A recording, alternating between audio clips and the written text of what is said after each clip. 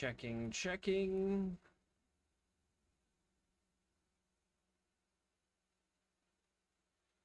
Let's see. Microphone needs to be adjusted a bit. I think that should be better. Checking YouTube. Looks good to me. All right. Grab this. I gotta double check my audio too. Looks like it's okay. My audio reset on me today for no reason, so I had to reconfigure all my audio channels, but I think I'm good. Cool. All right, welcome back to Outward. And last time we finished a quest and got this awesome house that has clean water just sitting in it, which I already love. And we were able to store a bunch of stuff. I still have a bunch of stuff on me, but that's not really an issue right now. Let's put the travel rations in here. I don't really plan on going anywhere. Oh my god, I have so many travel rations. I don't really plan on going anywhere for a little bit. So I don't need to have all my silver, the gold, and all this other stuff. I don't think really I got a chance to empty out my inventory after the last adventure. So let's take some time here and actually do that. We have jam, and we have bread, which means we should be able to do something with that. First things first, though, I gotta make toast. There we go. We got toast. I don't know what toast can be used for, but we do have it.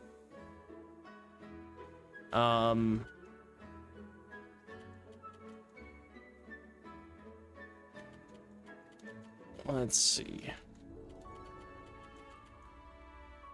Wonder if you do like eggs and toast or something. Cooked larva egg. There's no way I'm gonna get like a breakfast out of this. There's no way. Nope, food waste. Didn't think so.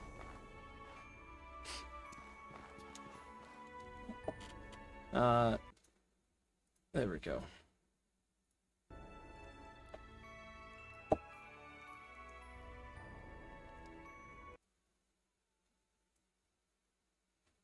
That should be good. Okay.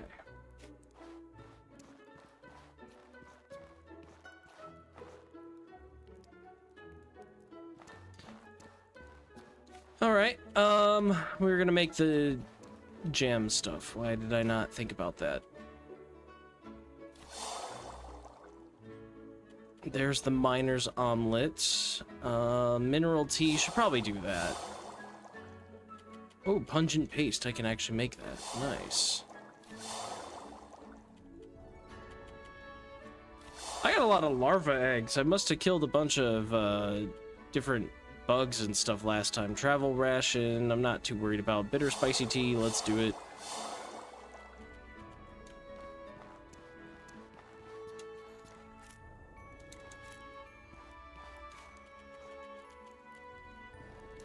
Okay, now I can manage my inventory a little bit better. Let's put all the tea away. We'll put the mushrooms and other stuff. Random food waste. That doesn't really help. Pungent paste. I'm just gonna store everything and we'll just have to reevaluate what I have. Oh, I got 12 iron scraps. Good lord. Bullets can go back. Linen cloth.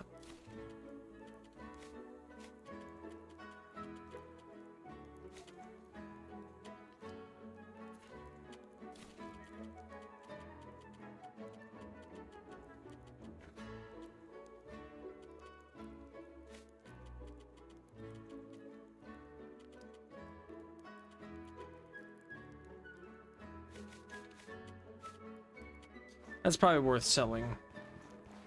Okay, before I go anywhere, I'm getting all excited. I want to sell stuff, but before I do that...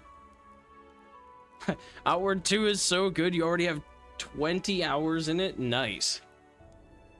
It's worth the wait. Good. I probably won't play it until it's out of early access. Myself. I want to see what that game becomes at its peak.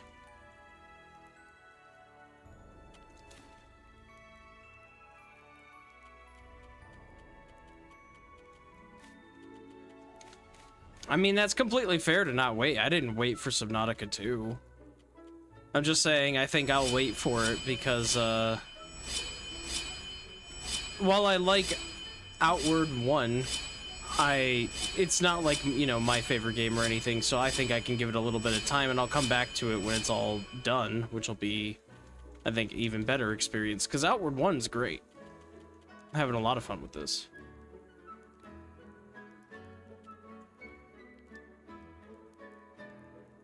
The map still takes a long time to traverse, but there's more points of interest. That's good, honestly. I don't honestly feel like the map traversal takes all that long. Like, it takes a minute to get across, but, like, it's not that terrible. I often find myself making more time than I thought I did. Like, I'll be wandering, you know, a region or something, and suddenly I'm on the other side. I'm like, oh, I didn't realize I wandered this far.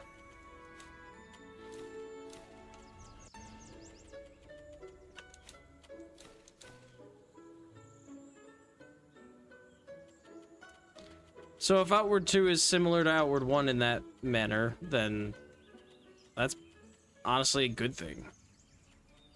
I don't think I'd have any complaints.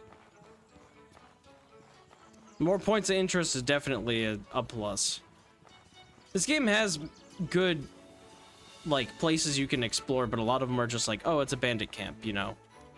So happy to hear that they've improved the map for sure.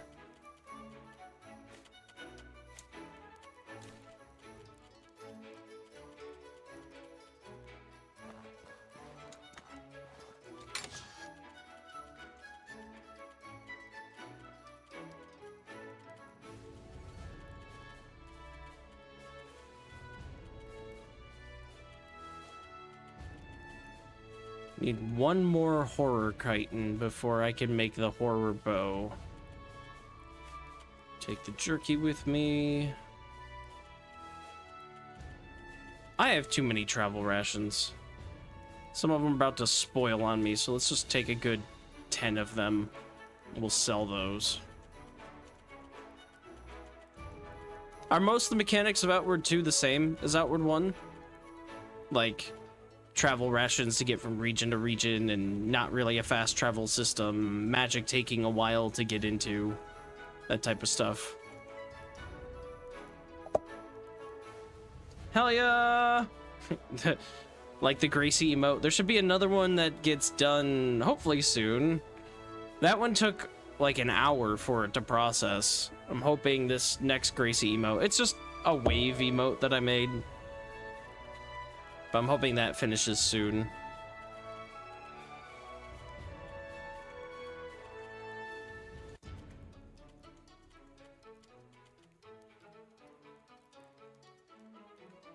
Nose is itchy. Okay.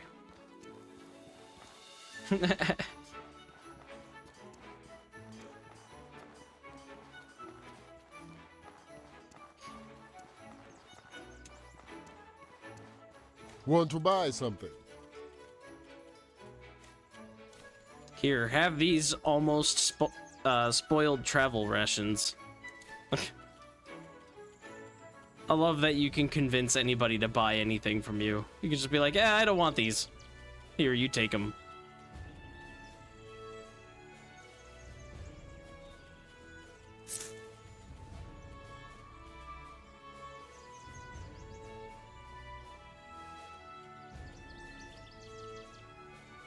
Prospector backpack.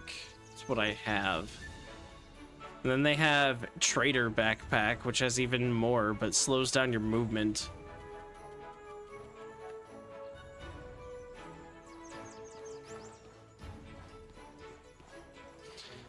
Yeah, you seemed pretty tired earlier, hell yeah. I was, yeah, I was noticing you're like, I'm getting sleepy. I might have to end stream. I'm like, yeah, you kinda seem like you're getting tired. Oh, I meant to drop my food outside. Here, people, you can have this. It's my gift to you for the next week until you get rid of it. That is completely understandable. Hmm.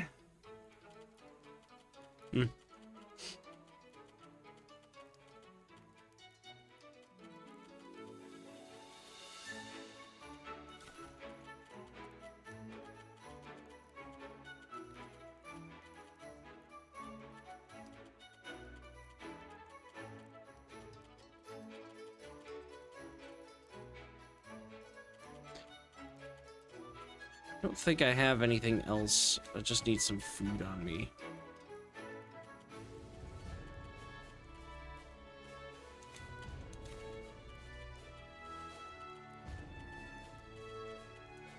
We'll call that good. And then we need to sleep a bit.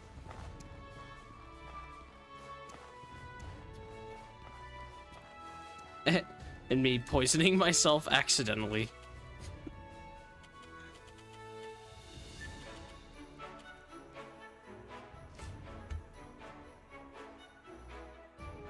So, with your allergies, it just makes you, like, nauseous? Or do you have to worry, like, how extreme is it, I guess? Because, like, my aunt, she can't have strawberries, otherwise she starts to choke. It's like an extreme reaction. Everything starts to swell up. First of all, strawberries, oh no. Like, that's terrible, because strawberries are amazing. But then, that, like, extreme reactions like that are kind of terrifying.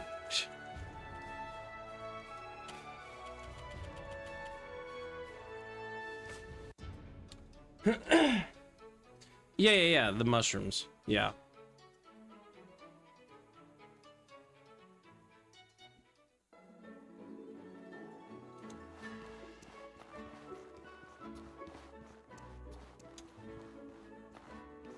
Yeah, fair enough. So you're mushroom intolerant, basically.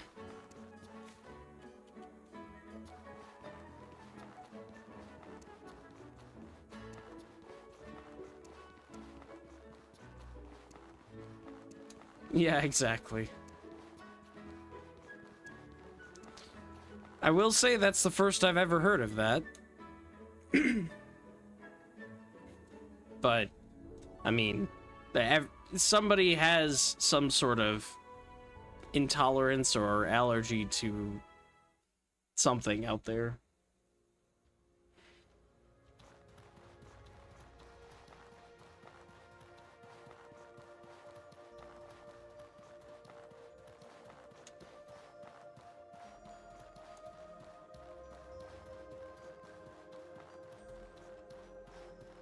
Maybe it's genetic then. Dang it, Grandma, why you gotta make me intolerant to mushrooms? You can keep that one. I don't want that gene.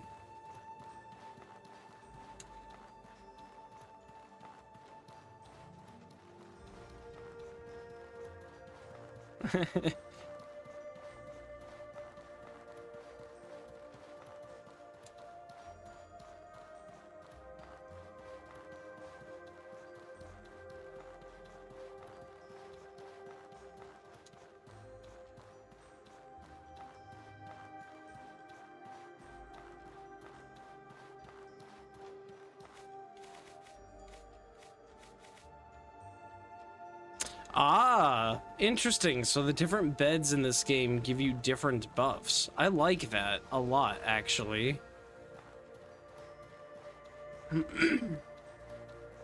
So like your lighthouse bed in Cierzo, since it's a more mountainous area around that city, you get cold defense, but the bed in Levant gives you warm weather defense. That's really cool. I don't know how that makes sense, but I like it.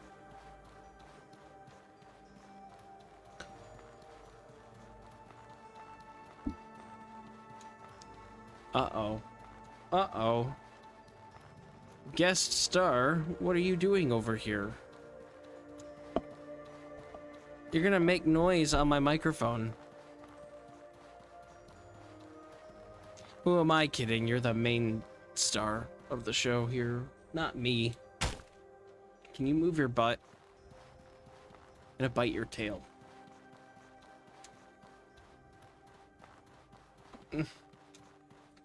Hello, Manticore. I don't deal with you right now.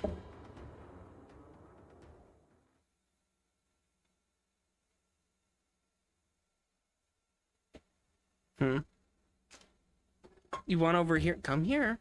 You can come over here. Just because the microphone is there doesn't mean you can't be over there. I just think you want attention. Come here. Hi.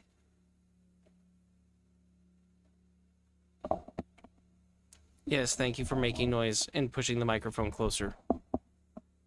Come here. Come here.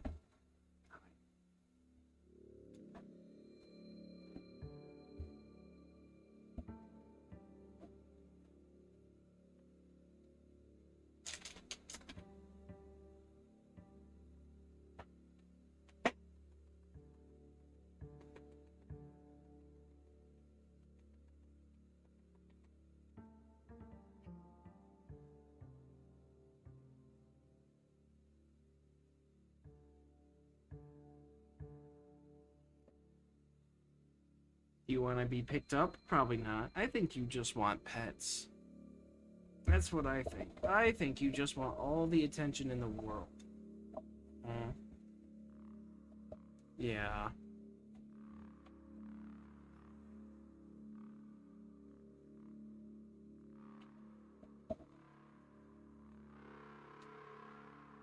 A very, very important break we have to take. Isn't that right? Oops.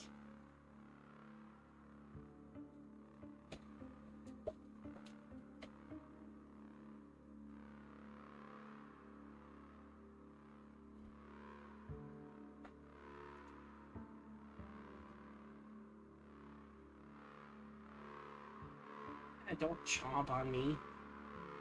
Chomp you back. What do you think of that? Did I overstimulate you? Is that a problem?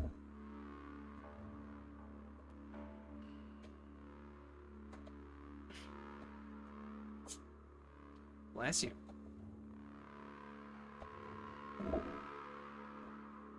Okay.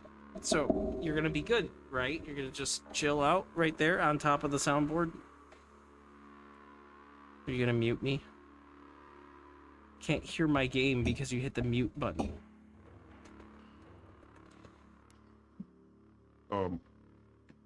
Gracie, I need you to, yes, be pretty. Like, you can still be pretty, just preferably not on the mixer. I swear to God. Just gotta be pretty, like, on the desk, okay?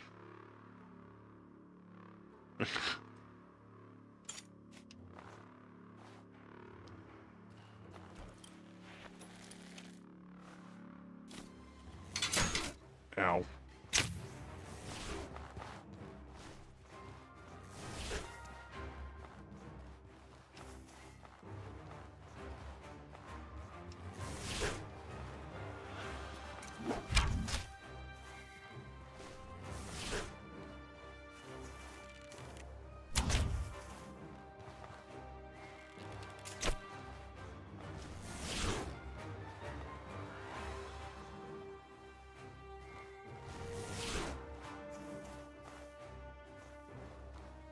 Wish I could, like, get away from this thing.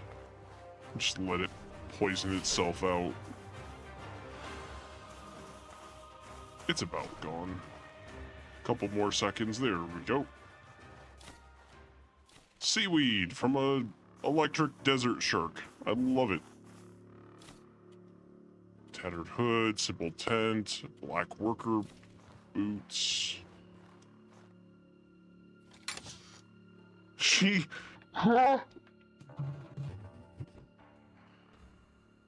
Gracie, you hit the voice changer. That's gonna be stuck on the stream now for all eternity. Of course you did.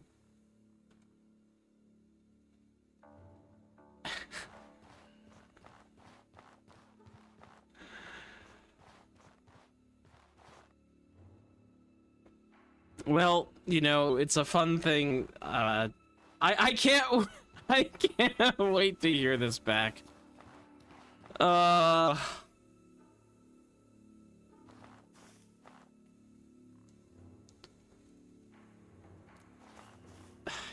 She's gonna be on top of my PC now. Why did you hit the voice changer, girl? What am I supposed to do about that?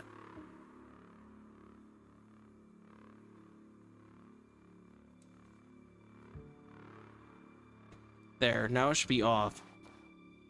I switched it back to auto tune, which is the default, and then forgot to turn that off. Gracie, no! Hey! No. I'm gonna get you. No. No! Don't. No. Don't you tail whip me. I'm gonna get you. Yeah. Wow. You're being feisty today. You're gonna make stream very entertaining. Also, how do you want to be on my PC? It's warm right now. The only reason why I'm wearing a hoodie is to save my elbows.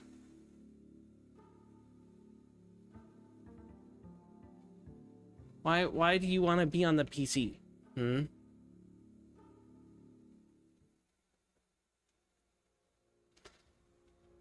I gonna sing some Cher? Probably not. Oh, right. Manticore's out here. Hello. Would prefer that you do not, Manticore. Please, do not. Now I just need some distance.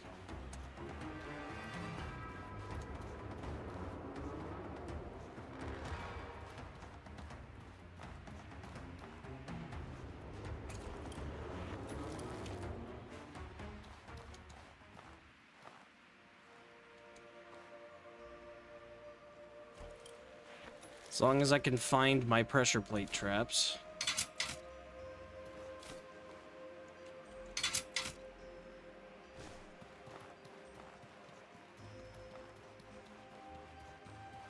Alright, Manticore. Where are you? There you are. How about a sniper shot? Oh, you heal fast. You definitely need a poison. Come here. We gotta not have that health regen. Ooh, you fast.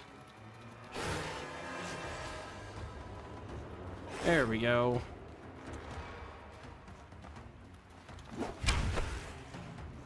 And then the fire one hits you. There we go. You're probably somewhat resistant to fire since you're in the desert. Let's take a nice sniper shot there, and that'll take care of that.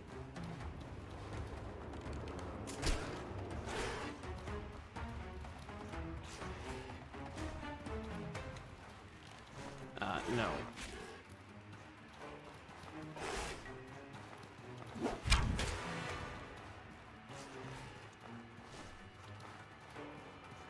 Fire lasts quite a long time on him.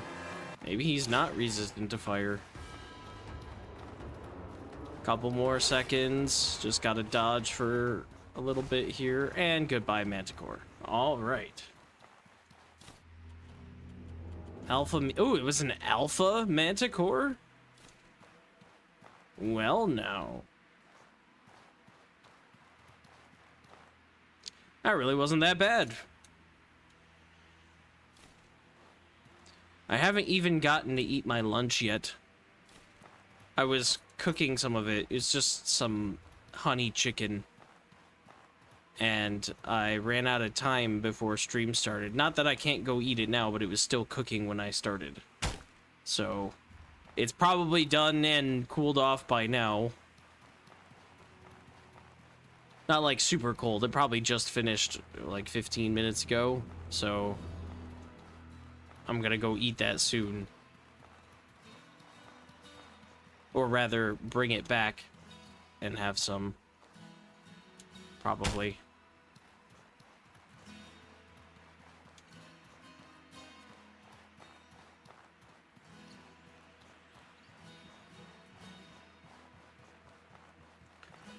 But I wanted to explore this area again.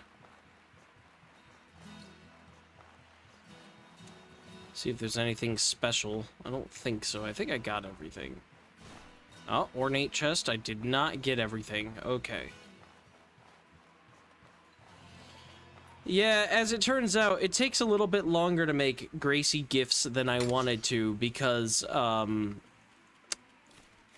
DaVinci Resolve added a black background to the one that I generated. And I couldn't figure out how to get it to not have that.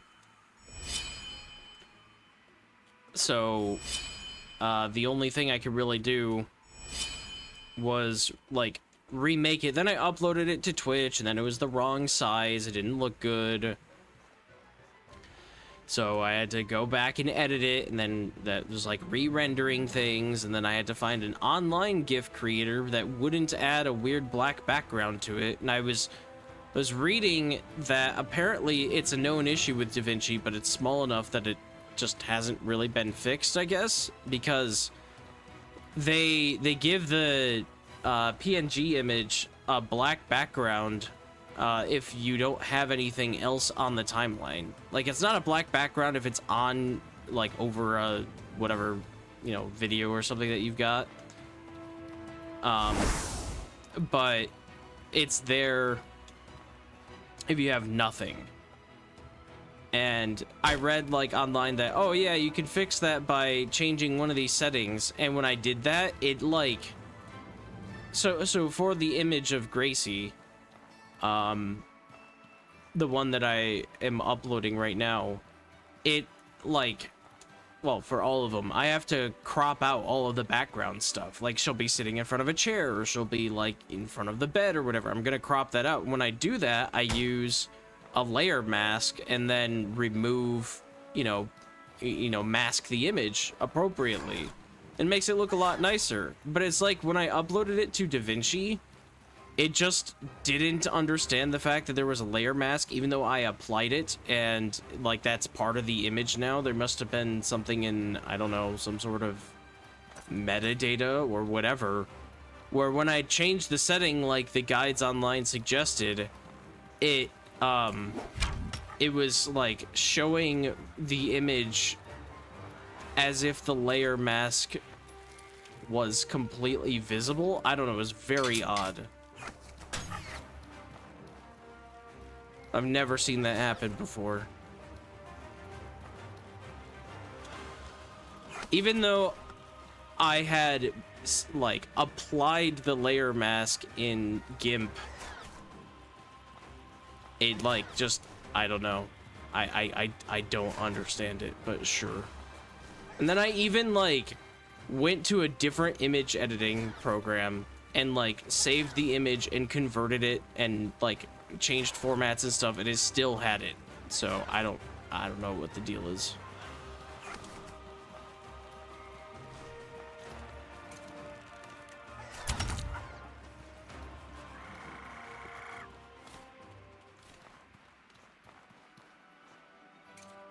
It's not like, did she turn my, yeah, she turned my game down. That's why everything's quiet. It's not like the end of the world. I just found some other tool, but I don't have any other, like, good video editing software to make animations or GIFs with. And so, like, it's DaVinci Resolve, and the fact that it had a problem, I was like, man, that kind of sucks. I don't plan on making that many GIFs, honestly. It'd just be for whatever I need on Twitch, but anything else that I would need would probably be, like, over a project. Oh, I took everything there. Whoops. What is this? I know how to make that, but it's money. I don't need the old lantern, so I can actually use that as a explosion thing for my pressure plate if I want.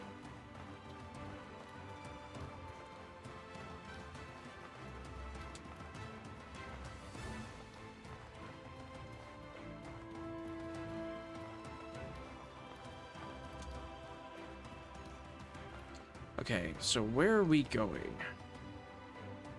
Got the ruins of old Levant. which I'm assuming we're gonna go to as part of some story at some point. The walled garden had a big ol' scary boss guy. That's across the desert, though. That's closer to the city. So since we're all the way over here by the Colossal Hive, we should probably go do that.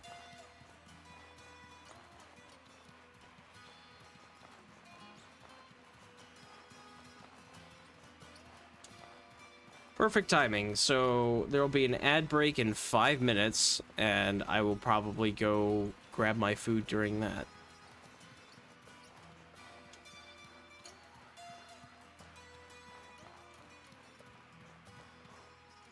I am on the wrong side of this mountain.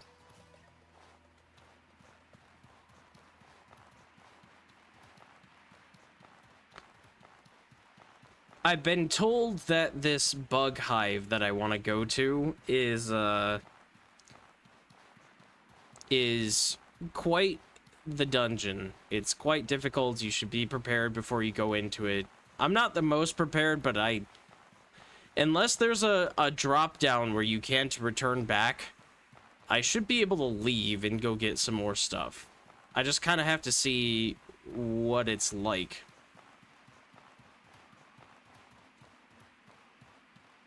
Because the bug enemies themselves, they're not really bugs, they're weird. They're like trees infested with bees. It's a weird enemy. Yes, you should get some sleep. Hell yeah. Sounds like you've had a pretty long and kind of rough day.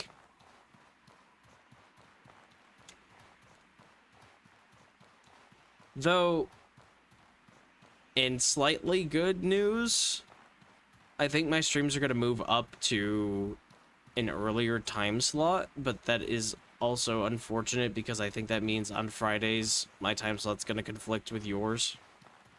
So I might not be able to catch your Friday streams much anymore. Which will kind of suck. Because I've been enjoying just hanging out and being able to do work, but I might move all my stuff up to earlier time slots because my friends are gonna be, I think, starting to come over a little bit more. We're gonna do like stuff on Mondays because that works better for people. But I don't think I'm gonna shift Wednesday down, and if I shift Monday and Wednesday up, then Friday will probably also be up, but I'm not sure. Maybe I'll keep it later in the day because I kind of try to get my things that I need done sort of for the weekend during the day on Fridays, and then have the weekend to chill.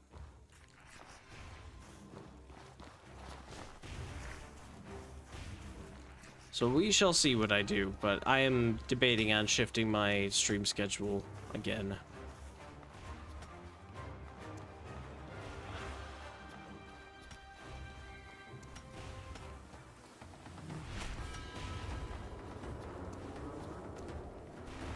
Alright, this doesn't seem like the worst thing. I am kind of running past everything right now, but with enough time and patience, I could probably make it through this. I just gotta not fall.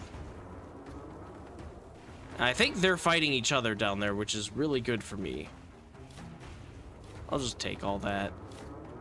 I'll take all that.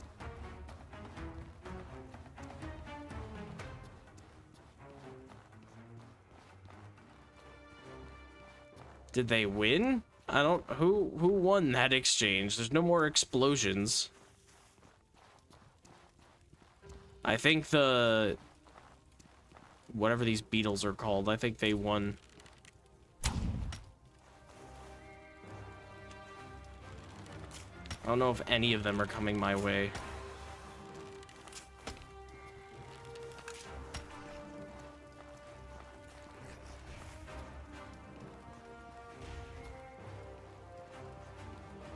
And the big guy that was up here seems to have gone away. So I don't know what his deal is. It's okay, I forgive you. I seem to remember somebody streaming on Thursdays and shifting it to Fridays. I'm not sure I'm the one that needs to give the apology.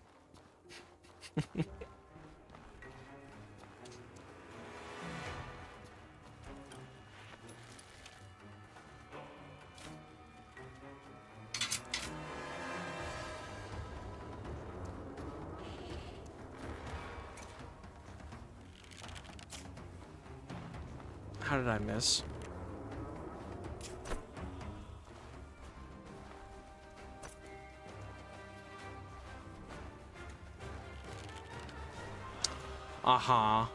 Wasn't your choice. I see.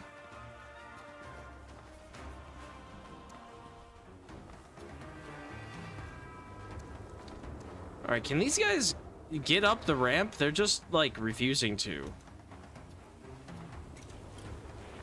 I'm gonna have enough time to kind of place that. That's wild.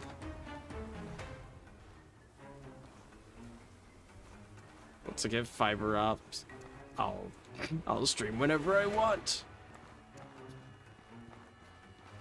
That would probably be an awesome upgrade for you.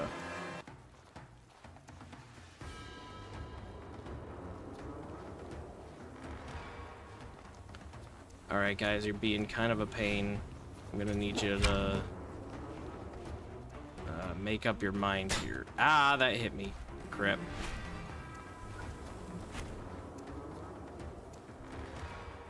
No, no bugs, please. Up the ramp! You guys can go down the ramp, but not up it? What's wrong with you?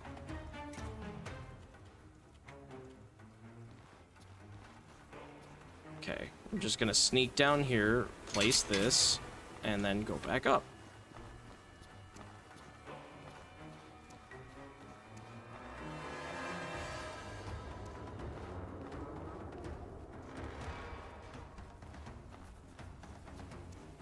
Come here, dude. Step on the pressure plate. There we go.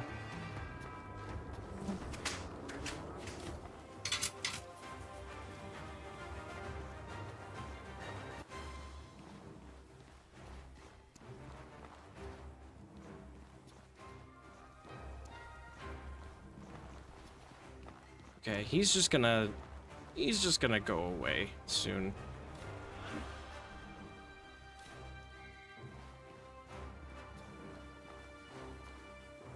Well, that one, he'll go away eventually. It's the big one I'm more concerned about, but whatever. There he is. He's kind of making his mind up. There we go. I won.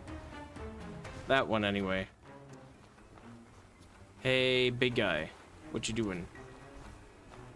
Come up here. Oh, over here, please.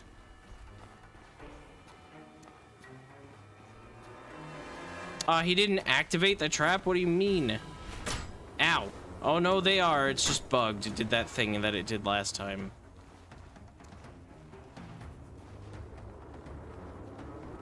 The bug enemies bugged the pressure plate and used it without actually using it.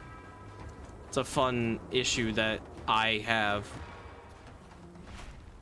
Yeah, why don't you come up here? I know you can make it up here because this is where you came from.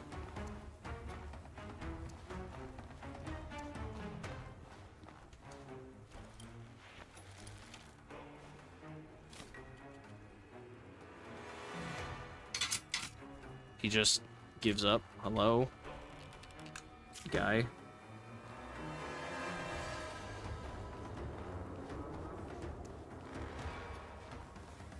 Did he fall? He's gone.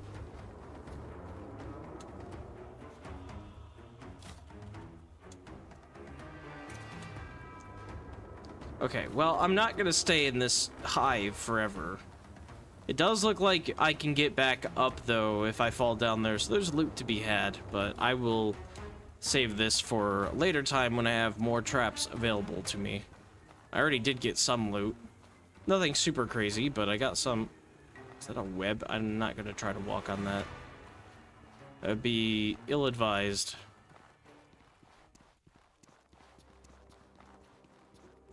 And my ad break came and went, but you know what?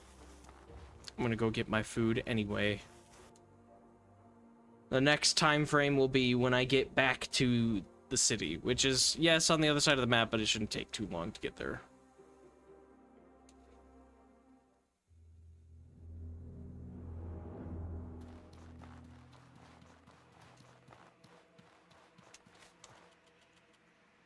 Oh, I have 3? I don't need 3 of these.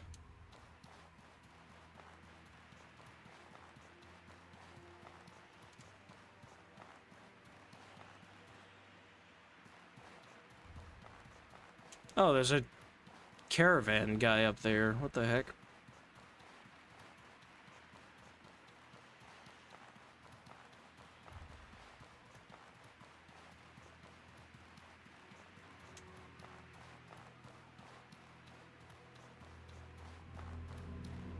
I don't know how he got up there. Probably from the other side of things.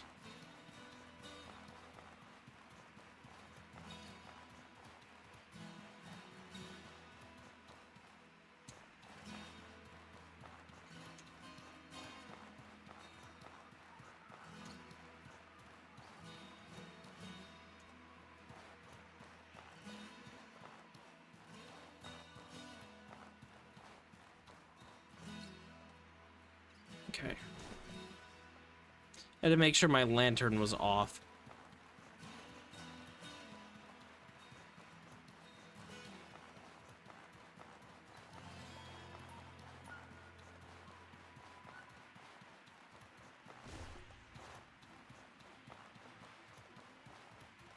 You know, the unfortunate thing will be, as soon as I get up, Gracie is going to follow me downstairs while I go grab my food, and then she's going to meow and be like, why are you not letting me outside?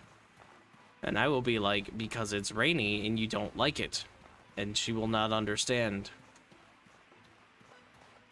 She will be like, why not make rain go away then? And let me outside.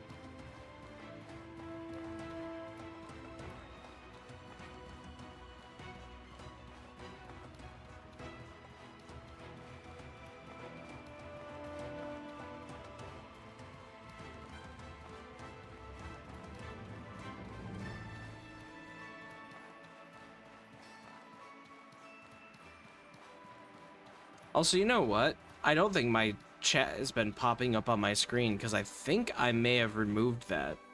Or at least hidden it. Because Streamlabs wasn't working. Though it was working for that portion. My rearrangement of stuff on OBS has messed up everything. It's still there, good.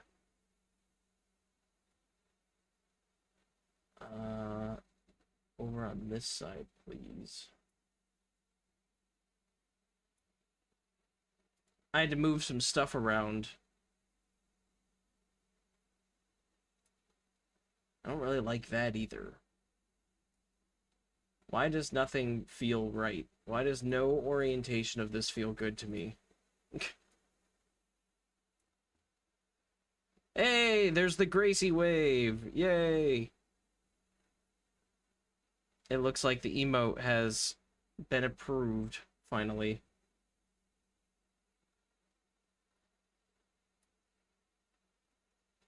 Let's do this.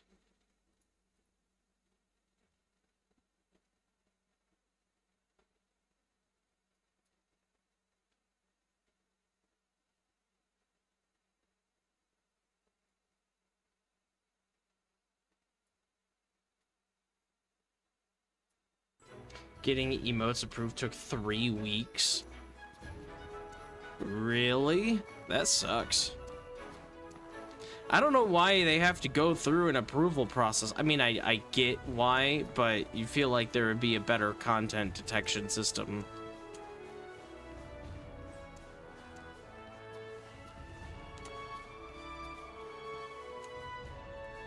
But I could be wrong.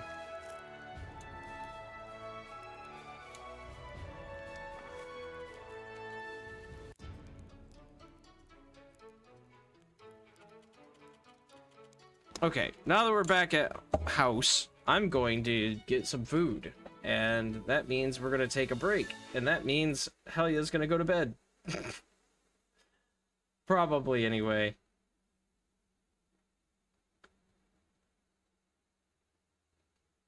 I'm just going to put all of this over here, if I can.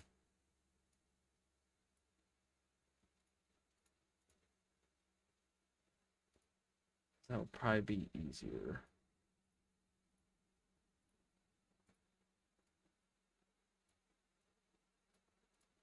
I don't care about scene transitions. I'm not switching. Not yet.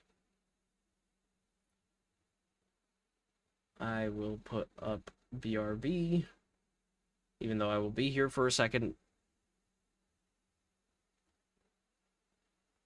Yes, thank you, Helia, for stopping by. Appreciate it as always. I will do... I should change this text. BRB, I don't know, 10 minutes.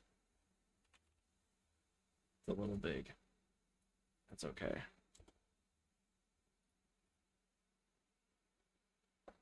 Also, I don't know why that was... I guess because I have it on caps. That's fine. Whatever. I'm hungry. I'm gonna eat. See you later, Helia.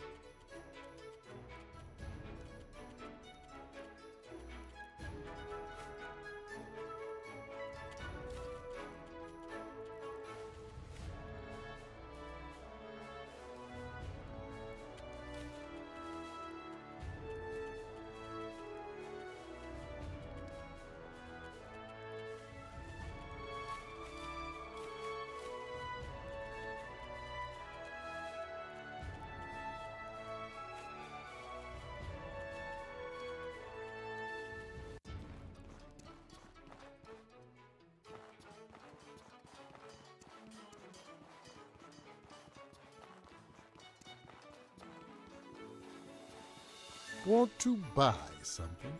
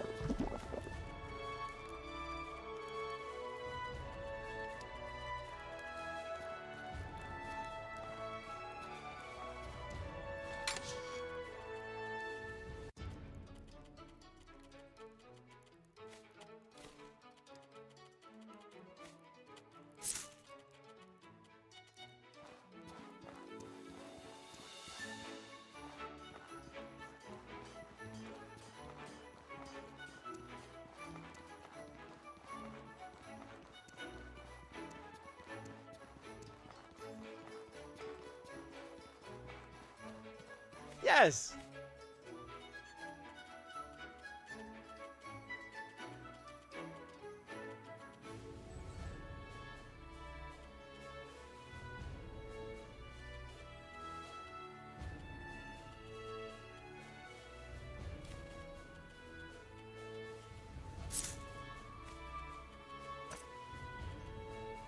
Yes!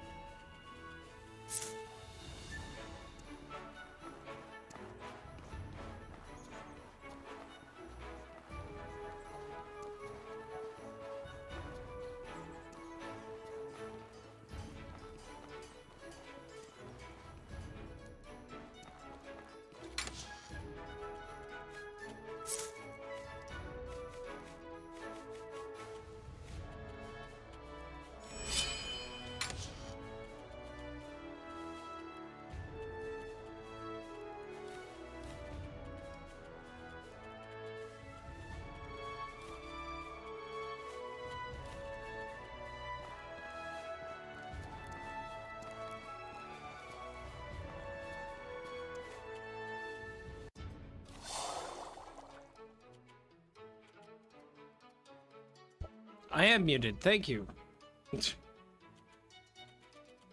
Forgot I muted myself. I had to get up and eat, so I muted myself. Well. Anyway, what's up, demon?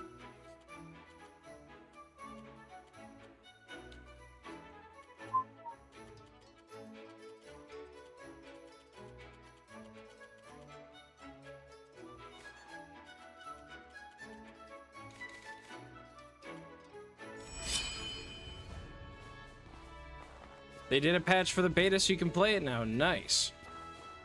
Panzer Potato was in here earlier, was talking about the beta, said it was pretty fun.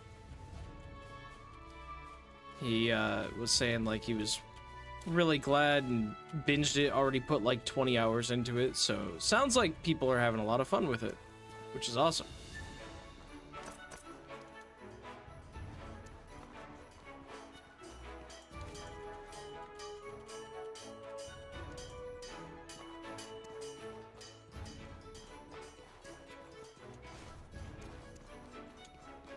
Okay, I need to rest.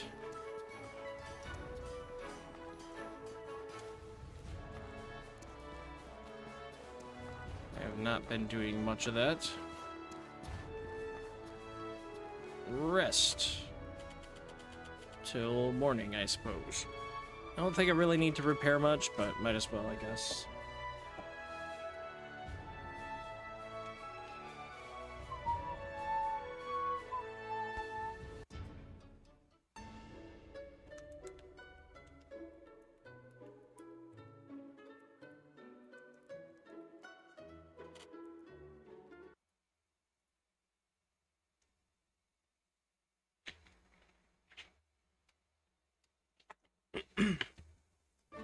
Okay.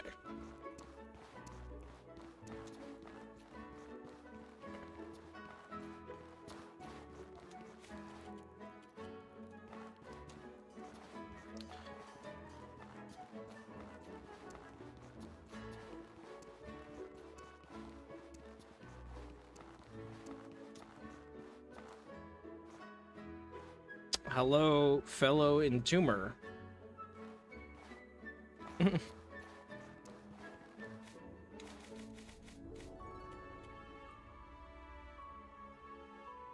Okay, so I do have a new quest. I should probably go talk to the lady, because I'm assuming I need to go do something in the desert for it.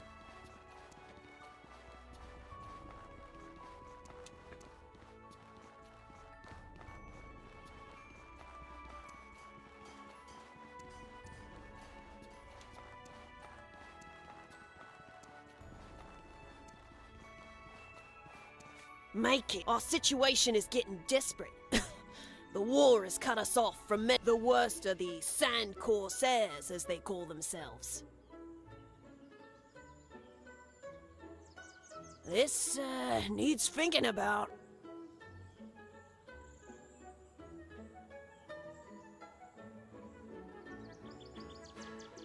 The Corsairs are extremely crafty. None of my agents have been able to locate where they operate from. You're a somewhat recent addition to the city. It's possible the people in the slums might open up to you. Okay, gonna go talk to the slums people, I guess. Beta's not bad, the UI lags a bit. Like when you try to open any menus. Something that I think will get patched with time. I don't think I'll play it until it's fully released, myself. Maybe I'll get the early access version of it just so that I get it for cheaper, but I don't think I'm going to play it until it's fully released.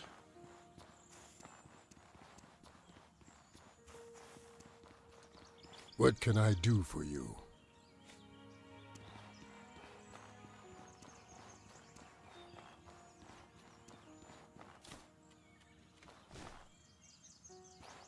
You touch it. You. What is it? Huh.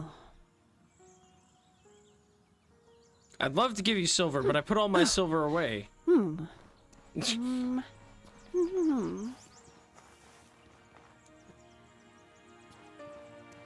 Also add attributes like strength, intelligence, and whatnot. Can't tell what the effects they have. I would imagine that if they're doing that, it would be like more damage with melee with higher strength or whatever. That type of stuff.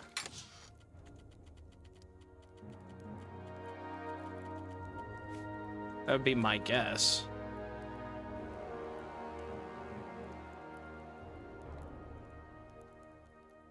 Wow, this takes a long time. How about, I don't know, what's 125 sound like? It sounds good to me.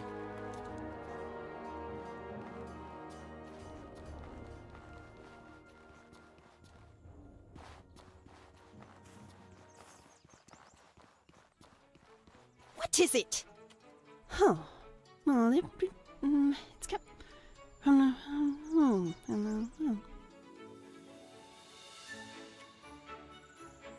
about 10 to start? Some ruins in the desert. That's pretty much it.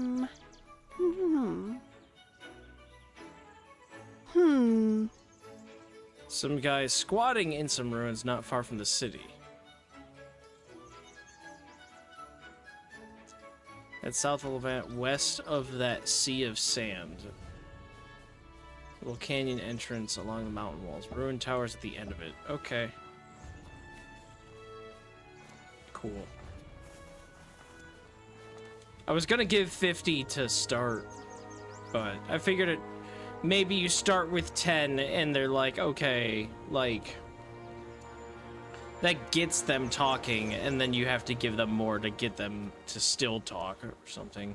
Whatever, 60's not a big deal. I just cashed in 200 from my last trip, so I'm not worried about money. That's for sure.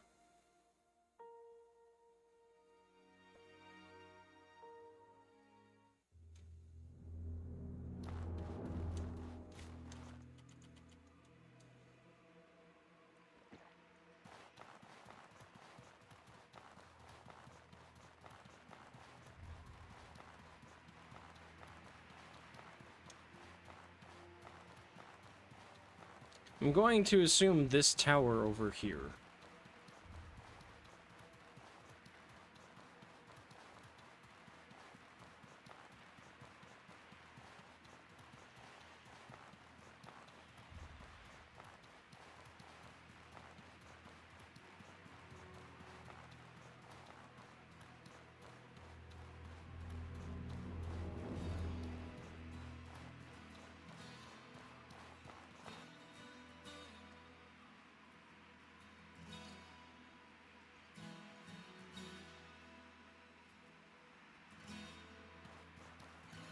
West of that, so it's in the little canyon. What is up here, though? West would be over in the ruins of old Levant.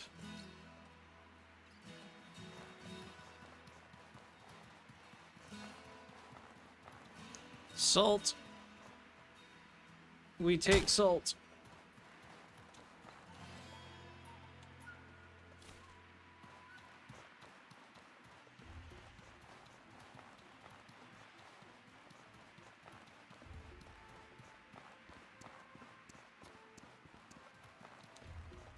Okay. I don't think I'm gonna go through the canyon this way. I think I'm gonna try to go around. Maybe I should deal with this walled city thing. Difficult, but I've got a fair amount of things on me. I might be able to win.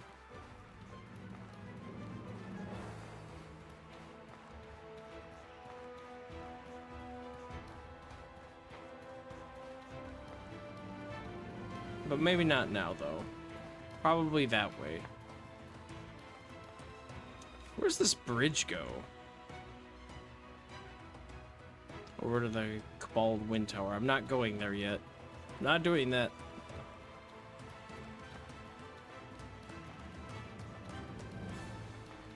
Two-handed axe has this short, quick chop. I was able to kill anything by spamming it.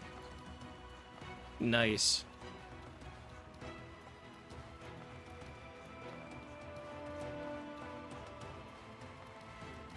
How similar to Outward 1 so far is it? Is it basically just Outward 1 but like improved, or does it feel like a little different? Cause like they added attributes or whatever. That's not really what I mean. What I mean is like maybe there's some stuff from Outward 1 that they just didn't put in Outward 2 so far that maybe you liked or didn't like, and you're happy or sad that they're gone.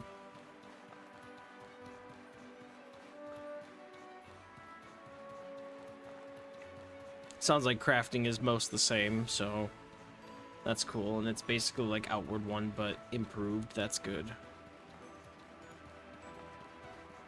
I personally feel like if they've got a cult following for Outward 1, that they should basically make it as similar as possible. Just improve the systems that are there. Nice quality of life features, you know, make the combat better, that type of stuff.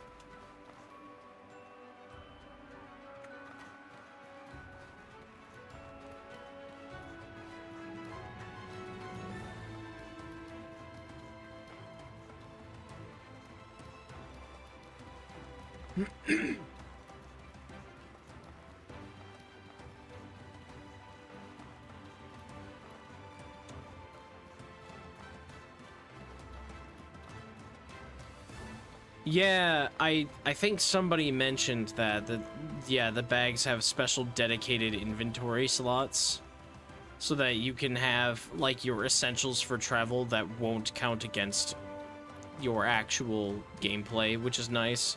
That is the one thing that I don't like. Even though it's not that much, it does add up. Like if you have an alchemy kit, a cooking pot, and a tent, that's a good like about 15 pounds that's just on your character. And you kind of need those if you're going to do anything away from your home city.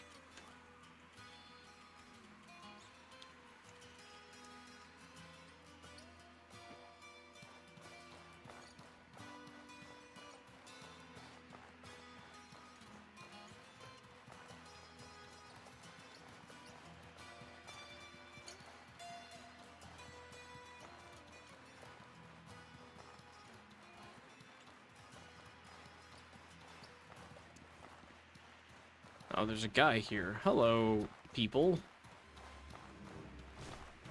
I kind of don't want to fight you guys.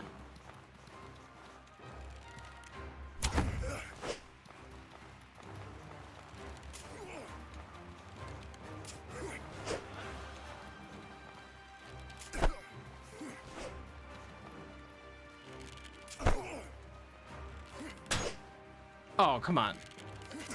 There we go.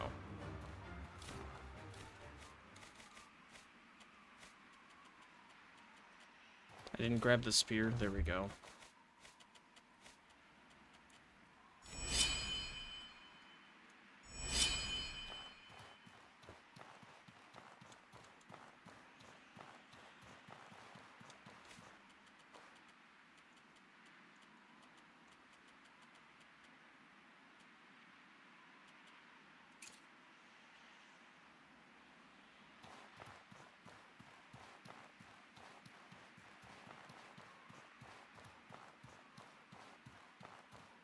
Makes using multiple weapons easier. You can carry a bow if you had a, yeah, if you had a special hanger for it on your pack. That's cool. I don't think that's a bad addition at all, but I like to play my characters kind of one note.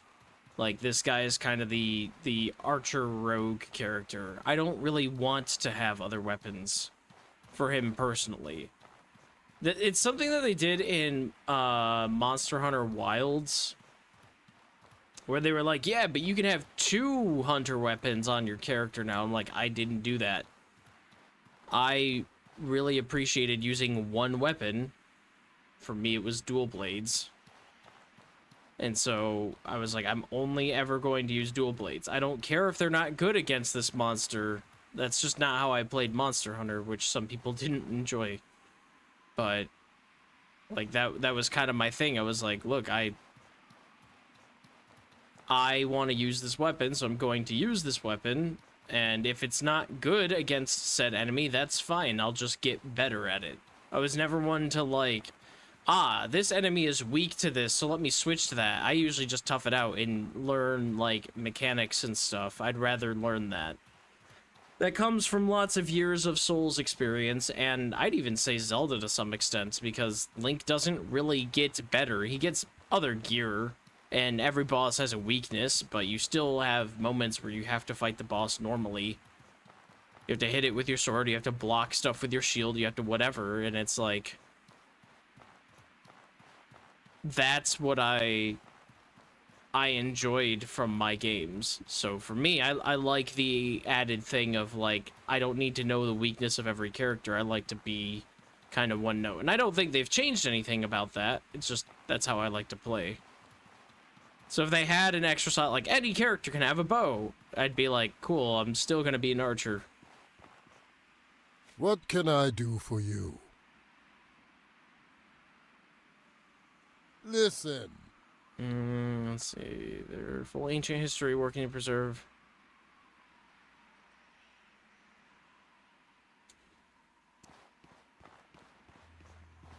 What can I do for you? Listen. Okay, well, he's not just gonna let me in, I suppose. Hey, cat. How's it going?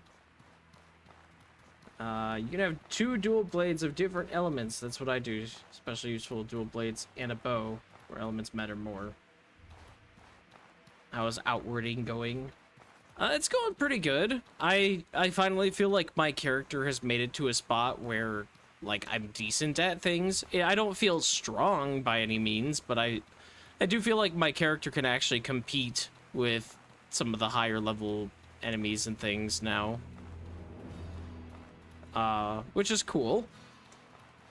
Yeah, and you caught the part on Monster Hunter. So it sounds like Outward 2 has, like, special slots for things, and Demon was just saying that, like,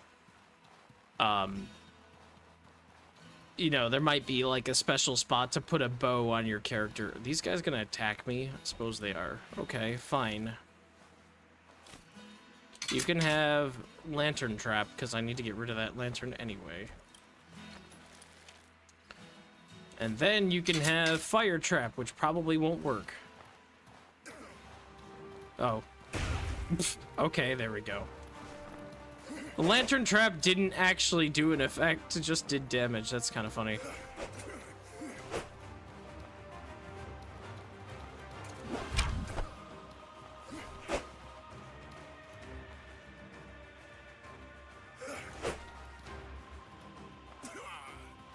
Thank you, guy. Money. Ooh, is that a Kopesh? Oh. I like Kopeshes. I don't know why. I don't think this game's gonna treat it any differently than a sword. If I had to guess. Let me Steel Saber, swing. Yeah, that's just normal swing. And then if I do Kopesh, let me guess. Yeah, normal swings. Unfortunate. Maybe Outward 2 is better with that. Different weapons having different moves, slightly.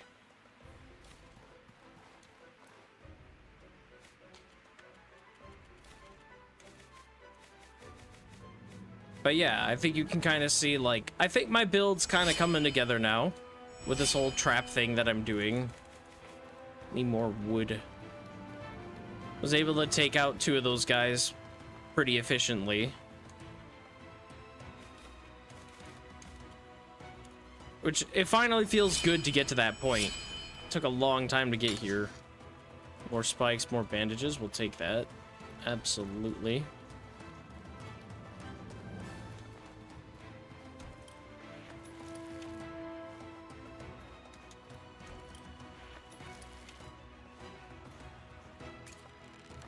Don't move.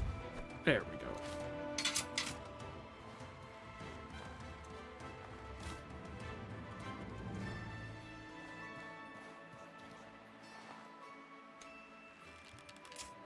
Come on, guy. I'm right here, waiting for you. There we go.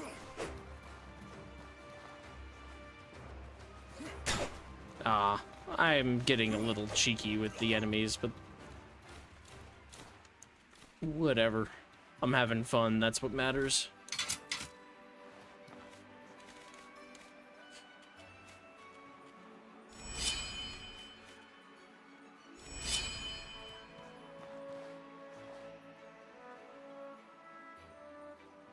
Stop moving just for a second. Ooh, big damage. I'm not even gonna use a trap on you.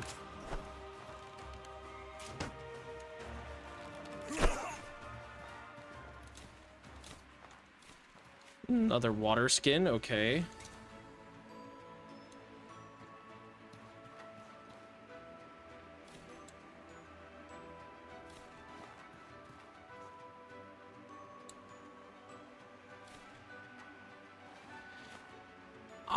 I think that sort of yes.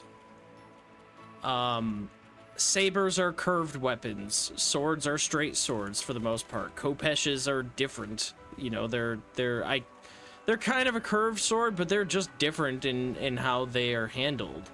They have different functionality. I would love to see, like, hey, even if it's not a big change, like, it could just be like, hey, the Kopesh has more slashing attacks. The saber has more slashing attacks, but a straight sword has more thrusting attacks or something.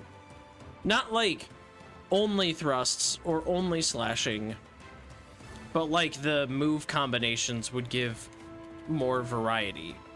Because like right now, if I have a Khopesh and I equip it and I do a light and a heavy, I get the same kind of general like slash followed up by an upward slash thing that you get with any sword. And that works well for like a curved weapon. But with a straight sword, maybe that could be like a slash and then a stab instead. Just to give you that little bit of variety. Again, crediting some of that to Dark Souls. They do that a lot in Dark Souls. Where it'll be like, this is a short sword, this is a long sword, this is a, like, the knight's sword or something. And each of them will be considered straight swords, but they will have slightly different movesets across them. Various one-handed and two-handed weapon combinations, sometimes doing a thrust, sometimes doing a slash, sometimes doing a vertical slash, sometimes doing whatever, maybe a jump attack.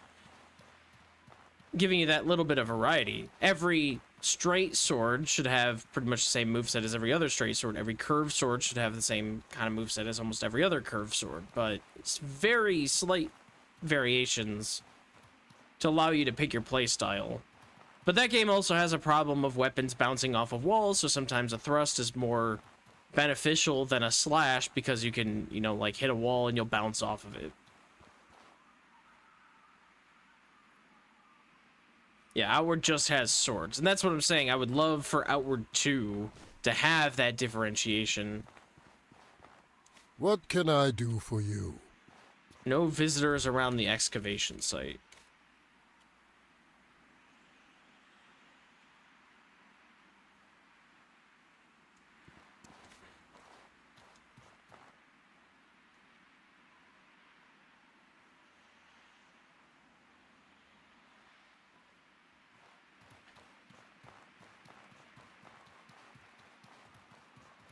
Okay, so the journal is telling me inside a fort, go south, then west into a valley.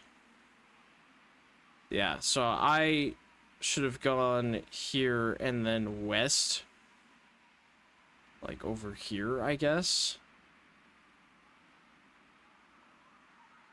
But I wanted to check out the ruins of Old Levant. Plus, I thought that's what the person said.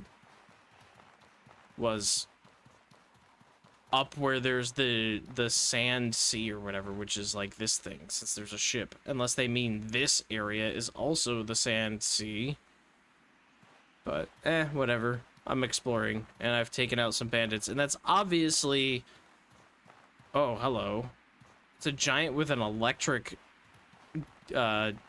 glaive. I think I'm gonna try to stay away from that now. I don't really want to fight you right now.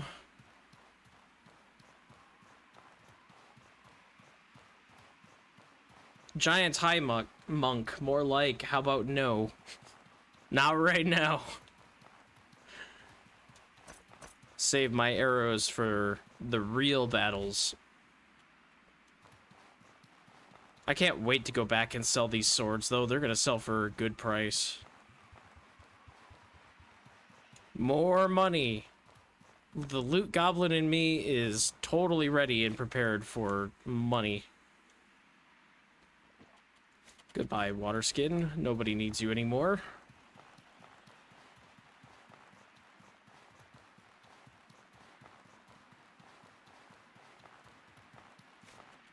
Suppose I should actually use a bandage and heal myself up a bit. I don't have any more jerky on me, but soon. Soon I shall get some.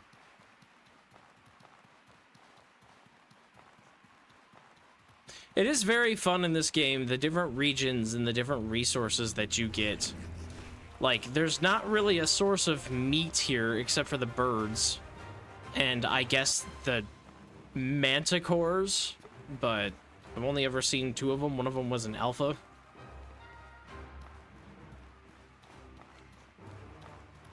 So it's kind of interesting to be like, wow, I can't really make jerky here, but I can make like other dishes and stuff. And I usually main jerky as my healing ingredient just because that's like, it lasts forever. And even if it's not that much health, a constant heal where you don't have to worry about bandages and stuff, kind of nice. It's also not that slow to eat, like the animation is nice. Ooh, rapiers and outward too. That'd be great. I would love to see that.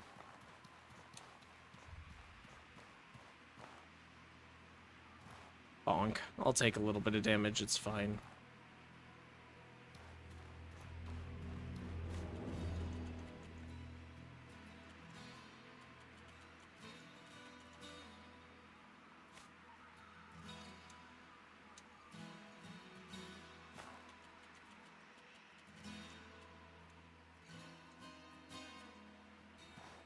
Spiky meringue is a good alternative, though, because cactus fruit isn't that hard to get, and eggs are pretty easy to find with all the different bugs around. And you can dual wield. See, there you go. There you go. That's a game changer right there. That's when I get excited for combat in a game. Is not, you don't have to just have dual wielding, but when you have something drastically different. Outward 1 doesn't have dual wielding, Outward 2 does. Now I'm excited for combat in that game.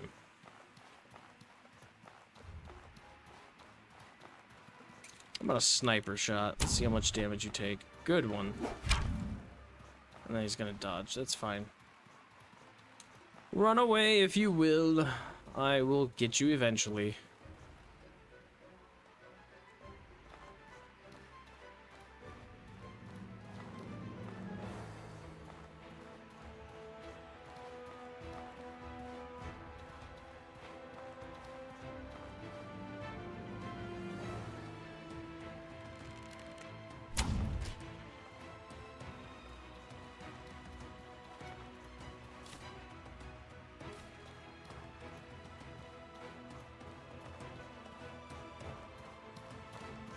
I have to restore my burnt stamina, that's for sure. I thought I had pungent paste on me. I must have put it back. Huh. Well, we had bitter spicy tea, so that'll do it.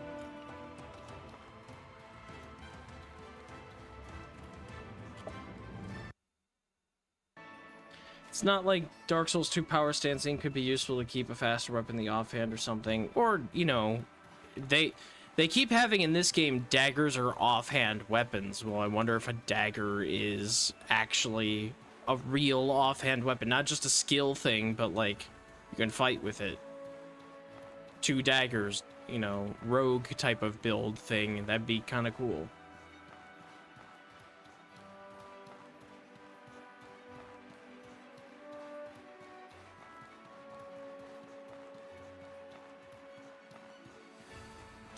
I can already see the carnage I've inflicted on the desert. I love going to areas I've already been and seeing the bodies spawn in and then just fall over.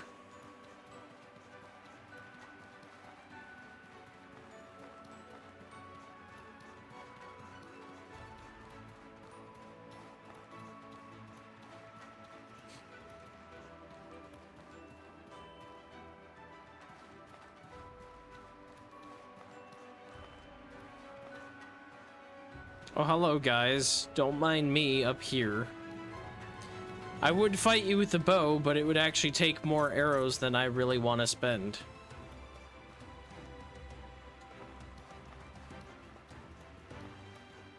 Plus, I'll sell your swords later when I have more ammo or more inventory space. I got decent ammo, but I don't know what I'm running into over here, so...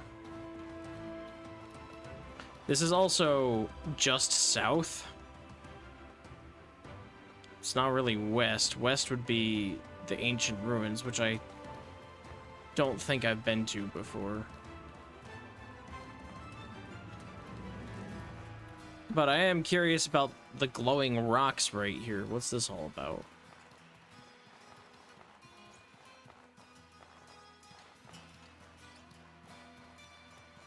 I love the acoustic guitar that plays during the track of this song. It sounds a lot like Diablo or Diablo 2, specifically Tristram. Sounds a lot like this soundtrack. Reminds me a lot of that.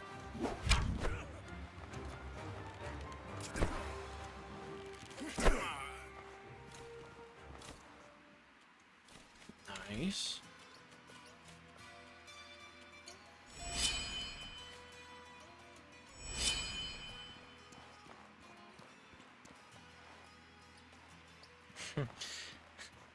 Two pistols, Yosemite Sam over here.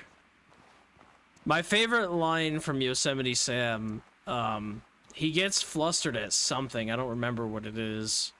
I think he's being tricked again by, you know, Bugs Bunny, and he's, he just said, like, I think Bugs is talking to him or something and distracting him or just egging him on, gaslighting him, basically. And, he just screams, "Shut up, shutting up!" and then grabs two pistols and shoots in the air. Rapidly, repeatedly.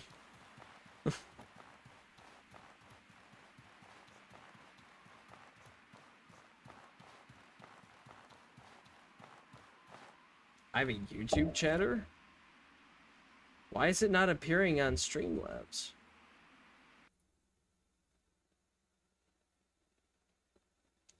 The heck, why is my chat not showing that? It should show here. This is my Streamlabs chat, not my Twitch chat. Why are we not doing that? Oh, you know what? Hang on. Hello, YouTuber. This is Outward. Very fun game. Let me see if I can fix this real quick.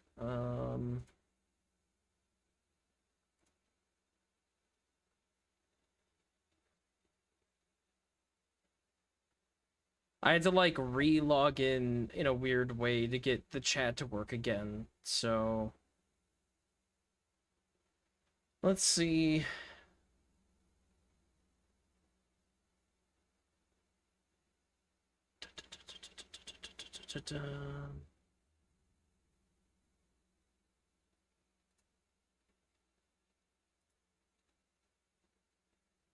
It doesn't actually. I don't know why it's not doing it.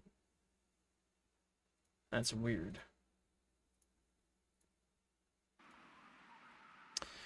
So Dumb Bros, it's it is an RPG, kind of survival RPG, more like, because of how the like kind of the game plays. You have to really prep for the encounters you're going into, and it's very much like you live out of your backpack in this game. So like if I travel to a location, my character will wear down over time. He'll get tired, and there's these different things like the bars that I have on my screen. It says like the blue one down in the bottom left is my magic one, but it's only half full. The other half, the right side of it, is like a faded blue, and that indicates a burn effect is what they call it. So that's mana burn.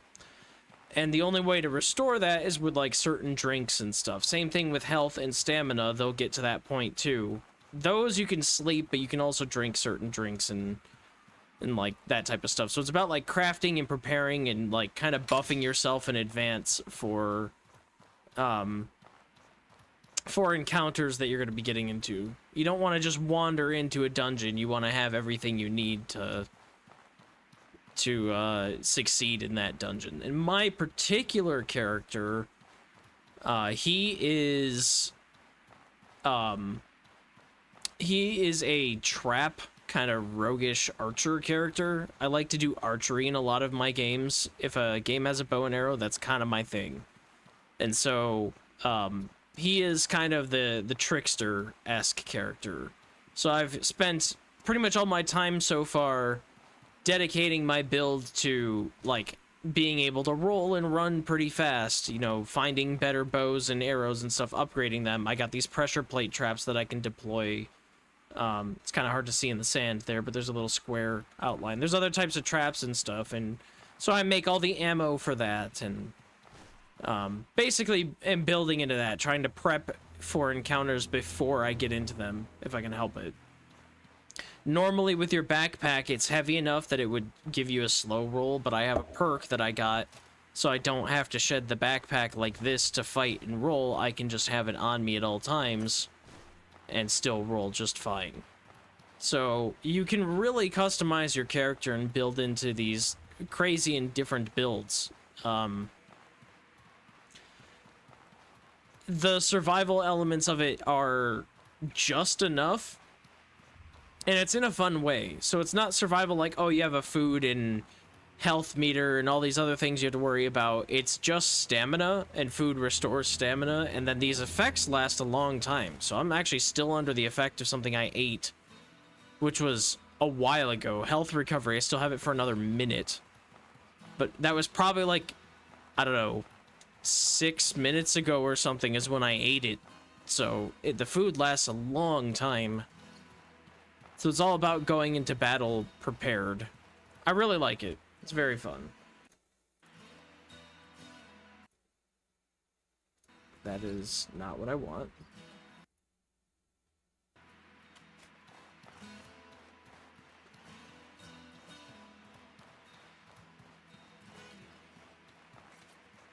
Oh, hello, people. I was looking at chat and was not actually paying attention to the fact that I just ran into some bandits immediately.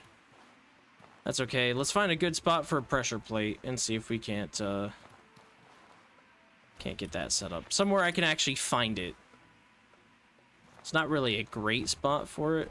That's a little bit better. And we'll put an incendiary trap there and, I don't know, a toxic trap there. And then we'll just do a nice sniper shot on you.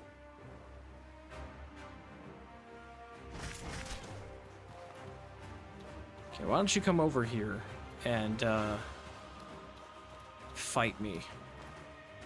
Actually, out of range, so that's probably not gonna happen. Pretty sure the mage doesn't actually engage in melee combat with you. That's okay, I'm faster, so that's fine. Do it again. Do it again. Do it again. I dare you. There we go. Mana Stone, we'll take that for sure.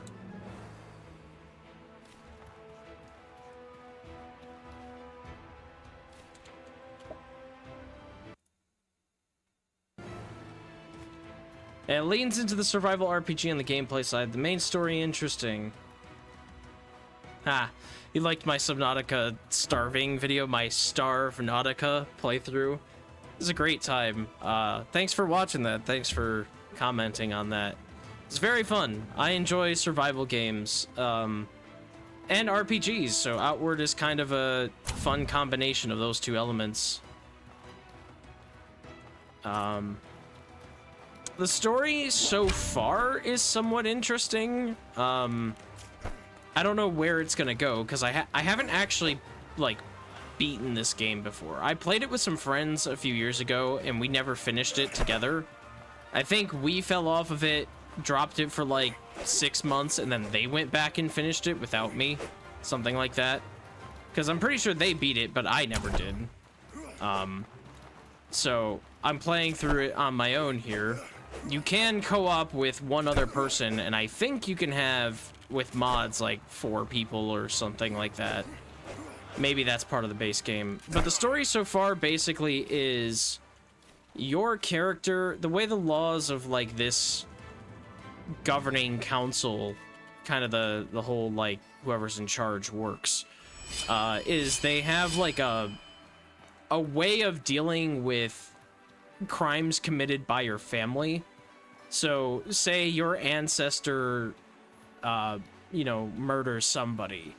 Instead of getting revenge and murdering your family member and getting into endless bloodshed, or instead of imprisoning the one person or executing the one person, they put a blood price on your entire family lineage until that is paid off, and that's usually thousands of dollars. And so it starts out with you as your character being a descendant of somebody who committed a crime. They don't say what it was exactly, but you start out with, you're on this ship, and this ship has like a large cargo where your cut of the journey would have paid off your blood debt, but you end up getting into a shipwreck, and the guy who was in charge of the mission, his brother was supposed to be watching the lighthouse for your guys' port, and he wasn't. And so that guy incurs a blood debt for their entire family, because during the shipwreck, other people got killed. And so that, your friend or whatever who is in charge of the mission now has a debt, so he leaves, and there's a bunch of, like, chaotic things that happen, and basically you come to the conclusion of the only way that you're ever going to get out of the debt is if you become an adventurer. And you have a few people, you have a couple friends, the guy that was on the ship with you, you have the daughter of the mayor of the town that you're in, and then you have the mayor herself. Each one of those has like a different path that you can take, and I sided with your friend who was on the ship with you. So they're based out of the desert. And so I'm currently doing things for the desert group, and kind of the story is there that the desert used to be a fertile land, was plagued with something they called like the scourge, and then people abandoned it, but the people who stayed and fought the scourge ultimately pushed them back, kept the city, and it formed a new kingdom outside of the rules of this new like council of nations. And so there's like a war going on between the two factions, because the people who fled the region want to claim that they're still in charge of the region, and then the new people who are currently in charge are like, no, screw that. We took this land. We're in charge. You abandoned it. We saved it. So, pretty interesting. Yeah, Izan is the guy's name, your friend from the ship. So, it's a very fun game, honestly. It's just a little clunky, because it's made by a small team of people. I don't know how small, but it's made by 9 Dots Studio, and, you know, so it's not a AAA game, to say.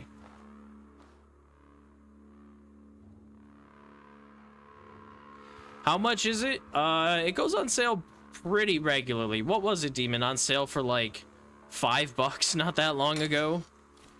Since it's such a, like, small kind of indie studio that made this. Something like that.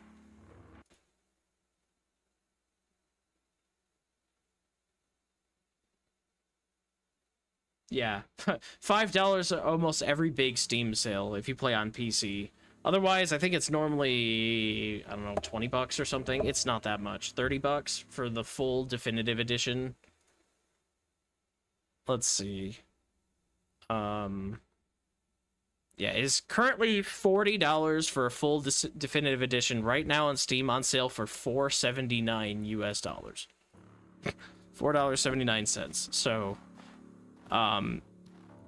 in terms of the chatting and stuff, if you can read the chat on the screen, Demon of Cream on Twitch here, it's like his favorite game.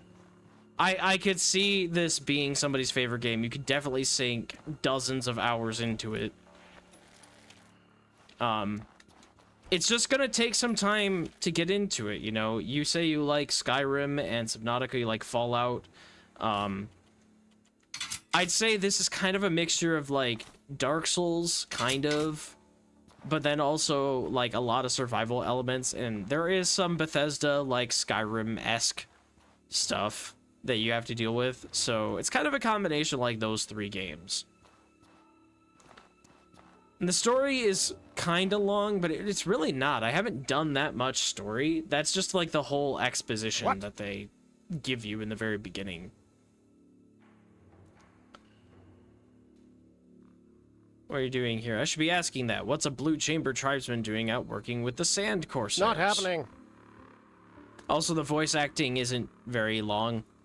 They have, like, partial voice acting, which is fine, but just, like, you can probably get the vibe of this game that it's made by a small studio. Outward 2 is coming out in a month, in early access and is currently open is in a closed beta right now. So, there is quite the following still happening. And apologies for not seeing your chat, Dumb Bros, earlier. For whatever reason, Streamlabs, my chat program that I have running through OBS is like refusing to show YouTube comments. I have no idea why. So I have to alternate between OBS and YouTube at the moment to see your comments, which is fine. I just thankfully Demon mentioned something to me because I hadn't seen anything and you were the first person to comment on YouTube. So yeah, now I'll just have both chats up so I can read them both.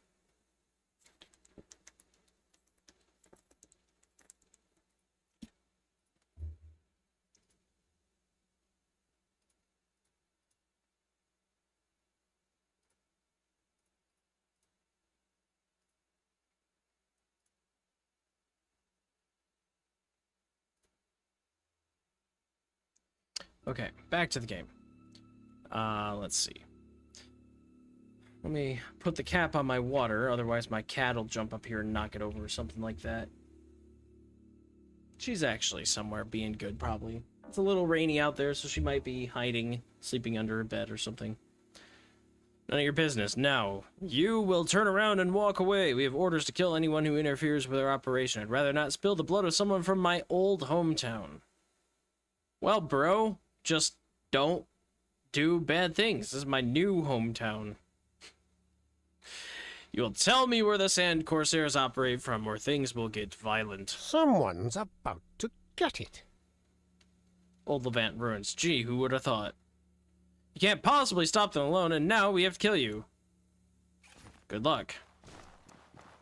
I've already got traps set. I love preparing traps ahead of time.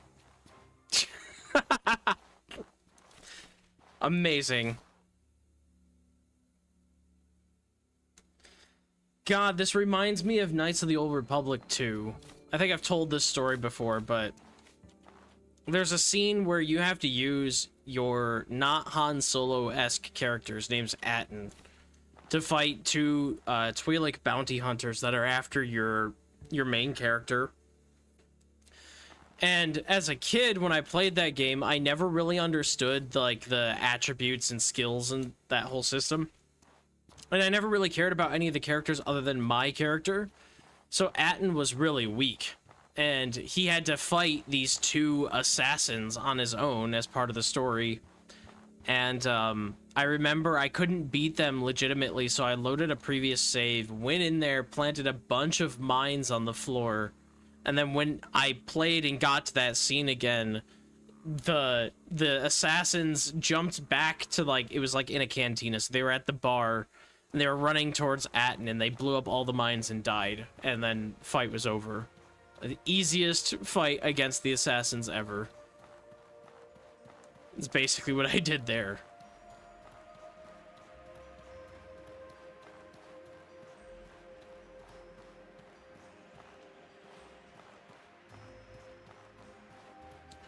Don't sweat about not seeing the comment. I'm thinking about doing YouTube, so do you have any advice for someone starting? Well, I myself am still starting, so I won't have the best opinions, but I can tell you what I have experienced with it. First of all,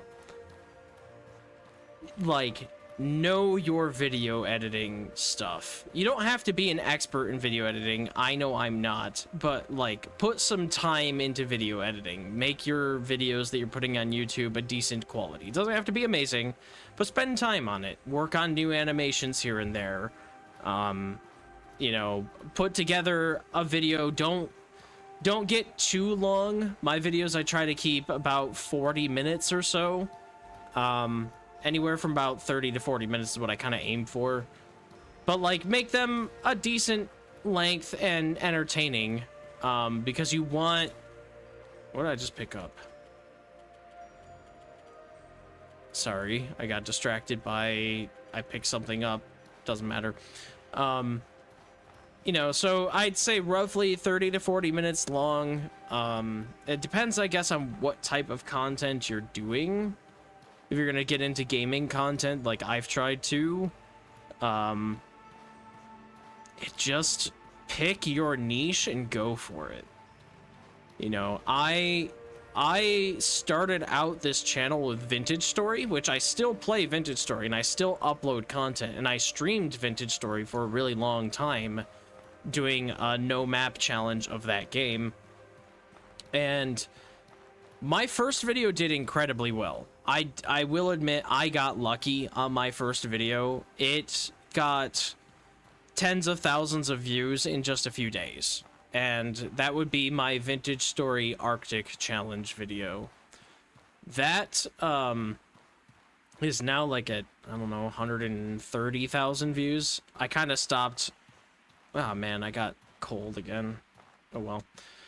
I kind of stopped paying attention. Oh, that's not what I want to do. Kind of stopped paying attention to the view count once I it's been months now. I uploaded that in January, so. But, you know, just kind of pick your niche and go for it and keep working in that niche. So if you want to work on Subnautica, if you want to work on Vintage Story, if you want to work on Skyrim, pick it, come up with something somewhat unique. You can emulate other people, but, you know, there has to be a reason for people to want to come see you over other people. And then, just keep working at it. Keep uploading. Make sure you're semi-consistent. You know, whatever that is. For me, it's every couple of weeks. I want to do every week, but it just... Sometimes I don't have any ideas for what my next thing's going to be, and then all of a sudden it hits me 3 days later. You know, sometimes I don't feel like working on it, or I'm busy and can't. Just keep at it. Keep going, and you'll gain followers over time. As long as you put out a good quality video, you'll find something. The other thing is to don't do anything AI. There's so many different programs that will try to convince you that they can make thumbnails for you. Learn some image editing. You know, I don't know what your skills are with like Photoshop or GIMP or any of those other image editing programs, but learn some of that. Because people don't like AI generated thumbnails for YouTube, and you want them to be enticing enough. There have been some of my thumbnails that I worked on where they weren't very good and my stuff didn't do very well. I'll say that for me, like my Subnautica Red Plague video that is insanely popular, that's the biggest video on my entire channel. That thumbnail I first uploaded to go with that video sucked. It wasn't good. I thought it was good at first, and then like somebody watched the video and was like, wow, this video is really good. How does this person not have more followers? And then somebody gave me a comment. It was like, well, the thumbnail's kind of bad, and like it doesn't look like there's been a ton of effort put into that, and whatever. Like there's some stuff that it just doesn't look like it's a good quality video. And I took that criticism and built upon it, remade the thumbnail, and when I turned it into what it is now, which I can't even say is that amazing, it's just, you know, a better thumbnail than it was before, it blew up. It exploded.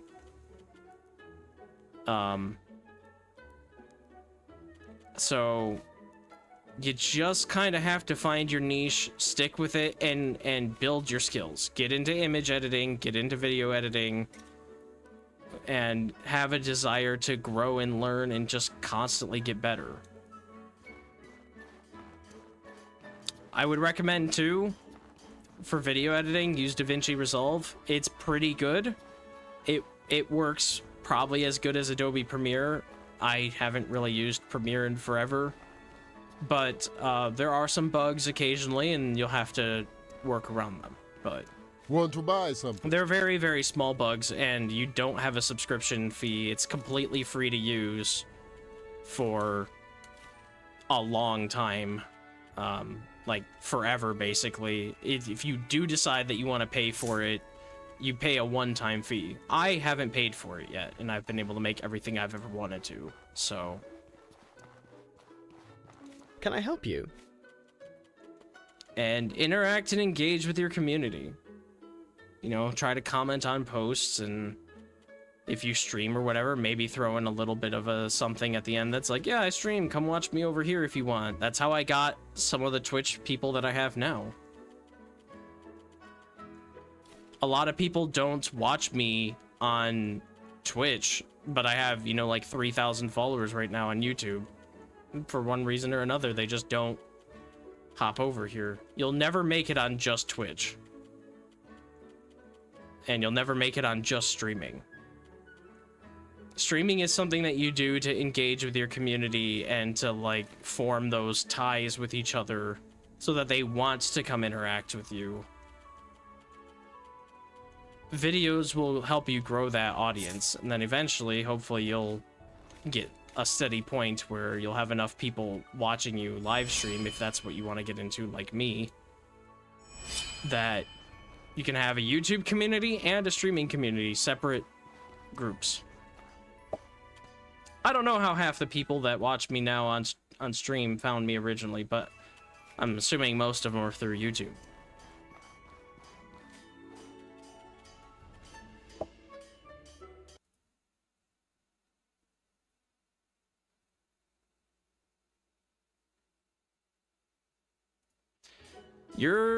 If you have the ambition to get into YouTube and you're still in high school, go for it. Go for it. My biggest regret from my thing is I always felt like YouTube was like that. Of course you want to sit around home and play video games, you know, thing.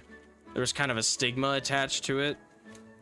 And I didn't get into it for years, but I had messed with video editing as a hobby for a very long time. I would, you know, I was part of like a couple, you know, back in the day when memes used to be on like special apps and not just literally everywhere. I was like part of a community there and made some edited videos for that community and like bonded with them, and it was a good time. And I found opportunities when I was working and stuff to try to get into video editing at my job. Working for a software company kind of opened up some of those doors. But the software company didn't use my talents as I would have wanted to, but just never stop trying to learn. And whatever your thing is, you know, for you, you say, I don't know what there is to do in Subnautica. Everything has pretty much been done. Subnautica's hard to get into, but like, why not do something somebody else has done? You know, in your own way. Can you do it better? Can you do it faster? Do you know something? What did they miss? You know, you don't have to critique it immediately, like live, but, you know, build upon it. Go with it. Say you're inspired by it. I've been running into the same issue too recently of Subnautica's like, I don't know what to do for Subnautica content. I have another idea now, finally, but it took me all this week to think about it. And I'm not sure how it's gonna go. But it can't hurt because you just need to be entertaining in your own way. Make it fun. People want to watch it. And when you do eventually get monetized on YouTube, don't let YouTube put mid-roll ads everywhere. Throttle that stuff because nobody likes watching 10 ads per video.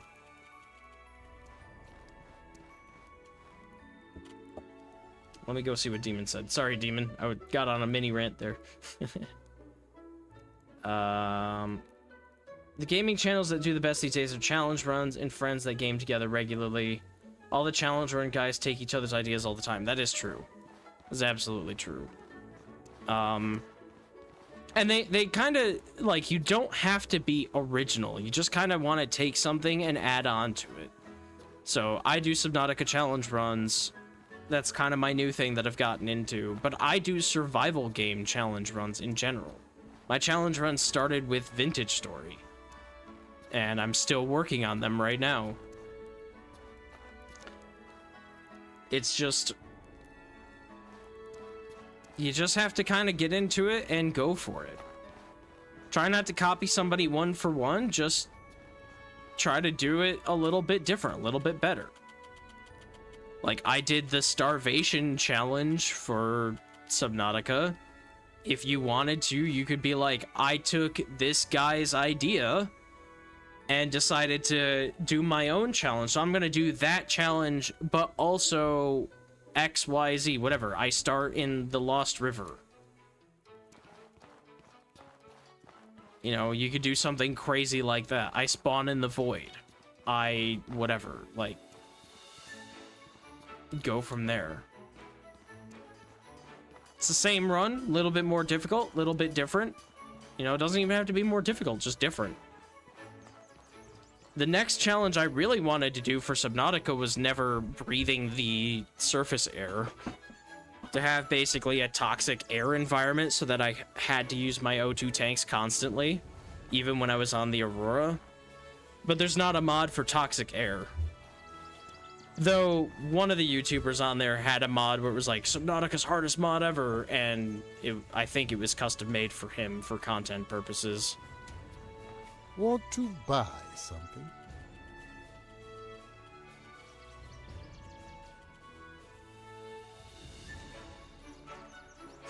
You want to see Outward challenges from me in the future? Quite possibly, but Outward's such a long game. Want to buy something? If I did do Outward challenge runs, I'd release like 3 a year, maybe. It'd be like, I play it as my passive game when in the middle of all my other challenges.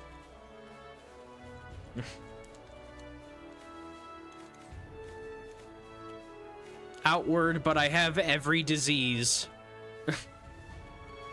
The other thing, though, is, with Outward, I'm not sure what the modding community is like.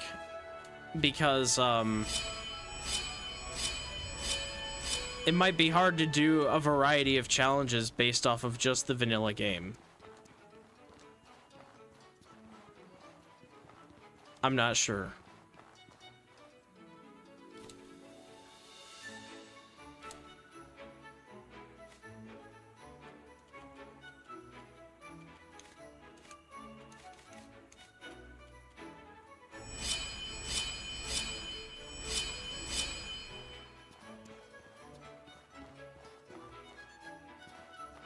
But that's the thing, never limit yourself. Like, you know, if you want to do Outward challenges, maybe you do that as a side thing with your other challenges and just kind of work on them. That's what Vintage Story has kind of become for me. What the heck? Rare marsh octopus. Well, I haven't been to the marsh, but I found that in a random junk pile. Love that. You know, I am working on my next Vintage Story challenge, but since Subnautica is faster and more popular, I've been working on those more. So maybe I'll do Outward challenges. They just won't be as often. And that's another thing, too. Don't be scared to experiment with it and just, like, go for it. Just be like, yeah, I'm doing a Subnautica challenge. People will more than likely try to correct you on something. Like, they'll be like, why didn't you just do this? You know you can just go over here and do this, right? Take those comments as constructive criticism. You know, one of my Subnautica videos was one where it was a Return of the Ancients challenge, where I was supposed to do Return of the Ancients, but the vehicle I restricted myself to as part of the challenge, the Blossom, I didn't realize it at the time when recording, and I still personally don't think it's that bad, but I basically spent most of the video complaining about the Blossom and how I didn't like it, and YouTube has called me out on it. They've been like, yeah, all you do is complain about this thing, and, like, the intent was to criticize that mod for being not good, which I did, but people didn't like that. That's not what they wanted to watch me for. So I'm taking that as constructive criticism to not do that anymore. And, you know, take all their feedback. I still get comments, and often really snotty comments from people on that video, but it's constructive criticism. I beg your pardon. Are you serious?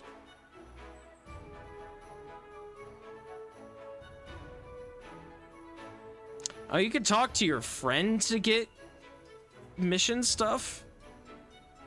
Am I supposed to talk to him? Did I just... Yeah, I did. Wow. I beg your pardon. I just wandered in here. I didn't even look at the quest log. I just serious? gonna talk to him. Alright, Demon, see you later. Thanks for stopping by. Appreciate having you here, and have a good night, man. Aha. I see your plan. Curious.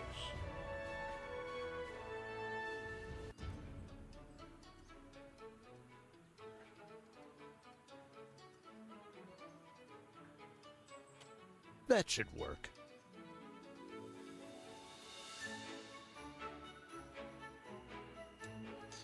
One inch is a cave near some maroon ships not far from the Vigil Crystal.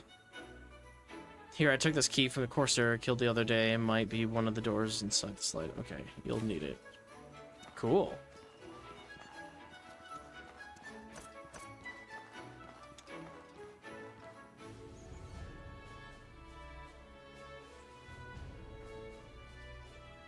I think I'll try to do some Nautica, but I can't drink anything if nobody had done that. But I don't know how I'll eat when almost everything gives you water. That video was understandable, though. So, I don't know. Are you the same person that asked me if... Somebody asked me on YouTube if they could do that. They asked for my permission, which was awesome of them, but, like, we're all people... just, you know, living our lives, content creators or wannabe content creators, you know? I don't know. Was that you?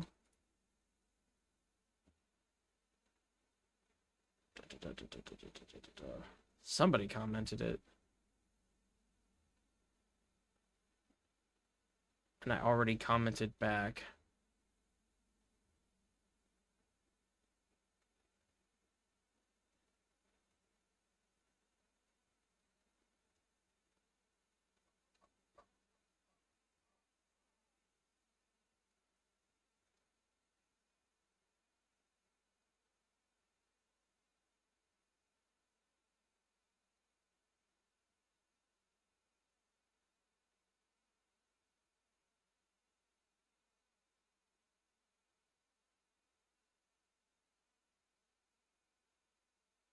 YouTube, you're not showing me any new comments now.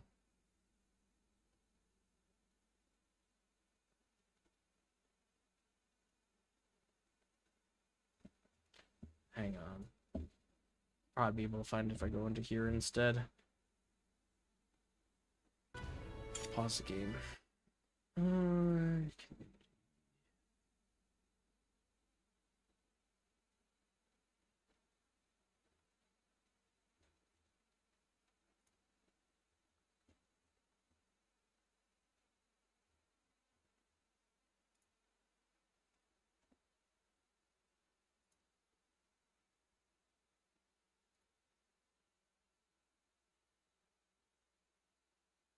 Yeah, somebody had the idea, so I'm just looking it up who it was. Had that same idea. There's nothing wrong with that, and you can do it too. Let's see. I'm gonna go to the video and look at the comments there. I got a lot of comments, so it's hard for me to find specific ones at this point.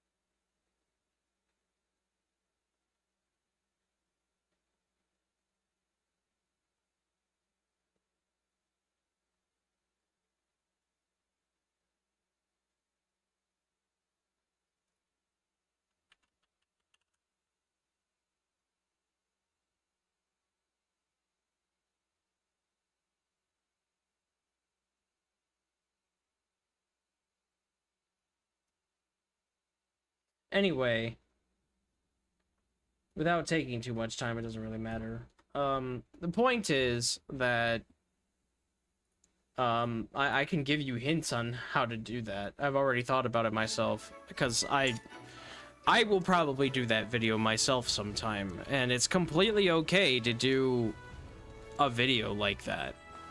If you're going to do one, and you want to do one without drinking anything, easiest way to do that is going to be to get yourself a vending machine. Vending machine gives you snacks, which I believe drain 1 or 2 water, but give you 3 food. So you would never have water. In fact, it would make your water go down even faster.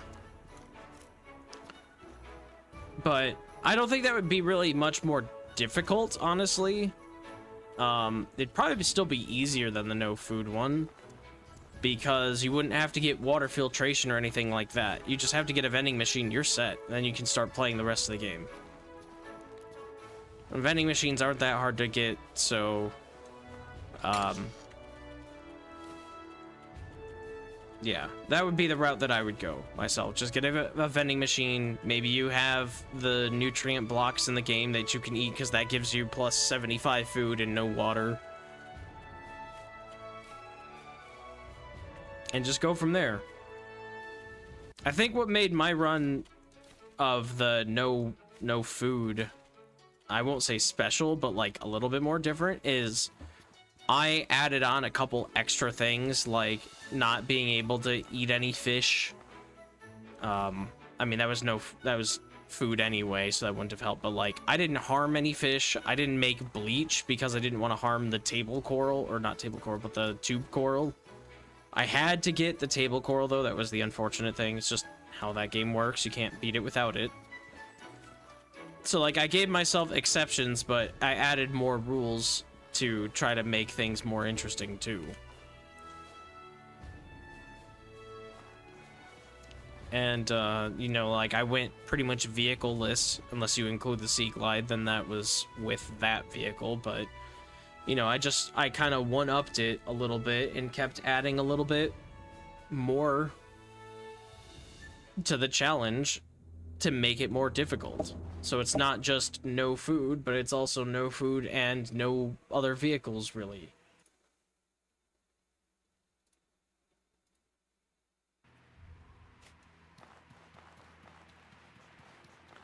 But yeah, I mean, Subnautica has a lot of different things that you could do, and somebody else may have done it, but that doesn't mean you can't do it a different way, or that you won't do it a different way.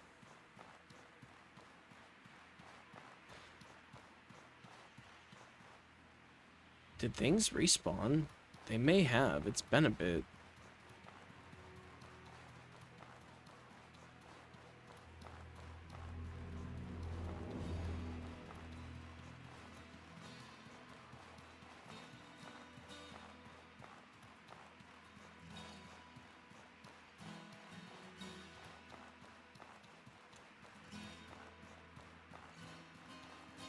Yeah, go for it. And another thing that I did is I went on hardcore with that run, which I don't normally do hardcore on my challenge runs, just because the challenge itself is usually to get through the game and not die ever.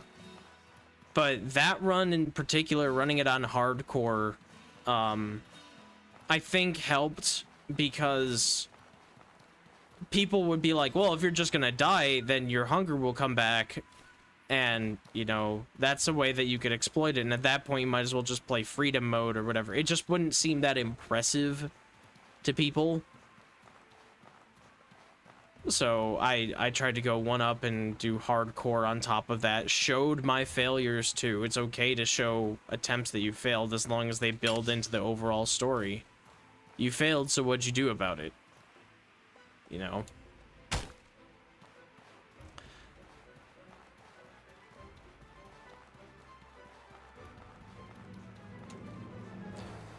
Just keep going at it. Work towards it. You know, build into your playthrough. You'll find your spot.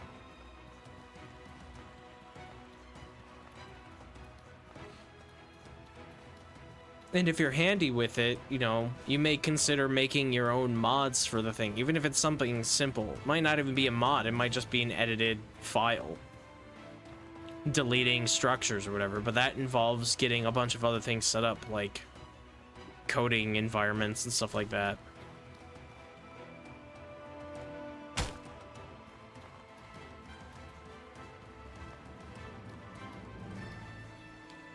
But if you enjoy like programming or getting into that some of that stuff and you want to do Subnautica, you could very well make or edit your own things to have your own modded run that nobody else can do.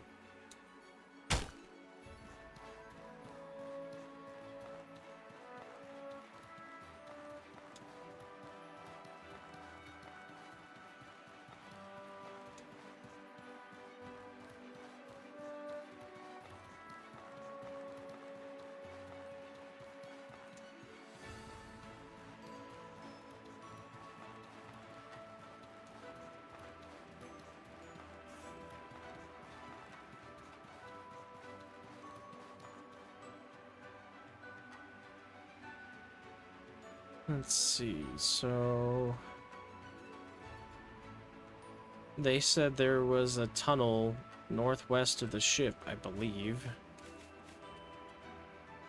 Get to Old Levant, northwest, pass through a cave known as the Slide northwest of the shipwrecks.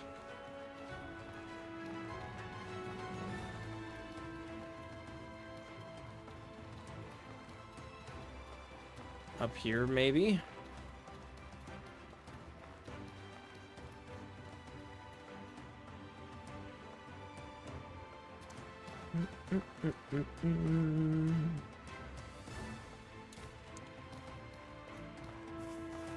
Hey, I found it.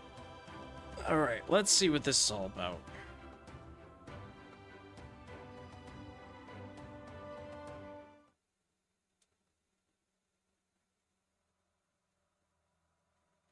It's never really good at technology in the sense of modding, plus I play on console, so modding might be a little tedious. Do you have a main Subnautica save? Or do I only play challenges?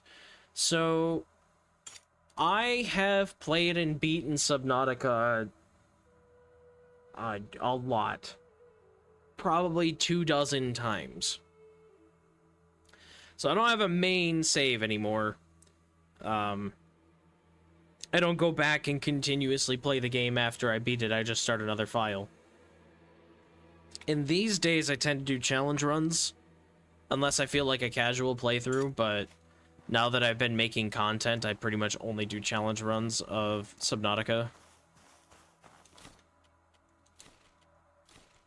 And that's just because, like, after playing it that many times and exploring a lot, there's really, like, I don't know, there's not much more I can strive for in my single player worlds that I, you know, go into. That's why I got into the challenge thing for YouTube. That's how I generally play games. Once I've beaten a game enough times where I feel comfortable with it, I start doing challenge runs, and that's how I play them from that point on pretty much all the time. So, for me, it was only natural for me to start working on challenge runs, and if I was working on them and doing them, I might as well upload them to YouTube. Ow. Hello, guy. Why don't you not... Ow. There we go. That works.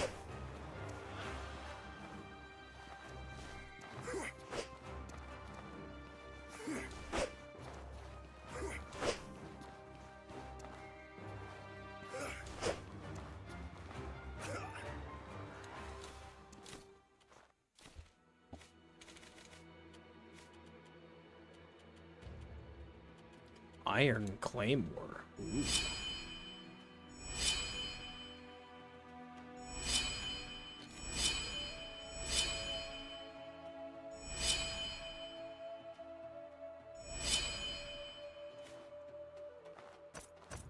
I have 100 arrows. Nice.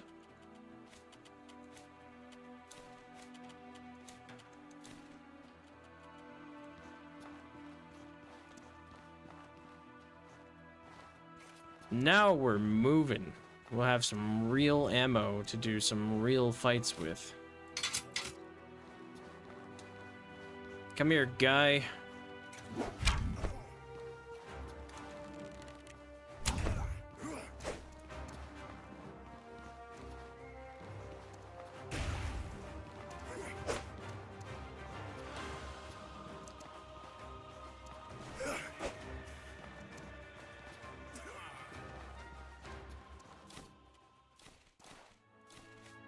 I would also say too, you mentioned that you play on console and like that's kind of your main thing. There's absolutely nothing wrong with playing on console, but if you really want to get into like content creation, get a good PC. You're gonna need a good PC for video rendering anyway if you want it to be done efficiently. So get yourself a good PC, even if it's a pre-built one. You don't have to build it yourself, but and if you don't know much about it, find a friend who might know a little bit about it who can help you and start out there. That's what I did. I'm gonna sound old for a second, but you know, you say you're in high school. I've been out of high school for a little while now. When I got my first PC was when I graduated high school. And I didn't know anything about PCs. I didn't know anything about them at all. I just had a buddy who had his own PC, and together we kind of worked on mine, built mine. He helped me out from time to time, and then I just went there and expanded on it myself over time. So, you know, I you know, bought a new graphics card, installed that myself, got new RAM, got new motherboards, got new power supplies, got a new case. It can be scary to mess with something that's, you know, worth some money like that, but it's worth it. Because if you're gonna get into content creation, you pretty much need to have a PC. Not that you can't play the game on your console. You can definitely play the game on your console, record it, but when it comes to editing and stuff, you're just gonna want to have a decent PC for that.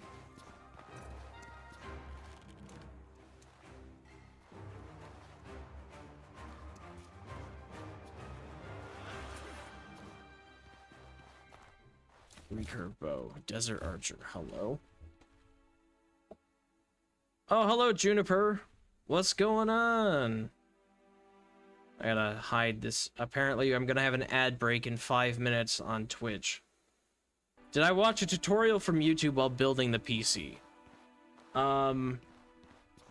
Yeah, oh yeah, I did. Yeah, I don't think there's anybody who gets into PC building for the first time who doesn't look up, how do I install a graphics card? You know, and that's why everybody in the community, when it comes to PC gaming and that type of stuff, you know, they know Linus Tech Tips. They know a lot of these, like, you know, big tech channels for YouTube or whatever, because that's what they go to. That's their thing. I certainly did it too. You don't be afraid to look to the internet for help. But I got my PC pre-built. And my PC, I knew, had a bad graphics card in it. I had, like, at the time, like a GTX, oh boy, 680 or something for NVIDIA, so it was pretty bad. And it came with a monitor that he was trying to get rid of, and the guy at the time was asking for $850. And I was like, dude, I'm gonna get a better graphics card and I don't need a monitor. I have my own, so are you willing to take those off your price? He said sure. And so he knocked $100 off each, so $200 less total. I put in a new graphics card and there you go. It worked out well, and then over time upgraded CPUs, motherboards, that stuff. In fact, I'm due for another upgrade myself. My CPU is on the older side, which means I'm gonna need a new motherboard. Which probably means I'm going to get better RAM, which means I'm looking at, like, $1,000 in PC parts that I don't want to go spend right now.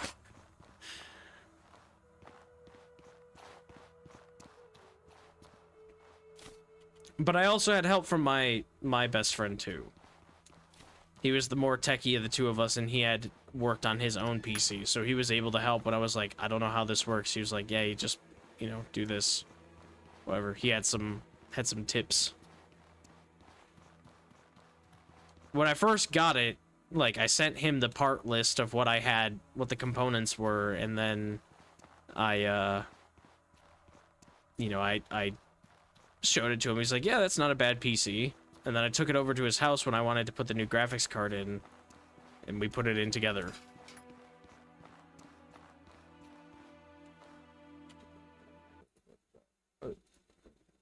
get what you're saying. I don't think playing the game repeatedly without changing anything would be fun. When I get a job, I'll save it for a decent PC. Off topic, but YouTube ruined mobile version. Yeah. Yeah, yeah, a PC is not easy to get into. I just recommend that if you're getting into, like if you want to get into content creation, dumb bros, then you're gonna want a PC at some point, even if you get it pre-built. You don't necessarily have to game with it, but PC will open up the door to modding games too, which will allow you to do more challenges on things if you want to. What is that? And Juniper, I am using a 4070 Ti.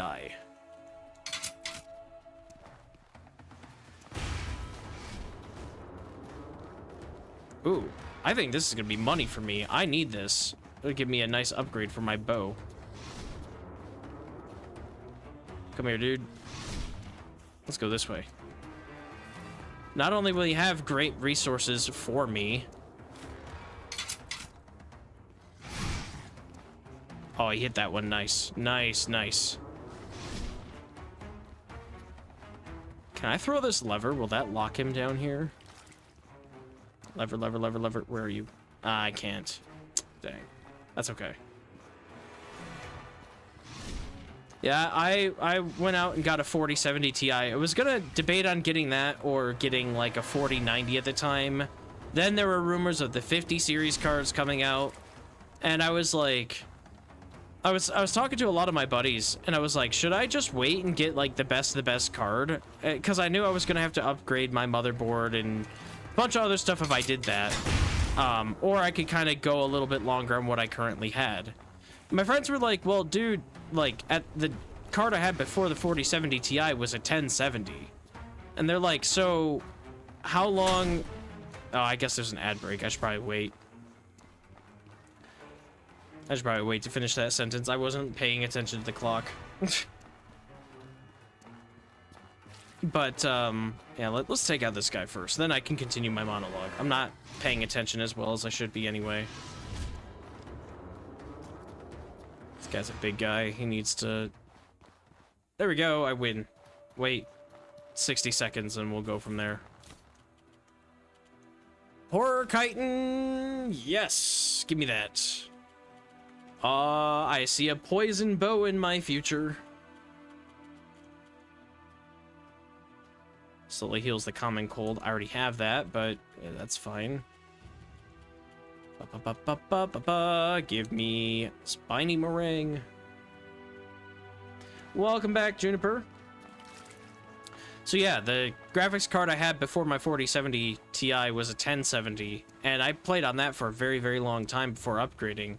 So my buddies were just talking to me. They were like, look, how likely are you going to need the best of the best card? I was like, I probably won't. And they're like, yeah, and you got how many years on your 1070? And it was like 8 years or something. And it wasn't broken. I just decided to get an upgrade. And so they were like, yeah, so just get another 4070 and you'll be equivalent to your 1070 for that generation. And it'll probably last you another 8 to 10 years just fine.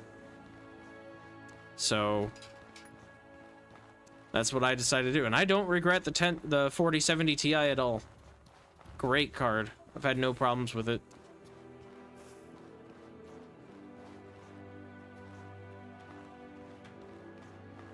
Is this my main game or do I play other games too? Currently, this is the game I am streaming, but on YouTube, I do challenge runs of mostly survival games, like Subnautica's been my recent one, Vintage Story I did some stuff of. Ooh, Legacy Chest. Oh, this is what they were talking about. Oh, cool. I want to wait on that, but that's good to know. But I like to do challenge runs and stuff of games. I'm currently playing through Outward because I've been meaning to play through this for a long time. One of my Twitch chatters wanted to see me play this game. And so here we are. And Outward 2 is coming out in a month. So I'm very, very excited.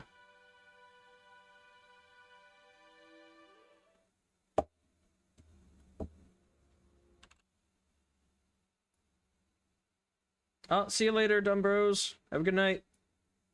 It was nice talking to you too.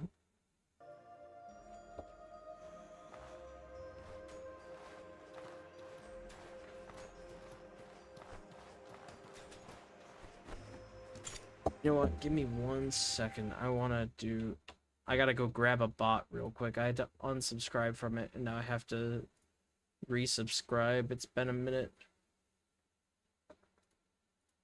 Let's see.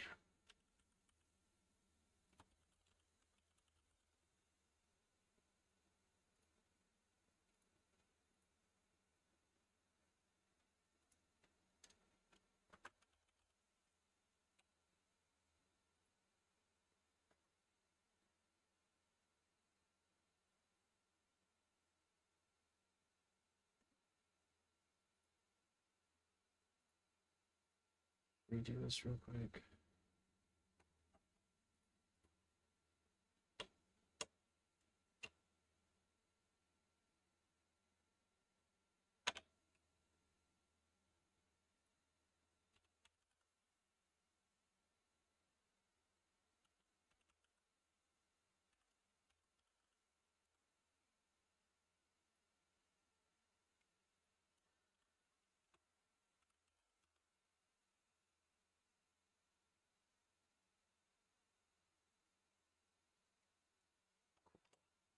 All right.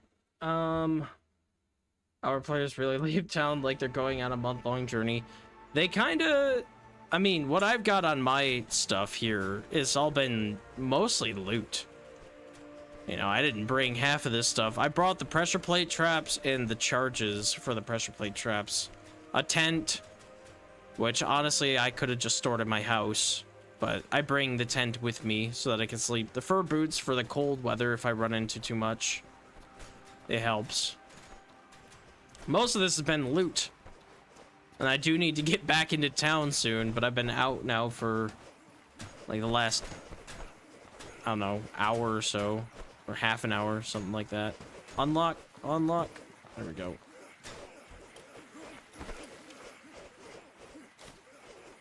How about incendiary trap here? Come here. Oh, he walked around the pressure plate. No, you don't. You're not that smart. Or it just didn't go off. That's awesome when that happens. Again. There's a bug with pressure plate traps in this game, unfortunately. Or sometimes they just don't go off. There we go. Poison will work on them.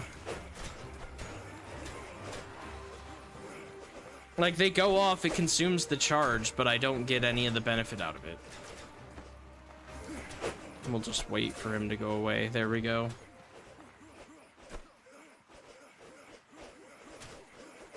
Working on an animation project. Well, good luck to you. And thanks for stopping by if you're gonna head out. Next time you hop in here, tell me about the animation stuff. I'm really interested in that. And no, I don't have a Discord, unfortunately. Nothing set up yet. Still fairly new to Twitch and stuff. Like, I only got to affiliate status recently. So I'm working on new, like, logos and stuff like that. And once I have all that ready, I'll set up a Discord, probably.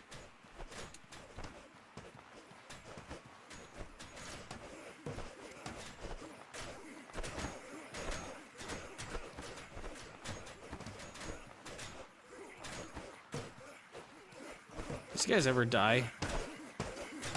They actually do fight each other. They can die, probably. Should probably hurry then.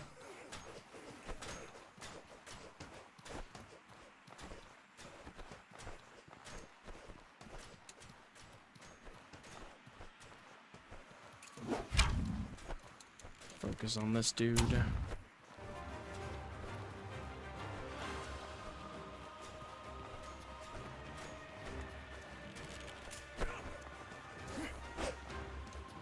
Can use some of my arrows. I can probably afford that now that I have 100 of them.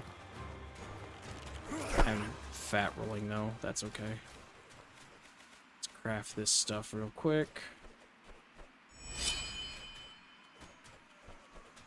Get rid of the spear. Still gonna be overweight, but that's okay.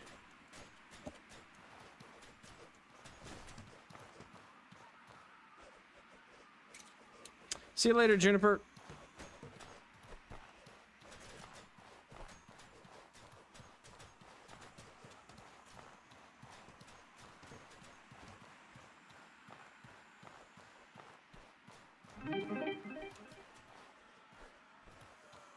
And thanks for the follow. Appreciate it.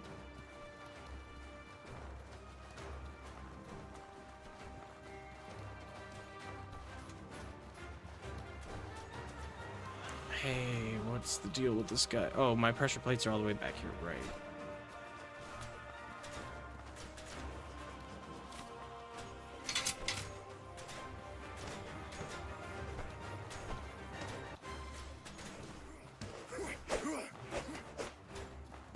Come on, dude. Okay, that pressure plate is just bugged. We love that.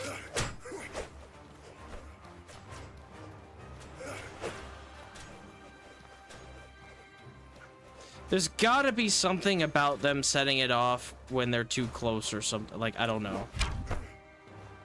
Really weird. I'm not rolling out of it. I should have all the time in the world. And it doesn't activate.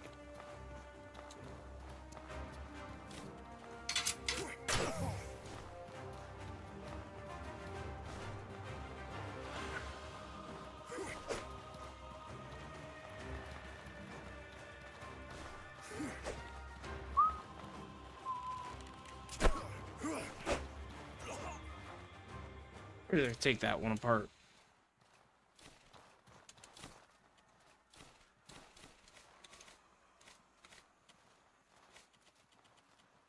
I hope my team won from that battle.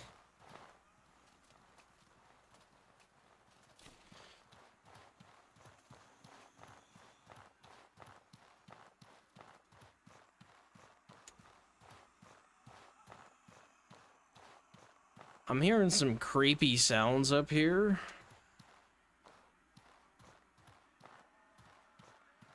Like maybe it's got to be that thing.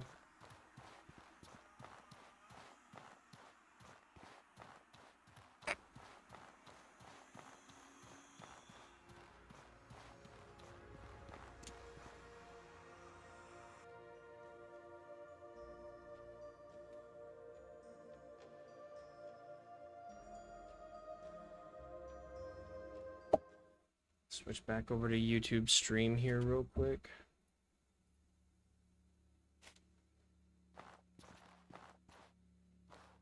Ooh, good weapons. Holy crap.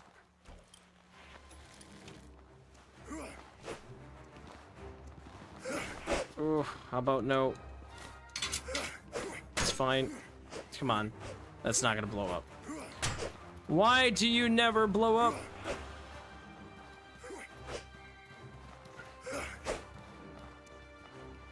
Nobody has an answer for that. It just doesn't work sometimes. Ow. Yeah, now I need to shed this bag right now.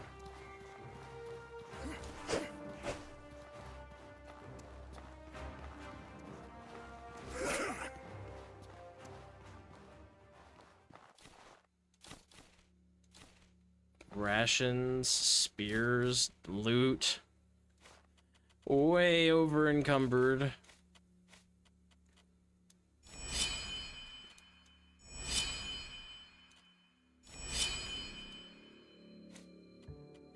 Get rid of the round shield. Equip this. Move to bag, move to bag, move to bag, or use, whatever. I guess I'm eating that.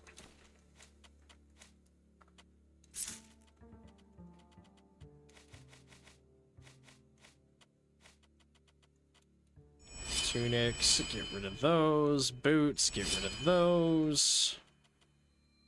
Let's make some bandages. And have some of those. Ouch.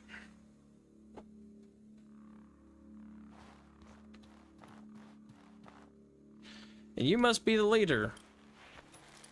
Well, let's see if fire decides to work this time. We'll put even a nerve gas one instead.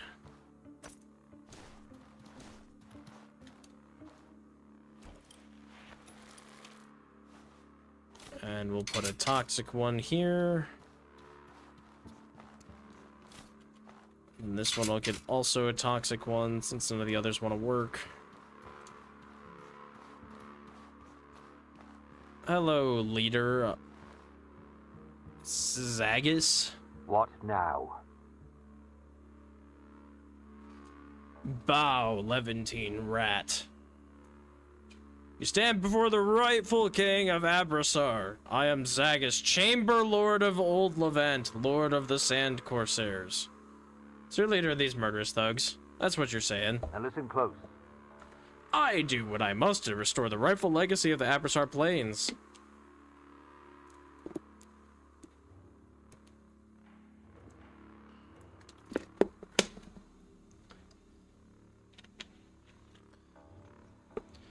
Slew the Devourer. Huh. Your people abandoned Abrasar to the Scourge. Maybe it's time someone else's, or maybe it's someone else's turn to run things for. Being recognized as the rulers of Abrasar means so much to you that you'll turn your people into bandits and murderers. This is a grave insult. They don't even recognize the laws of the Blue Chamber. Well, that seems to have survived pretty well without them before you started trying to starve them to death. You're scared of change, so scared you turned to Old Levant from tribes to be respected into a band of murdering bandits.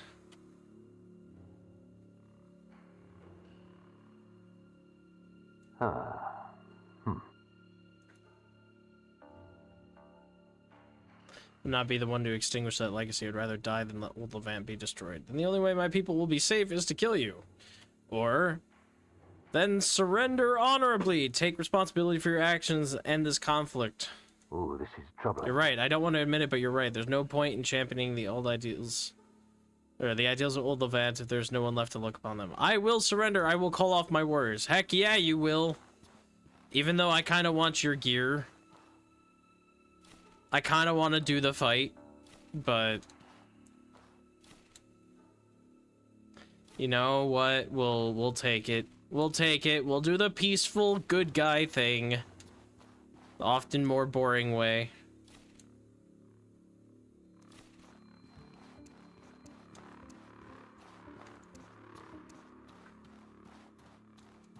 Oh, there was a rafters up here I could have fought from. Bandages. Pickaxe, fishing harpoon, another alchemy kit. My word, this game loves to give me alchemy kits. My pouch is overflowing? Let's not. It's some of the arrows, honestly. That's kind of funny. Now we're fine. I'm gonna come back for those weapons. They look like they're probably worth some money. I just have to sell everything to my name.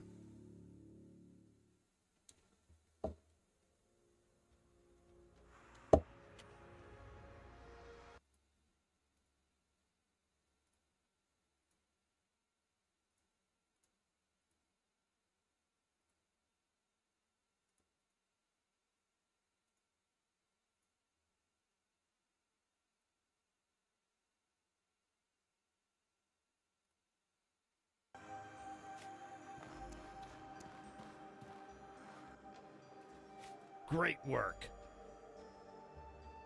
Now the question remains, what do we do about this man? How dare you?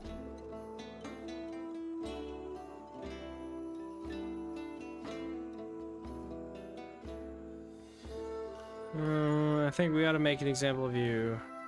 This is unacceptable.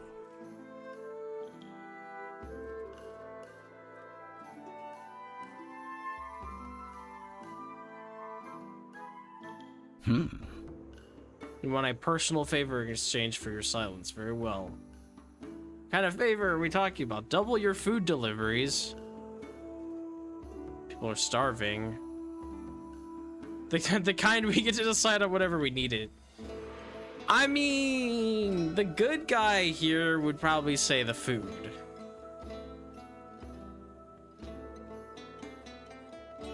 Oh no. Well, I guess that wraps this mission up.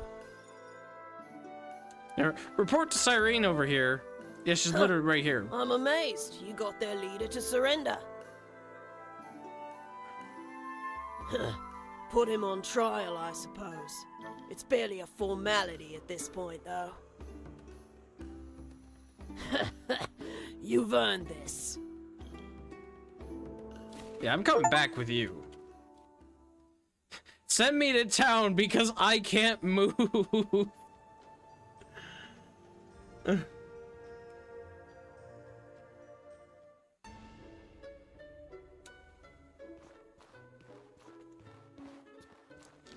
I didn't even get to see what my reward was because I teleported so fast, but I can make the horror bow. Oh, I am so ready. I just have to get rid of, like, everything that I have on me. Want to buy something?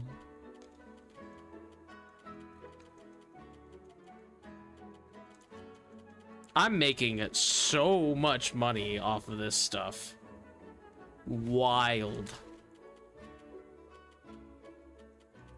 Look at all the swords I could, like, oh, I got another pistol. I got the cannon pistol. Sweet. Oh, big money right there. Recurve bow, I might actually save because I can use that for other crafting, I think. 2 alchemy kits. Traps. I'm gonna save most of this other stuff. I got 3 gold ingots, which is awesome. I got another prayer claymore. That's 90. Heck yeah. Iron claymore I'll keep because that can be used for crafting. I got great life potions. I got some rags here that I can get rid of.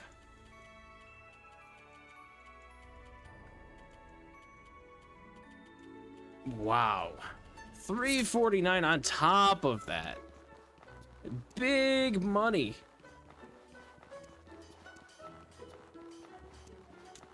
Oh, I'm so ready. Ugh, okay. Gun. Iron claymore.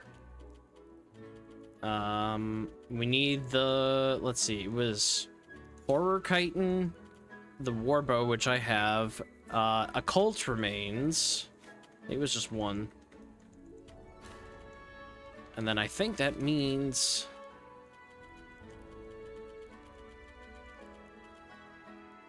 Oh, the warbow, which is equipped right now. So we just need to unequip it.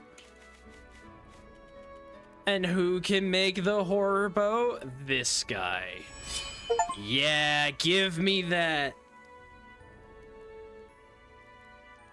Give me that bow. I am... Oh, it glows. Oh, that's cool. Okay.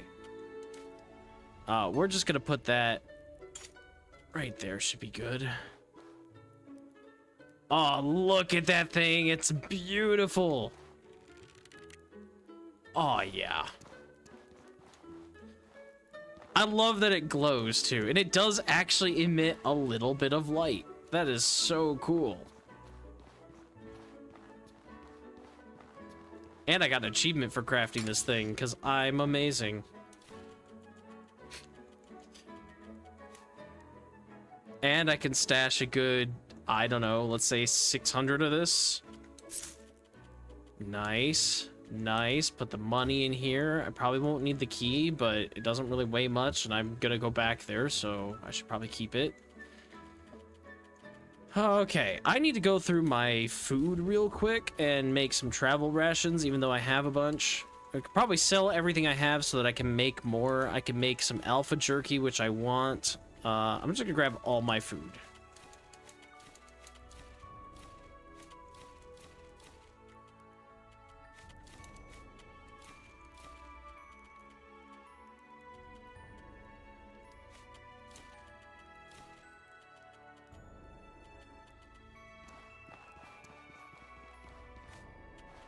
Okay, alpha jerky, alpha sandwich, tea. This stuff is really good. And I got that bird, so that'll be good.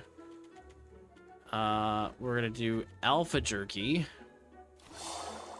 Boom, nice. We'll do bitter spicy tea, because that's just good to have. We can do mineral tea, because that's good to have. Spiny meringue, got all the stuff I need for that. Stringy salad, can even make that. Nice. And then travel rations, I got so much of this stuff, like, I'm probably going to be out of salt before anything else.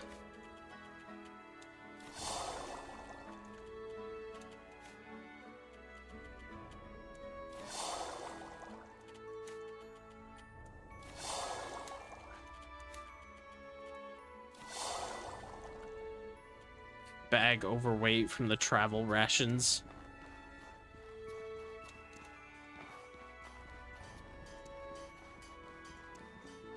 And all the other food I have on me. Want to buy something? All right. We have so much stuff. All right, cactus pie, go away. Stringy salad, probably not even gonna use it. I just made it because I could. 37 travel rations. We sell 27 of those. I don't need that many travel rations. I just needed to make them so that stuff would get used up. We have teas, we have potions. I gotta put some of these potions away. The spiny meringue, I mean, I'm gonna sell probably, let's say 3 of those.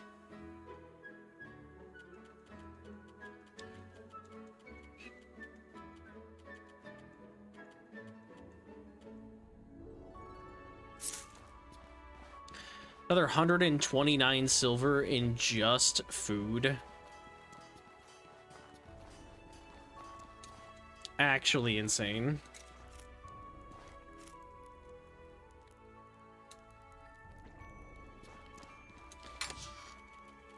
All right, potions get put away. The wine you get put away.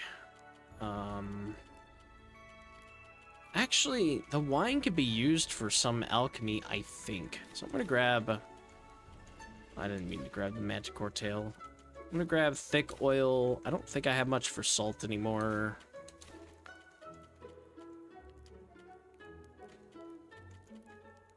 But we're gonna grab the wine.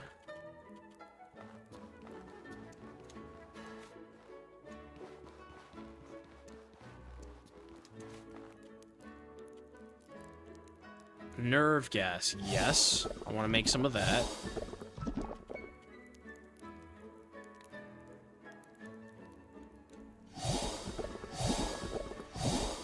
Nice.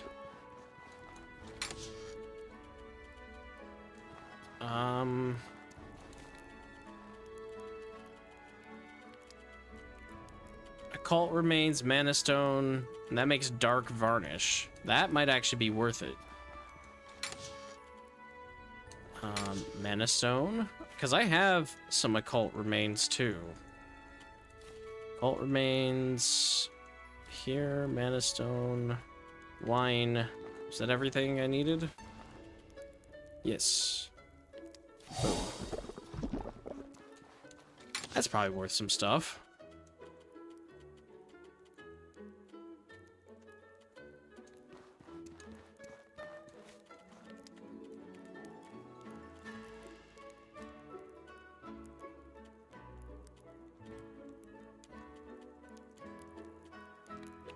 Ice varnish for coldstone and the weedy, which I don't have. A spiritual varnish with a mana stone. I could do that. That's easy enough. A couple more mana stones, basically.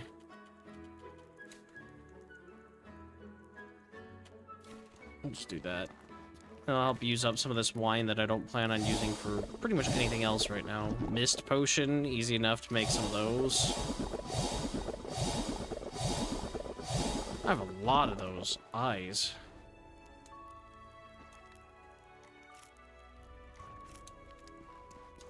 Heck yeah. crimp nut is used for something. I don't remember what. One of the endurance potions or something. Oh, you need an egg. Okay, I think I used all my eggs for crafting foods. Listen.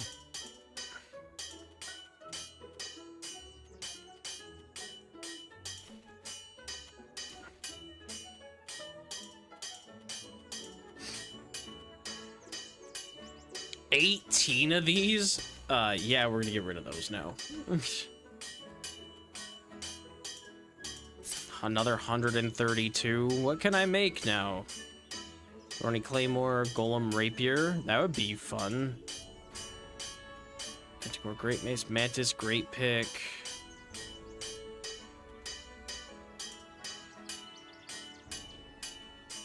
It's a great pick. Would that actually work as a pickaxe? Because that would be kind of neat, I guess. Obsidian Mace. Obsidian Great Mace.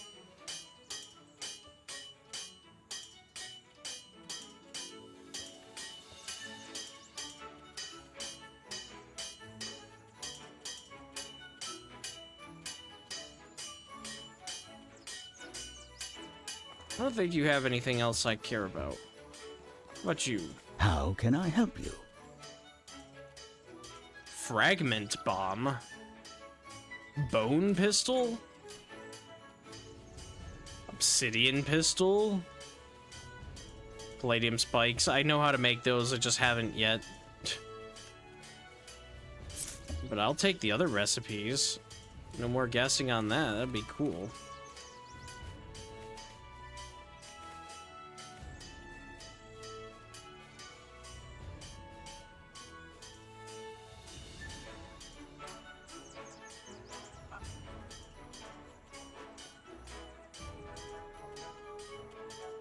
Sulfuric mushroom, okay.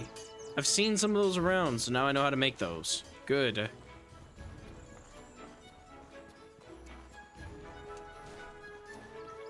What can I do for you?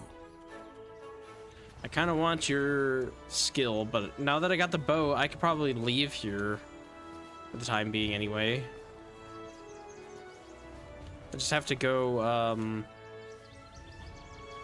yeah, the queen will have a task for me in 3 days, so I can travel. Yes.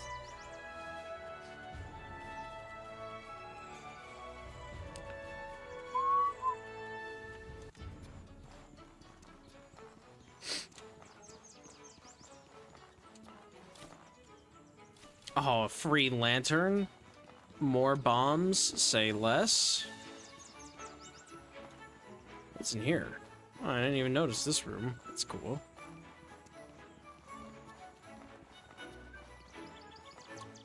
Can I help you?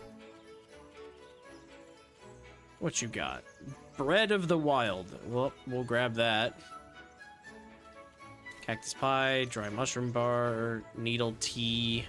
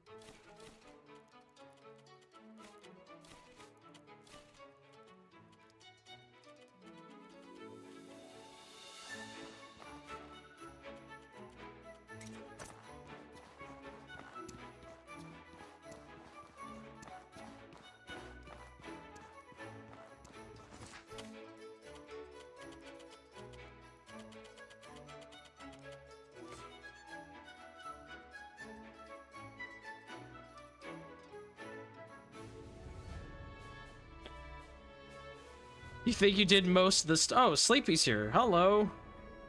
God, I look away for 2 minutes and I got chats from everybody. So, Panzer, you did everything that you said you could do in Outward 2. Dang, you really did binge that. It must be a great, great game then. I can't wait for it to come out.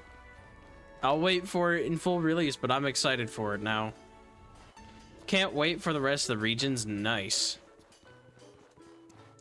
So, like, by rest of the regions, I assume you mean, like, in this game, you know, you have, like, whatever it's called, Chersonese or whatever, like your first starting area. That's, I would assume, something similar they start you in the beta. And then they'll add more from there. If it's really that good, man, so many people are talking about it now. I think I'm pretty excited for it. I'll wait for the full release, but I'm going to be keeping my eye on it. It's definitely going to go to my wish list if it's not already there. And hey, Sleepy, totally not late to the stream. Ah, don't worry about it, man. Just been playing Outward, having some good times.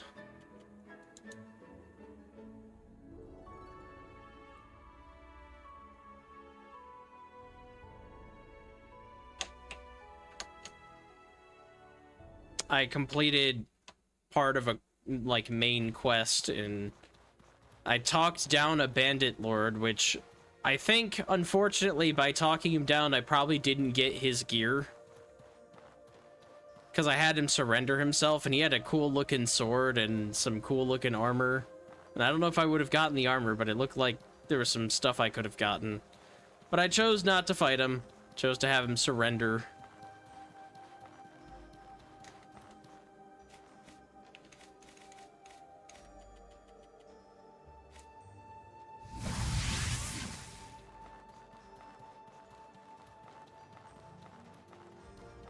I ended up waking up at 4:40 today.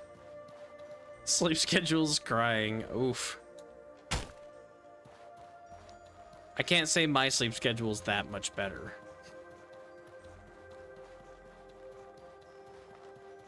If I had it my way, I would be a second shifter for sure. I would be up late into the night and up late in the afternoon. That's how I would work, because I like nighttime. In fact, when I'm done streaming tonight, I'm probably going to go to the gym, and it'll be dark out there, but I love night driving. There's just something really satisfying about it, and peaceful. So, I will probably end up doing that.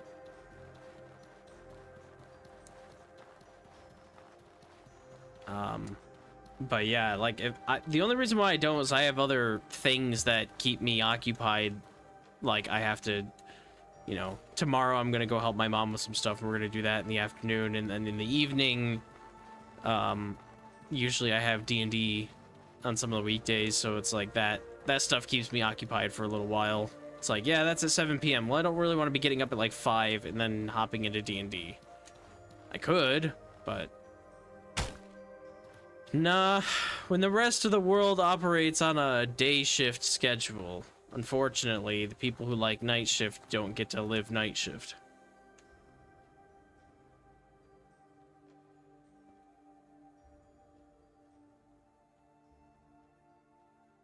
One could argue that getting up extremely early in the morning would also be the same as staying up late, but I don't think so, because I'm not a morning person. It takes me several hours to wake up in the morning.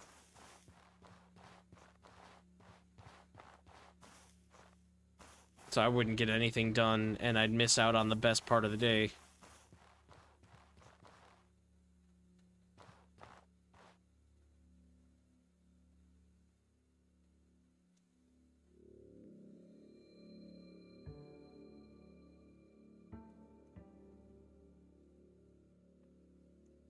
Just waiting for my body temp to go back up to normal.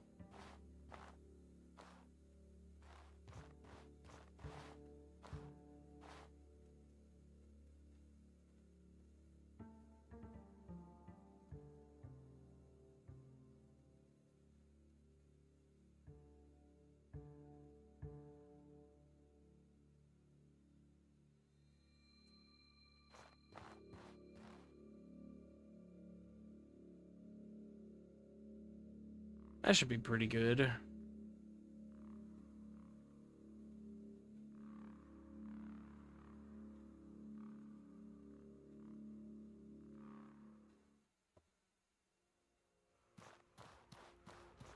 Yeah, it's now neutral temperatures.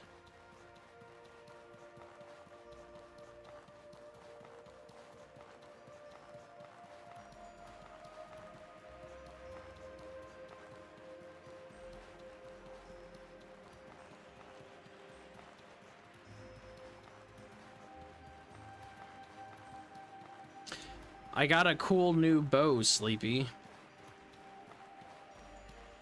It glows, and it does poison damage now.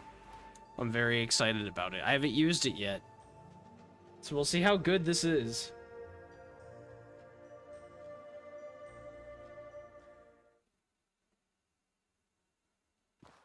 Although I think most of the enemies are already gone, so...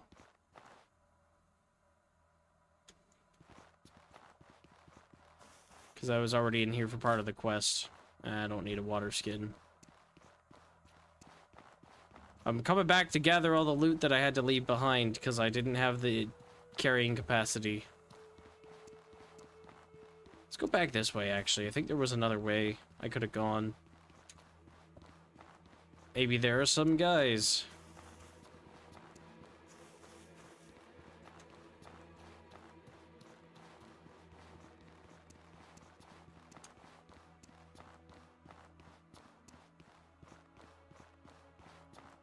Oh, there's a down. And I can't go over there, okay. Well, what's the point of this, then?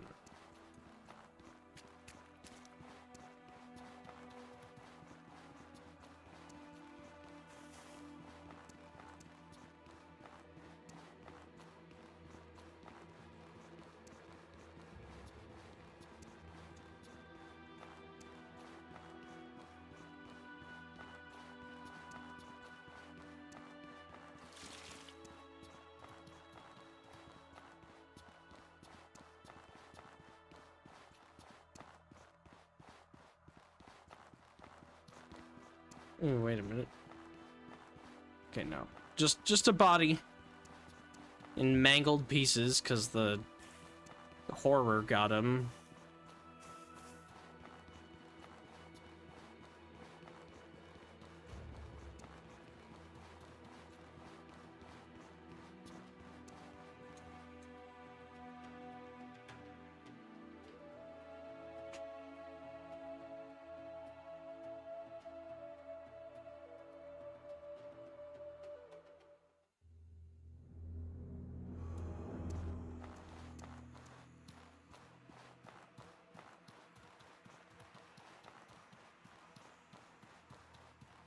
That's open. I could actually go in there now. Might do that.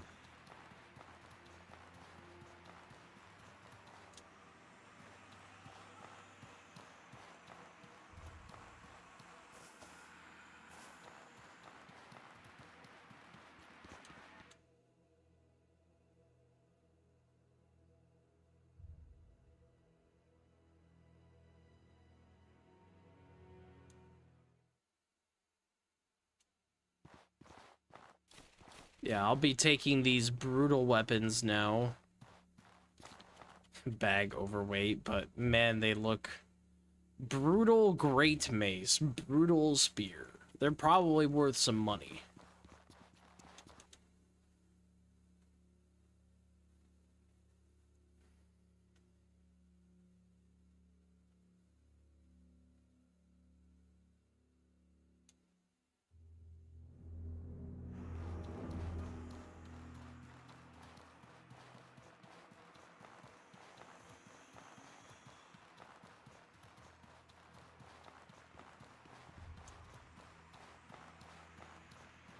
Let's see who might be over here. If anybody. Oh, there is a guy. Wait a minute, there are several guys. Hello. A lantern for you. And if the flame traps want to work, we'll do some incendiary traps for the rest of you.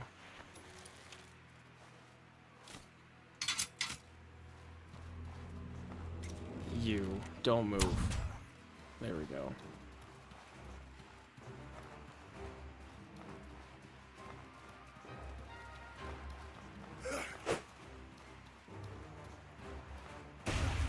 There you go.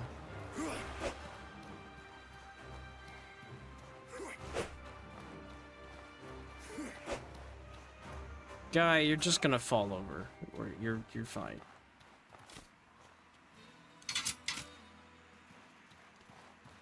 Don't make me poison bow you, dude. I will.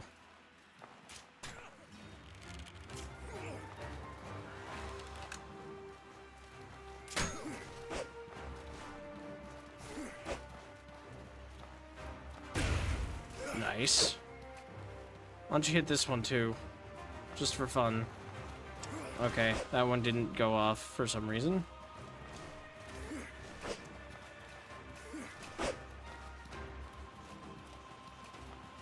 Step on it. There you go. A little bit of a jump shot. Oh, I'll just miss. That's okay.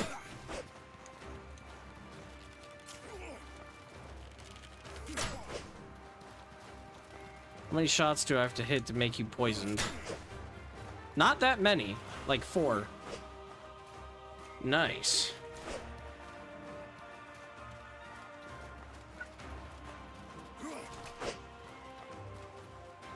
Your claymore is worth some money, my guy, so yeah, you can just give that up whenever you want. Oh, that's not what I wanted to do.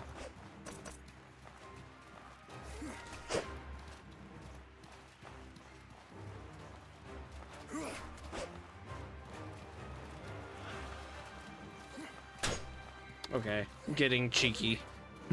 Shouldn't do that.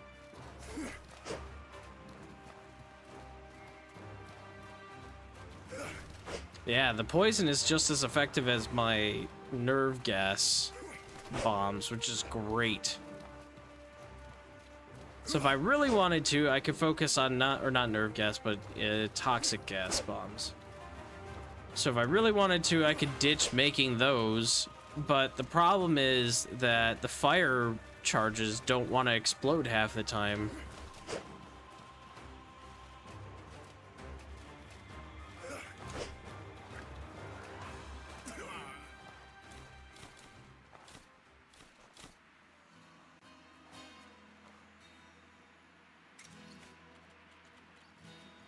Oh. Ooh. Cold weather defense. Oh, I'm gonna keep that, I guess. That's probably good stuff. I didn't realize I got his armor, too. Well, now I am fat. That's okay. We'll figure something out. Get rid of the Kopesh. No. No, none of that. There we go. Shield. Scrap.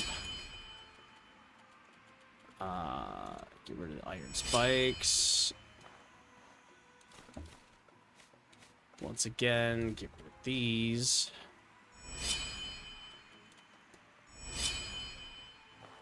A little on the heavy side, but I think I can make arrows. No, I can't. I didn't bring any wood. This should give me that. Yeah, there we go.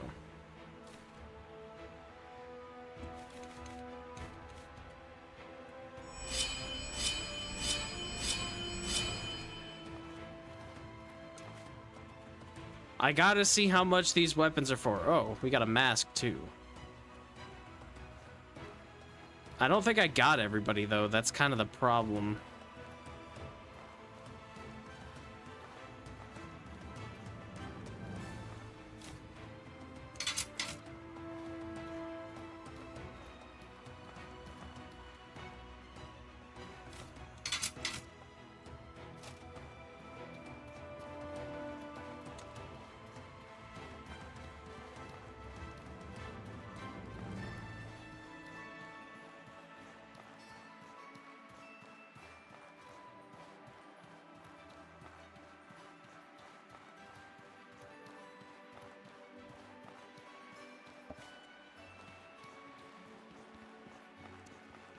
Oh, we have a chest here.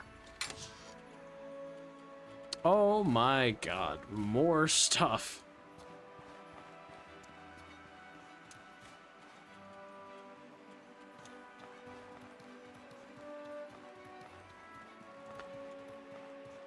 Anything in here actually valuable? Yeah, steel saber is worth money.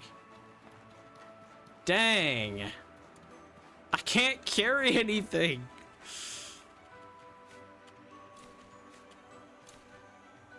I'm gonna eat that. As soon as I pick this up, I'm gonna be even slower. Oh, no. Oh, the anti-loot goblin game. It's such a long run to get back. But that's money. It's like 72 silver for one sword.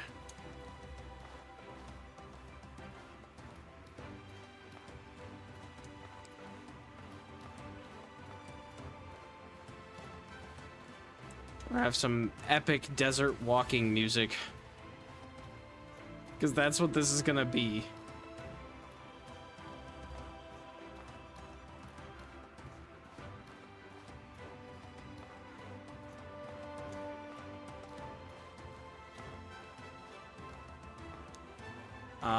Can I not leave through the main gate?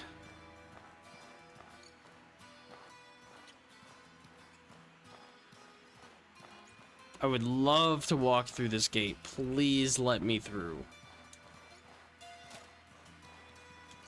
Yes. Okay.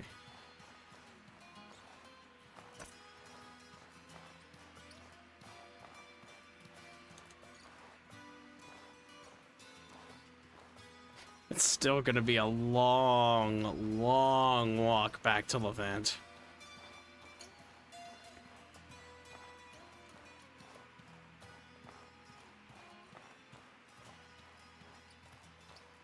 But it's gonna be worth it, I swear.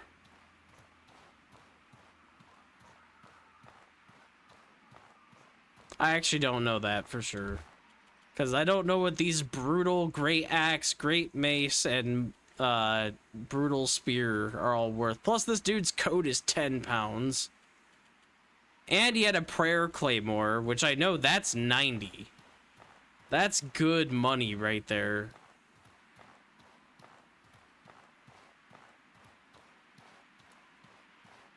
There are times when we must sacrifice for the greater good, and in this case, this is walking slowly in order to have good loot. It's how I make hundreds or thousands of money without trying.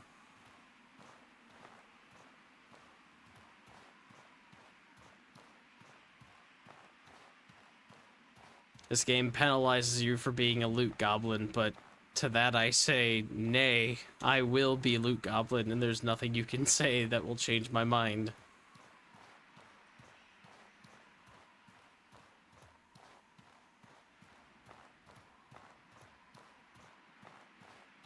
Oh, we have a shark. I wonder if I can poison the shark. Probably can. The best part about it is I don't need to have my traps on me to do that, so I'll actually be able to move if I want to fight the shark.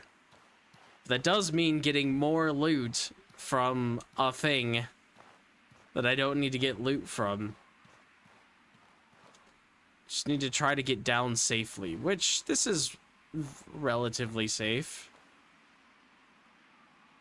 See, no problems. No problems. We're just fine. Let's maybe eat some food.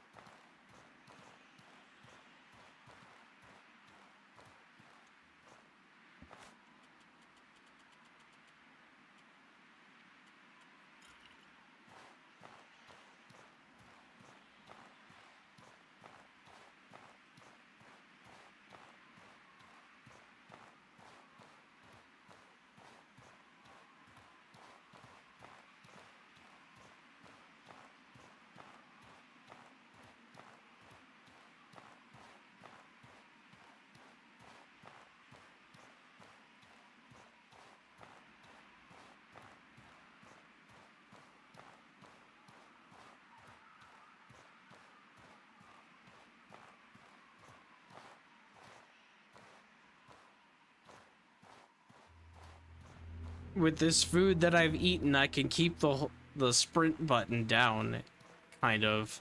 I don't have to rest, so this is me sprinting. Isn't there an auto walk? It's an auto walk, but not an auto run. Yeah, okay. We're auto walking. I can sort of sit back and just change position every once in a while. Oh, man.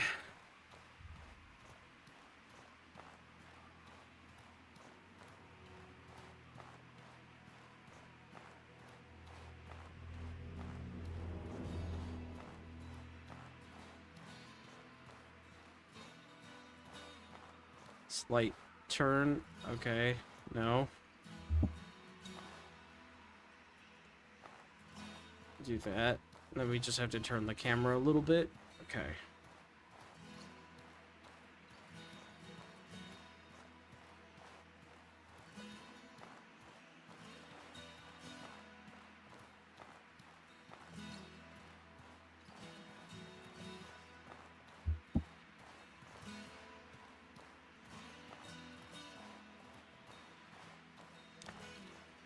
I know this isn't the most entertaining thing to watch, but I need the loot. I gotta have this. This could be big, big money. This could be like 100 for each weapon, basically. Oh, I bumped my mouse. Whoops. That's okay.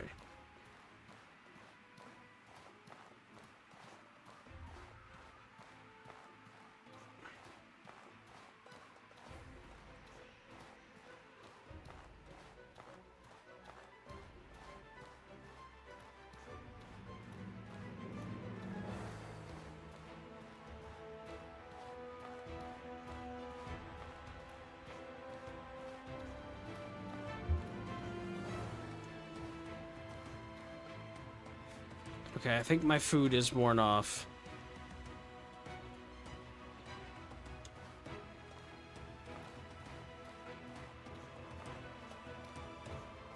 Wait, maybe not. It's still going. This music is too epic for what I'm doing. Walking in the desert.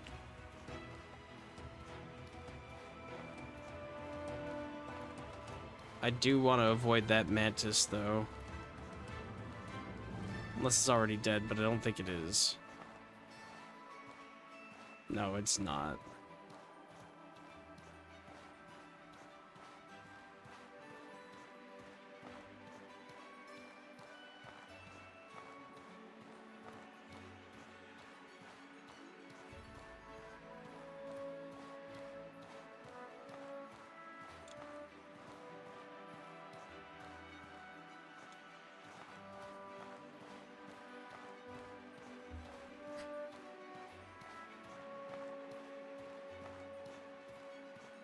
Oh, man. I appreciate that this game is trying to punish me for what I'm doing. Like, it's trying. It's like, heat of the desert sun. You gotta worry about your stamina drain. You're not moving fast at all. The distance is great. You're not gonna be able to roll. But I do love that you can just be persistent enough in this to keep you going. This is actually what I love about a lot of games. And in fact, I get upset if a game doesn't let you do these things. Because there's sort of a fun thing about like rejecting authority, kind of. Like, for example, I was playing the game Enshrouded a few months back. And it's a fun game, but one of my complaints about it is that if you are a level 1 character and you head into one of the later game areas, ones that you're not supposed to go into until like level, let's say 15, and you take out an enemy in that region, you don't like level up 12 times. You get the same amount of XP as you would get from a level 1 variant of the same creature. And that really is disappointing because I would hope that if I'm able to make it to like a level 15 or 20 area as a level 1 character, that you reward me for that. That you go, hey, we don't expect you to do that, but since you did, you know, and you took out this enemy, which took me like 10 minutes to actually kill, when it should have taken, you know, all of 5 seconds. It's like, hey, since you did that, here's like 3 levels or whatever. Give me the XP that I would get at level. But they don't. And so it was a little disappointing when all that happened. And I appreciate that this game allows me to do this. Like, hey, you are over encumbered. You're not allowed to actually, like, move very fast. We're going to restrict everything. But you can do this. It's not going to be fun, but you can. And when you do, you know, you get the satisfaction of you did it in one trip. Like, you don't have to go make that run again, at least not with as heavy stuff. I'm probably gonna go back there and pick up the remaining weapons, because I know that there's something back there that's worth like 70 silver still, which is enough to want me to go grab that. Because if somebody was like, hey, you want $70, all you have to do is walk like a mile and grab this item and bring it back, yeah, I'd do that.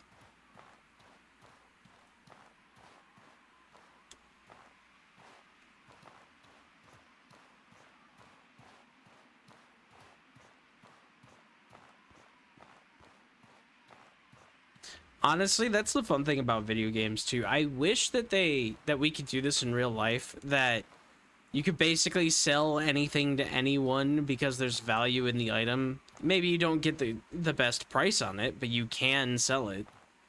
I love in video games when you could just be like, I will pick up everything, and even if it's worth like 1 gold, at least it's worth something. And I can sell it and I can make money that way. Unfortunately, real life doesn't work that way. I can't just dig in the trash can, find a, you know, poor quality fan and sell it to somebody for $1. I would love to, but unfortunately not.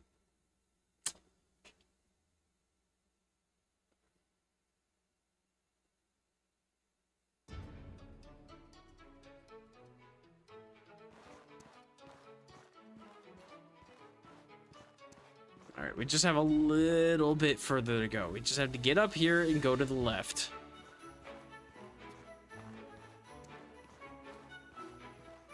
Just on the left side of the water fountain. Actually, we could sell some of the stuff to this guy.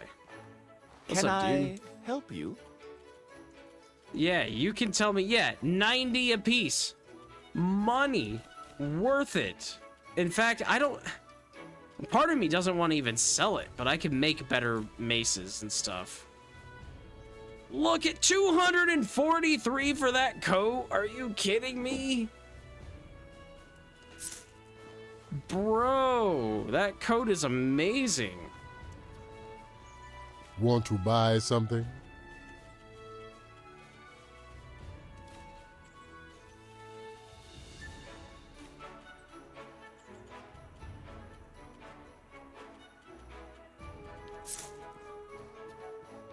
That is crazy.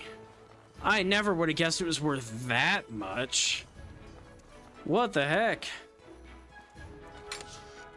We're saving that for later. You know, I might as well put the boots in there too. I'm not going to carry a 10-pound coat on me at all times.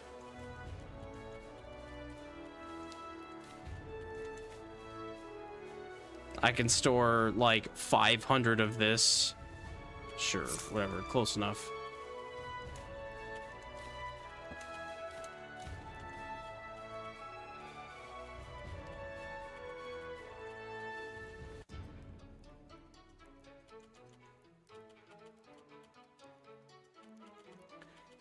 Actually crazy. You know what else? I'm gonna actually... This is gonna be like 20 pounds of money on me. How much is this total? Yeah, almost 22 pounds. We're just gonna go ahead and convert a lot of that to gold bars. How can I help you?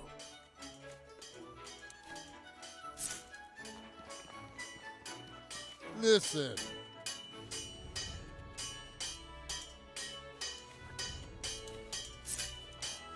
Much better.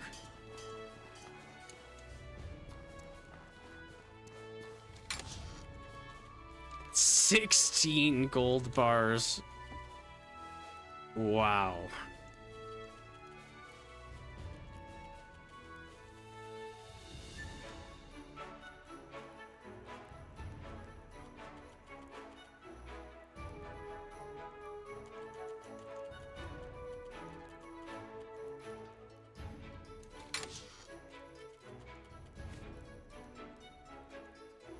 Let's take 6 gold bars with me, and then we'll put probably just about 500 of this in storage. Much better. Oh, I have another potion. Put that away.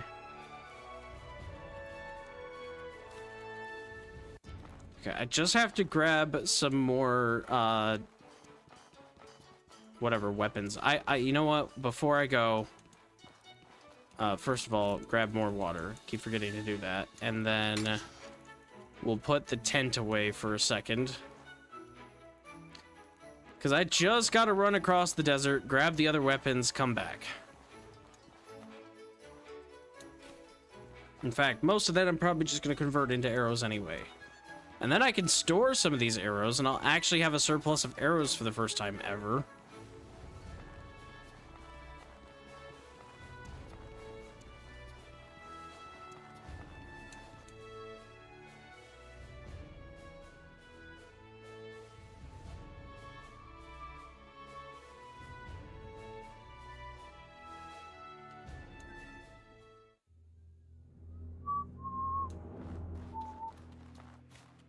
Backpack is 30 pounds lighter, not including the over-encumbered weight. I think I was 90-some pounds.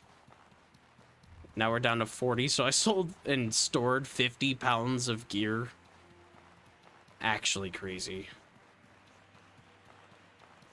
You know what else we can do? These assassin bugs that are right here, we can use some arrows on them. We'll make even more money. 3 hits, poisons them.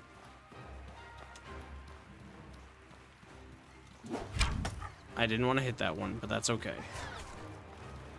Because now I can spend most of my time running away if I want. Though I think I'm going to go for 3 arrows on this one. Okay, now they're both poisoned. So poison should last a long time. And even if they follow me, I can probably finish them off if I have to.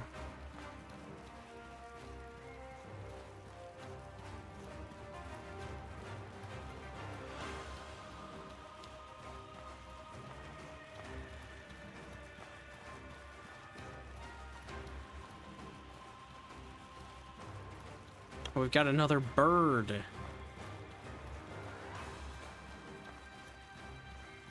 I love watching their health go down the entire time. And I'm just walking, and I'm faster than them, or at least the same speed. This is very satisfying.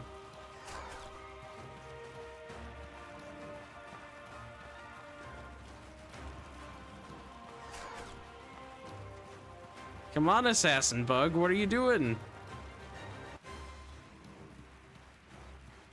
Still poisoned.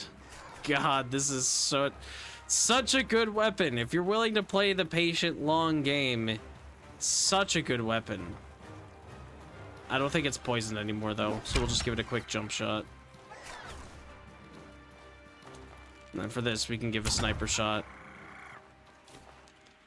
We got an arrow back, we got some chitin, that's good, and we got an assassin tongue from that one.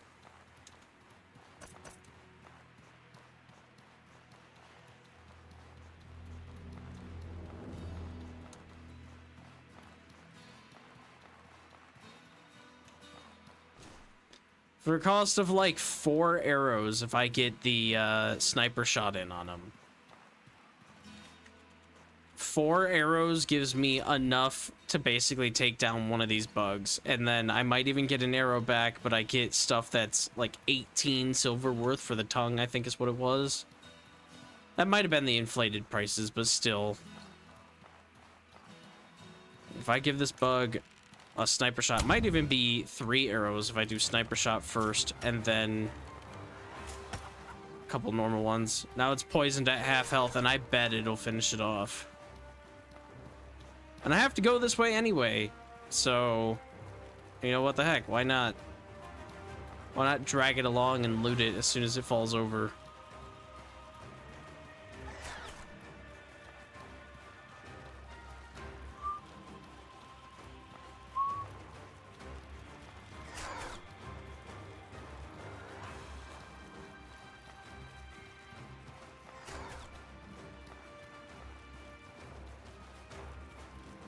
By the time I get to the little cave, this thing will probably have died and I'll get more loot.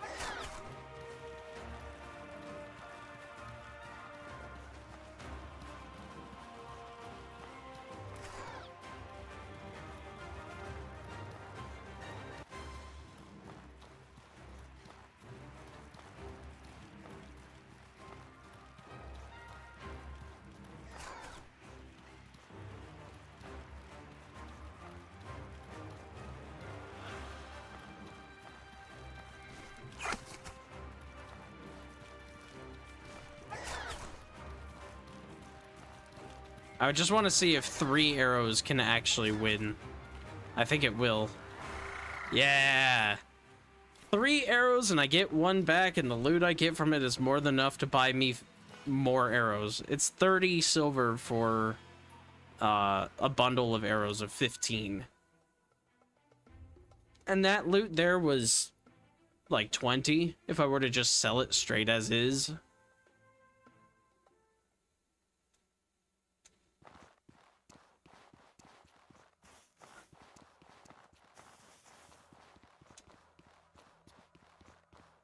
And no traps were required in the making of it. Not that the traps are really that hard to make, but it wasn't necessary.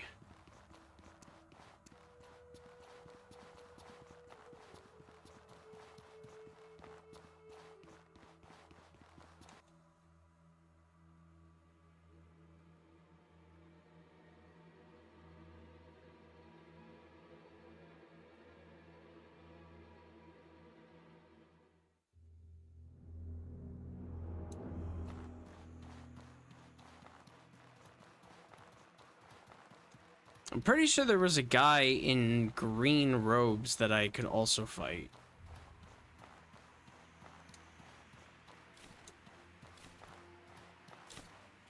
We'll take that. Take that. Alright, time to scrap some gear. Get rid of the shields. Get rid of the Kopesh, because that's honestly not worth that much. Get rid of the spears. Get rid of the steel shield, because that's also not worth much. But then we make arrows.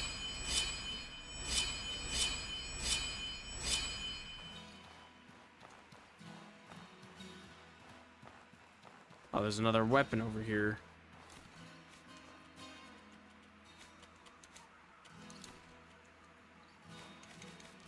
You know what that means.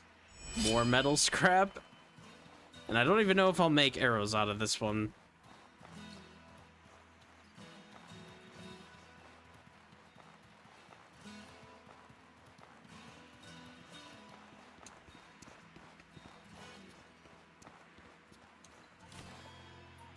Oh my. Life potions and tea. More money.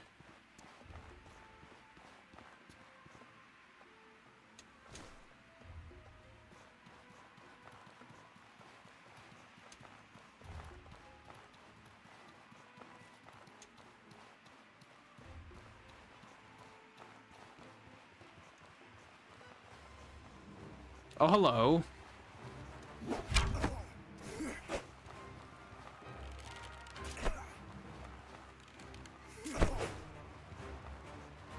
Okay, he's poisoned and he's below half, so he'll be gone.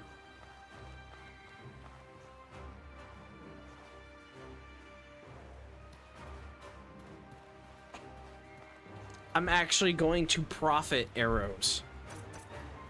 120 arrows. Oh, there's a guy here. Hello. Oh, good dodge there, guy.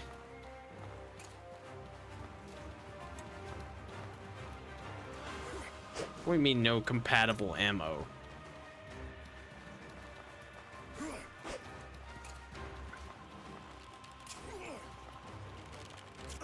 Oh, now we're just toying with the guy. No. Oh man, this is just mean. Hello, goodbye. Give me this. What you got? Tripwire. Not really worth it. I don't really need anything from those. I just picked up some piece of clothing, I think. Kopesh. Shield. Spear. I think it was the boots here.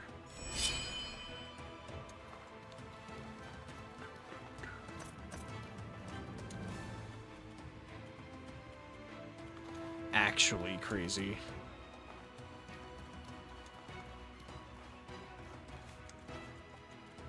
Did the bandits respawn?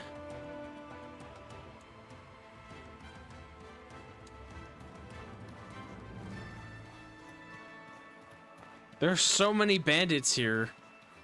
I'm not fighting all of you. Well, okay. If any of them have sabers. Kopesh, I'm betting that's a Kopesh. You should have a saber. You should have a saber. That's money.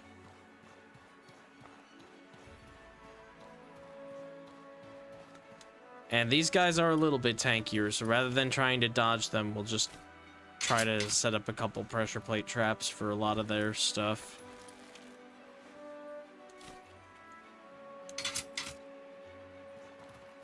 See if we can't get him.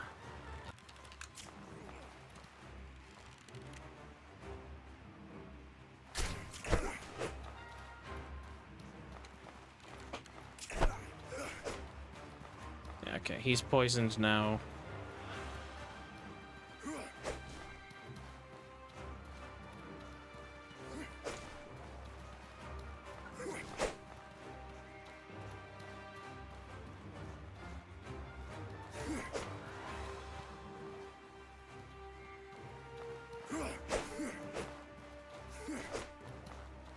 Okay, he's gone.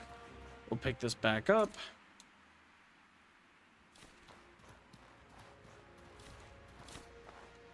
Arrow. Jerky. Jerky's real nice. Steel saber. Yup. That's the whole reason why we got rid of him.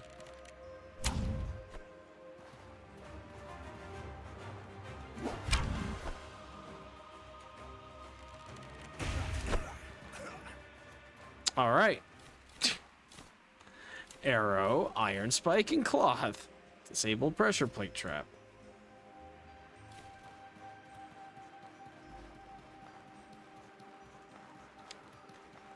Actually nuts.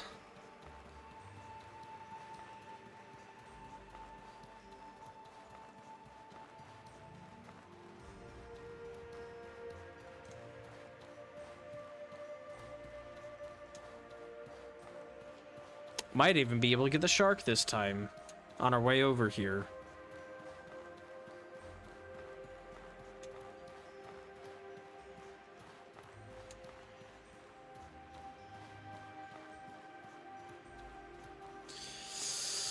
Risk it. Risk it. You'll be fine. You'll be fine. You'll be fine. Okay, yeah, we're fine. Hurt a little bit, but it's fine. Yeah, there we go.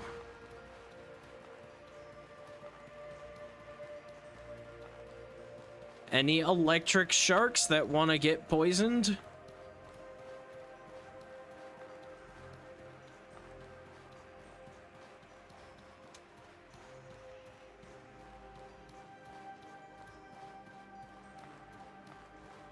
It's actually still warm enough to keep my body temp up.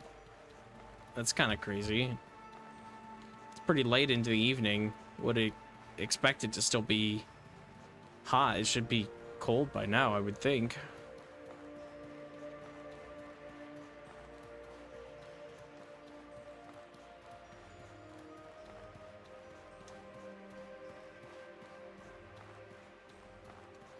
Well, even that's not enough? Really?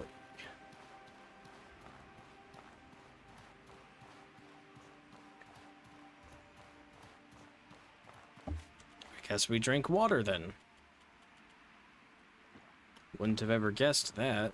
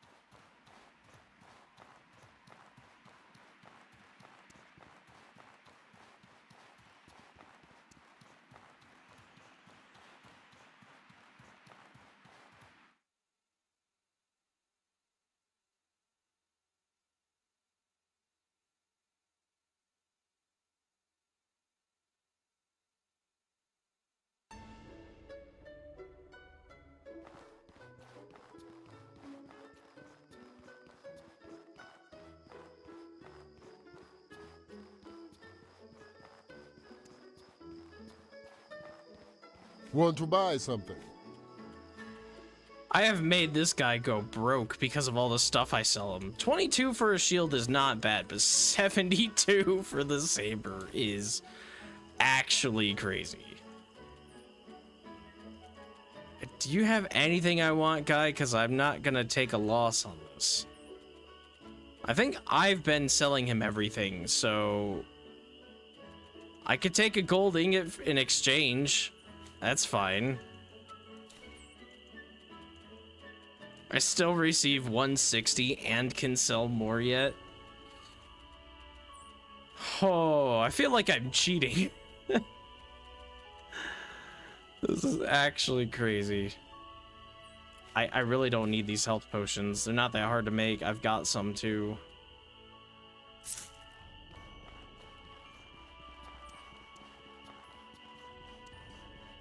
I hope bro can sell all the stuff I've been giving him. What am I at now? 281 and some extra stuff. Yeah, so I got lots of arrows. So what I'm gonna do is I'm gonna store a lot of this extra stuff away.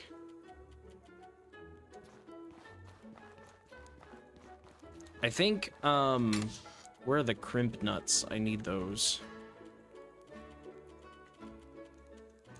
They didn't spoil on me, did they? No. Okay. I can make some more endurance potions with these. Nice. Perfect.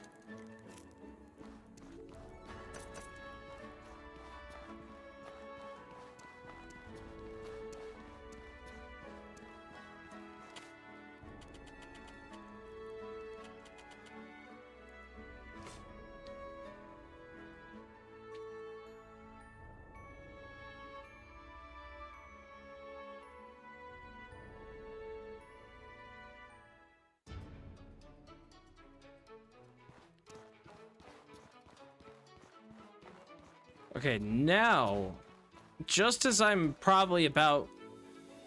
Yeah, I gotta talk to Queen Calixta or whatever, but I'm gonna wait on that a little bit.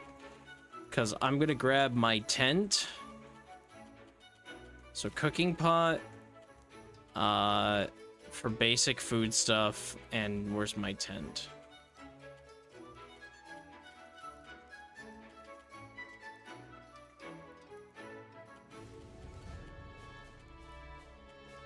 There's my tent.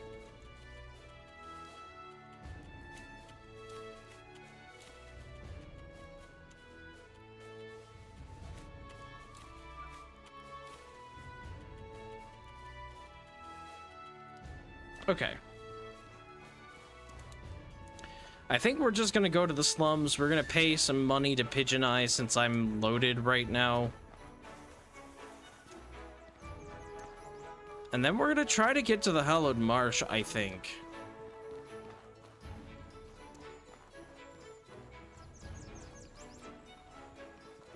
Pigeon Eye, what's up, buddy? You look like you've been... Thanks a bunch. You've really helped us out. I'd like to help return the organize some favor of the to you. smuggling of necessary goods into the slums, like you'd have some of our last shipment. To open the stash for you, head over to the training area near the rogue trainer. You'll find a small alley there has been opened It's up to mostly you. weapons and stuff like that, left in the shipment. Feel free to help yourself. So, the Corsairs were destroyed. I sure hope it was worth it to you. So, the Corsairs were destroyed. I sure hope it was worth it to you. Hey, look, I've been giving you money too. You may not like the Corsairs being gone, but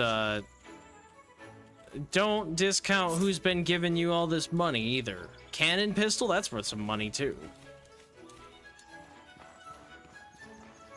I already have one of those though. So I'm gonna sell them to the shop. You touch it, you give me a hand, will you? Yes, Thanks. I'll do this. Okay. So I guess I'm not going to the marsh yet. It's fine.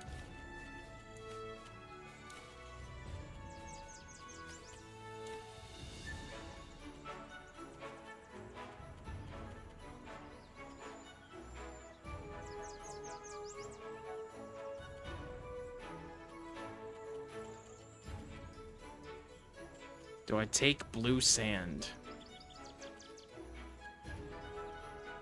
It's fairly rare, but eh. It's fine. I want to save the merchant this time, because last time I failed and he died.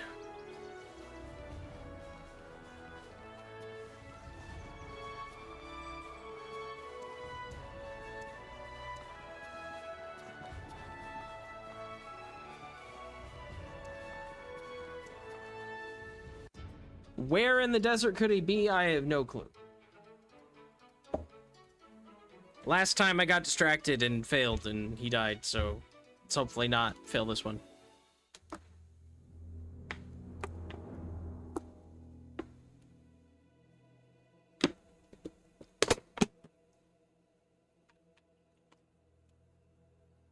Okay. Where would I be if I was a lost desert merchant?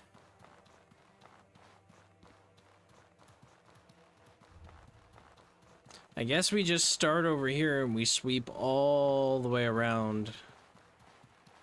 I doubt he'd be just outside the city here, so...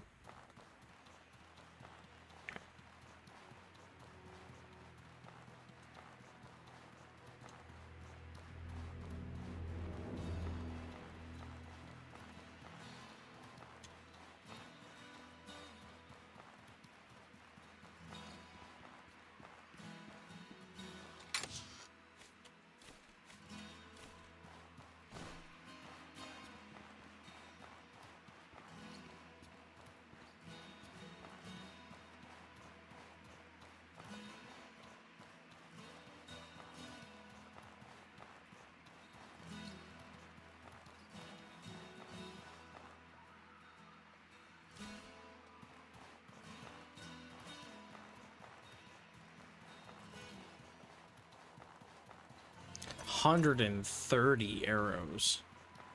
Just from looting some extra stuff. Ooh, we got another iron vein, too. Also, water.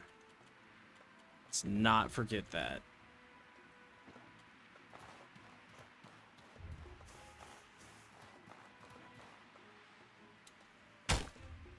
Ooh, a sapphire. Nice.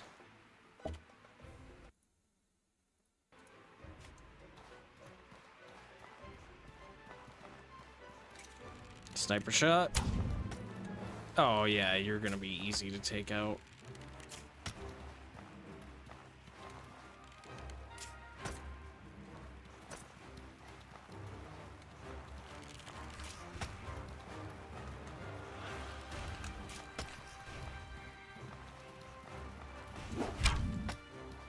There.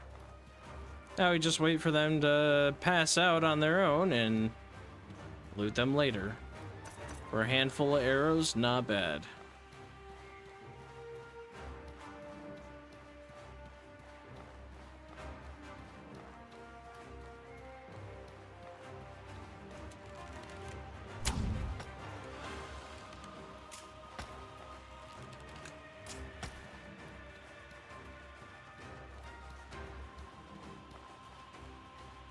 We got some bandits out here too. This is actually just free money. Desert is so forgiving if you have the resources to actually fight some of these guys.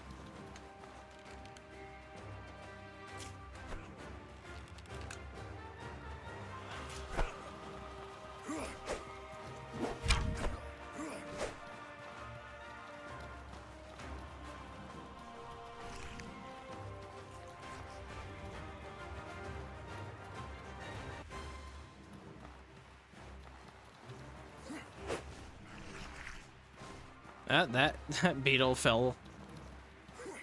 This guy's really trying. You trying to earn your next paycheck, buddy? Because you're not doing too well. And that guy's gone.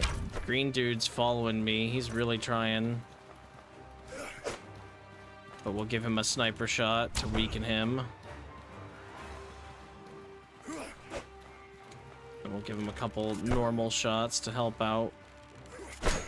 There.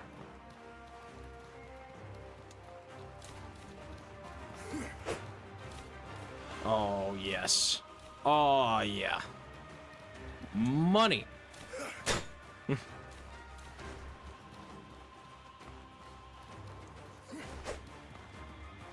Here, just to make things a little easier on me, how about you stay back? You come back to see me bullying the NPCs. Yes, I am. And dang it, it's about darn time I bully the NPCs. This build has struggled for so long in this game. I deserve some easy wins.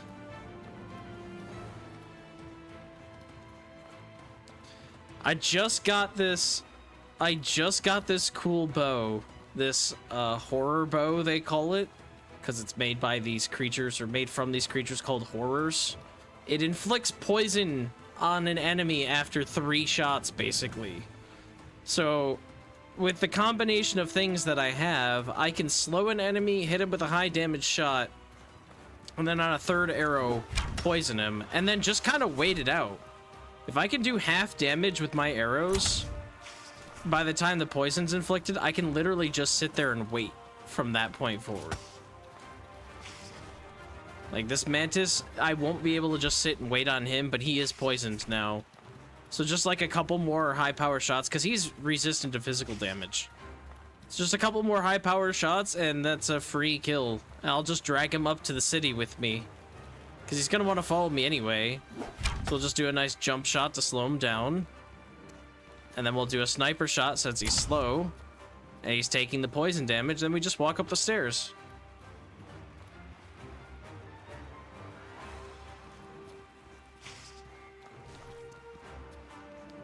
The horror creatures aren't really that spooky, but they do look kind of grotesque. You didn't even make it up here, dude. if I really wanted to cheese him, I could literally just stand there. But I want to kind of bring him back with me to the city. Because then I could take his loot and sell it immediately, but he's not going for it.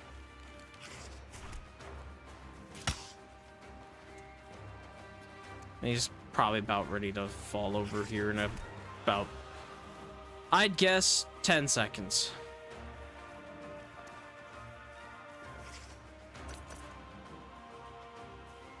Okay, maybe a little longer than that. But he's getting to the point where his health bar isn't visible anymore.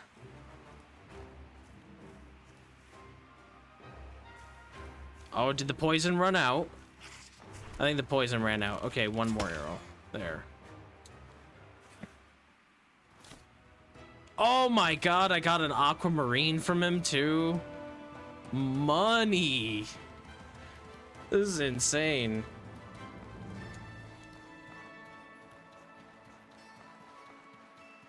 I decided to put on cat TV since I've seen shelters do it, and I heard a loud thunk. The cat slammed his head into the bird on the screen. Oh no. Oh. I hope he's okay. Gracie doesn't really go for a lot of that stuff. I did have on a tablet a mouse game that she played with a little bit, but she got tired of it because she couldn't ever win, so... He's having a great time, apparently. That's just his way of having fun, getting brain damaged.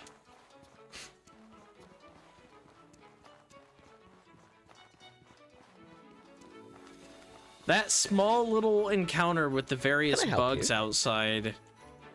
Money, money, money, money. Loot cache, that gave me a little money. The eggs, money. Actually, I don't want to sell those because I can make food with them. And then gem, that's money. That's money. 187. And I didn't even really try.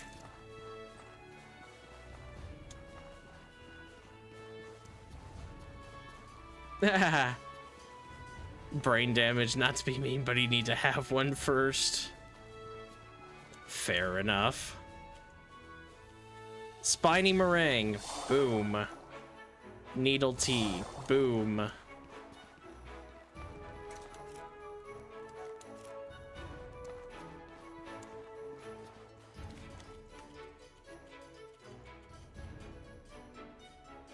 We can have some of this, which will help.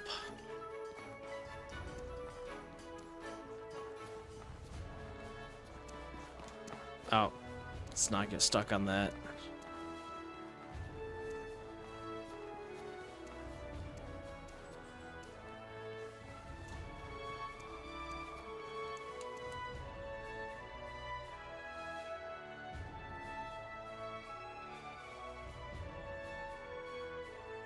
Found out that one of the weaknesses in my financial responsibilities owning a cat, since I love buying him stuff, but not myself. That is fair. I do that too. For myself, I'll be like, alright, so what do I want for dinner? How about a cheap, thin crust pizza that's less than $5 that's probably not that great for me? But for the cat, she can have gourmet food that costs me $30 a bag. And treats, and toys. And maybe a new brush, and maybe some catnip. You know, just casually spend a few $100s more on my cat than myself. Took me months to replace my broken heated blanket, but also Jerry would love this. Exactly. Priorities.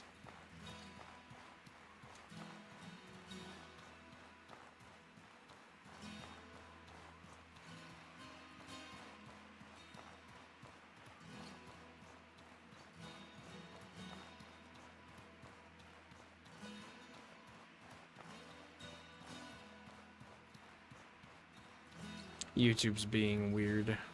It just like turned off for a second. I don't know why.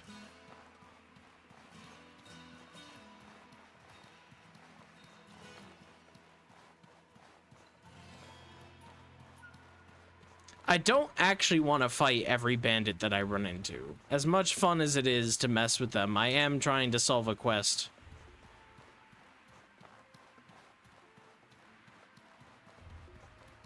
There's a merchant that got lost out here somewhere, and the last time I had a quest like this, I couldn't find him, or ran out of time, rather, and he died. So I'm trying to do the right thing. Ruined outpost. Yeah, I think I was in here already for a different thing. YouTube is always being weird. That is true.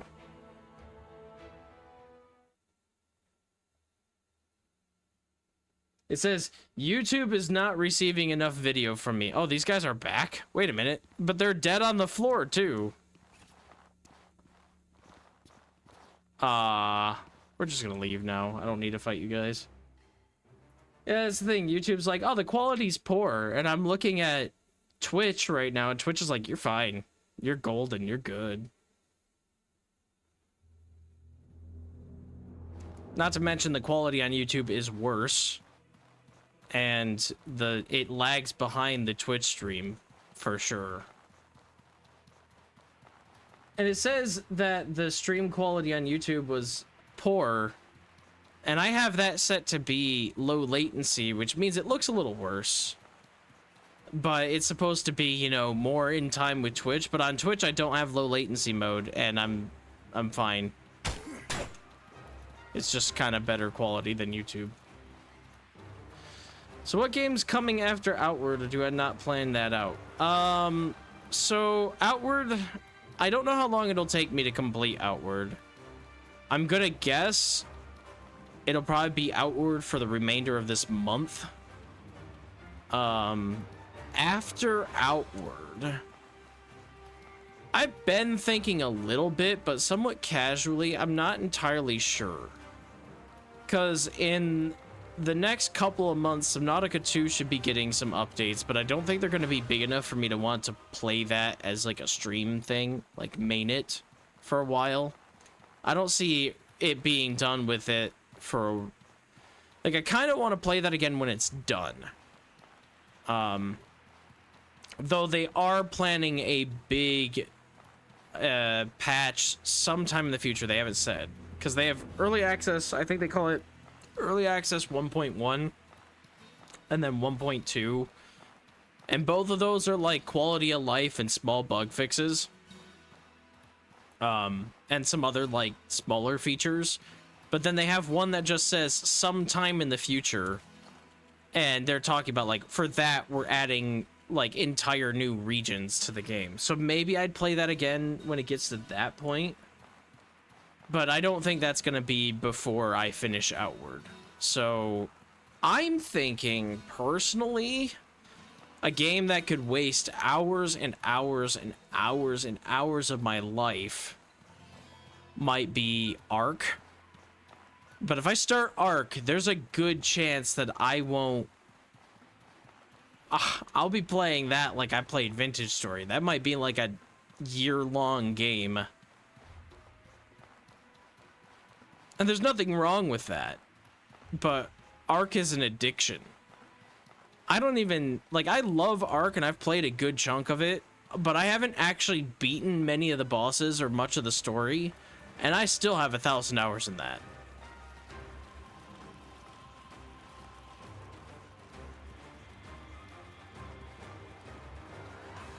Like, that game is addicting and will take forever, and that's with mods and adjustments to settings to allow me to do things faster as a solo.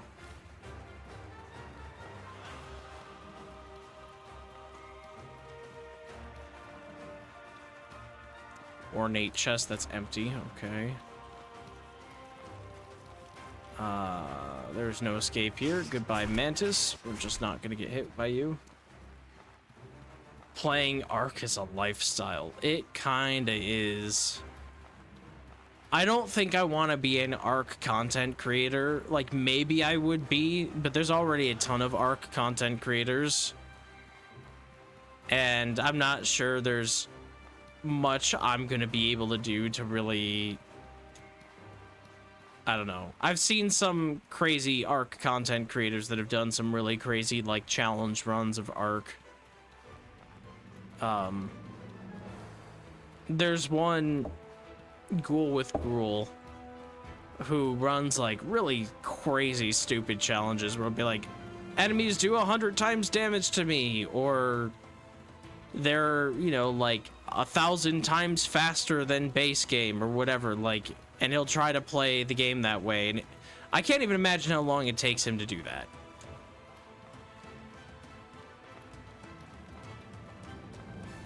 And I don't know if I want to be, like, his videos are really entertaining, and he does some really extreme challenges. And I don't think I want to compete with that. Not because I couldn't do the challenges, but because there's already a person who does that. Not that there aren't Subnautica challenge runners, but, like, I don't know. Subnautica, I think, has a more casual audience, where Ark is very much, it's a much bigger community, so they have, a lot more hardcore people, especially if you even mention PvP. Oh, hello. There are people here. What's up, buddy? Carry on, then. Martial law. Stay safe.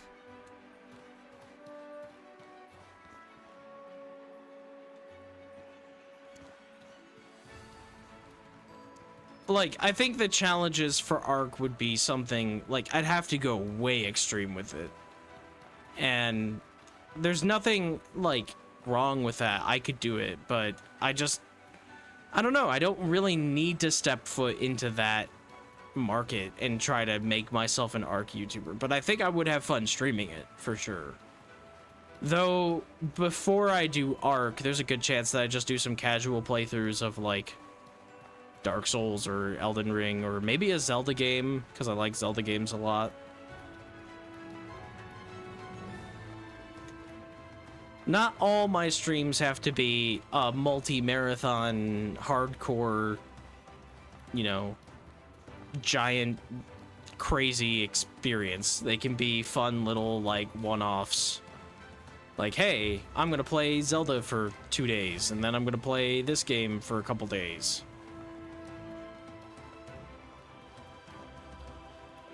And there's always the potential of going back to streaming vintage story challenges. Since I finished my no map run, I still work on vintage story challenges. I'm working on a jungle challenge right now. But, like, I can start streaming maybe Arctic Year 2, since there's not really too many more original challenges to do at this point. Wow, that's a lot of good stuff. Like, I'm running out of ideas. I think maybe I'll do one where it's like temporal storms all the time, but that could be rough. Like, even more rough than the night challenge, because there's really not a way to stop things from spawning in your house. That's the only other one I can think of right now. Other than maybe the, like, a mountain challenge where, like, I'm not allowed to go below a certain Y height level. But that, I already live on mountains all the time anyway. In fact, in the jungle challenge, I have to live on top of a mountain for decent temperatures, because it's set to super hot. So crops, not even the warm climate crops, will grow down in the lower valleys in that map.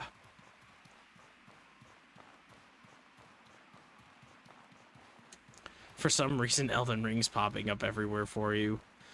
I mean, Elden Ring is a really good game, and it's really popular, and there's lots of fun things you can do. I watch from time to time, especially when I'm playing things and recording things for myself, for my challenges, or editing videos. A lot of times I will watch Lil Aggie on stream, or his YouTube videos for the various challenges he's done. He's very good at the game, too. But he does some fun challenges, like, he and his friends will do, like, Elden Ring bingo, where they'll be like, hey, go get, like, this weapon, or defeat this boss with this type of weapon, or do this boss hitless. And that could be really fun because his friends are also really good at Elden Ring, and so there's like a mind game to it where if somebody gets the objective, then the other it's a lockout bingo, so the other person can't get that objective. So sometimes you have to play against your opponent instead of just trying to win yourself. It's a very interesting and fun concept, and that's what I've watched mostly from him. But for a long time, and he might even still be doing it, he's been running something he calls the French Challenge in Dark Souls. And that's like, he automatically equips everything he finds, and then he has to use it even if he doesn't have the stats for it. He has to pick up every item in the game, I think is one of his rules. Though he doesn't have to go out of his way to pick up an item as soon as he sees it. It's a permadeath, so if he dies, he has to start the run over, and it's a boss and enemy randomizer with item randomizer on top of that. So when he goes and picks up an item, it could be literally anything, including crazy armor, and then some of the bosses that he has to fight early on are wild. And then he also has no scaling on any of the enemies or bosses after the tutorial zone. So sometimes he can get a boss that's just absolutely ludicrously difficult for early game, and that's just what he has to deal with.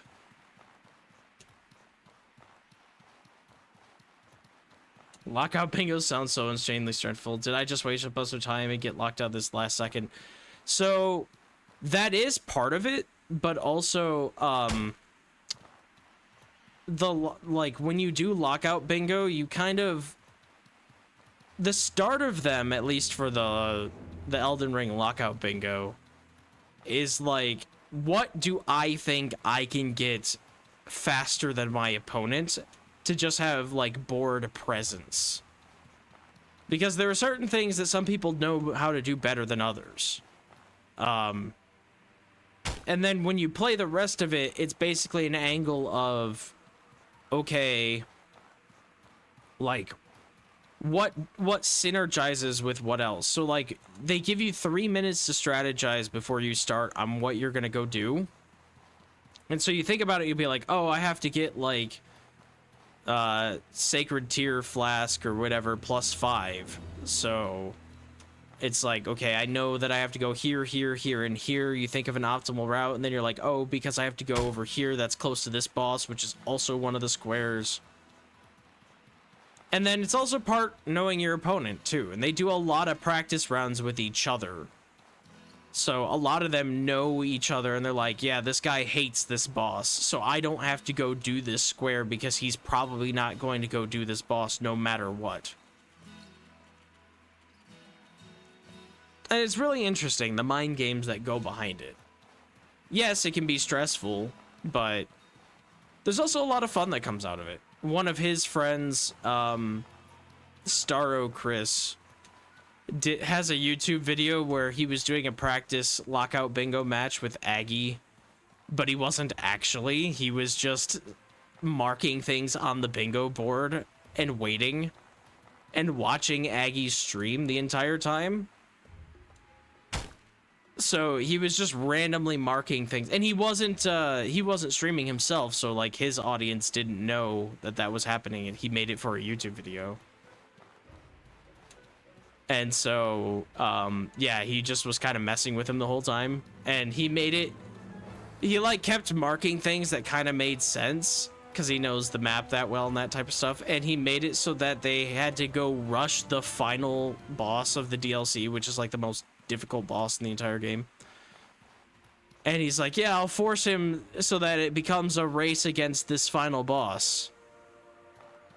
And it's just really funny because like he's over there sweating like, oh man, I gotta battle this dude, and you know, his friends watching and totally messing with him, and it's just kind of fun. Oh, I don't think I want to mess with these guys at all, actually. This is a problem.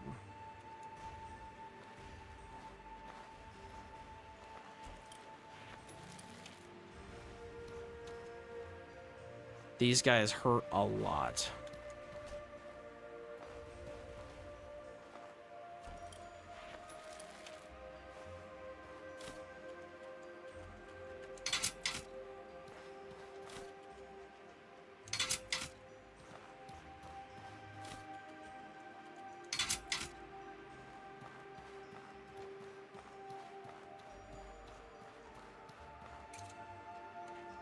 Specifically the deer. We need to get rid of you.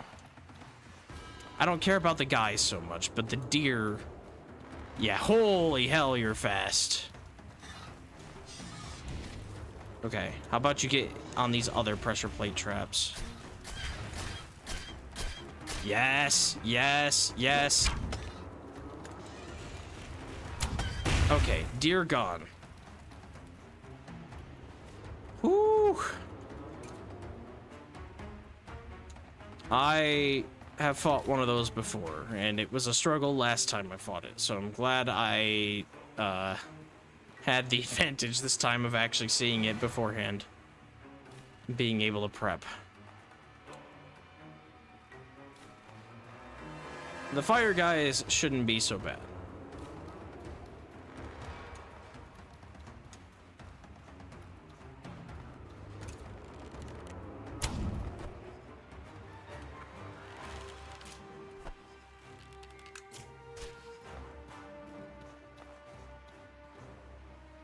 Is he poisoned? I don't know if he can be poisoned.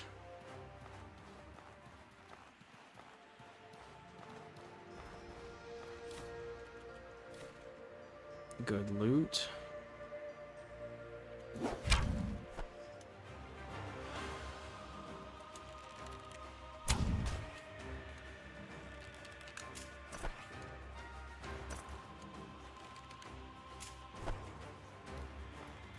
Okay, he can be poisoned. Good.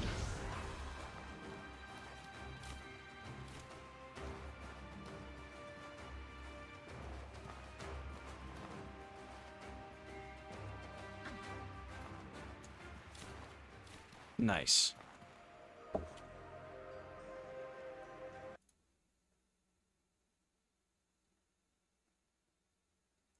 Feel like it'd be pretty hard to miss the deer. Well, you'd be surprised when the entire camp is on fire. I did see it, but I didn't think it was gonna be as fast as it was, because I never saw it attack. And I like, when I saw it, it wasn't moving, so I didn't get a judgment of how fast it was.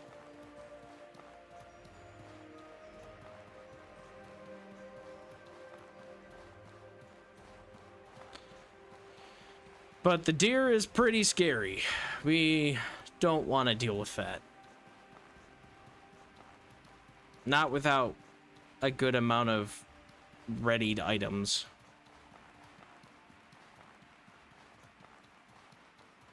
We gotta have traps for that.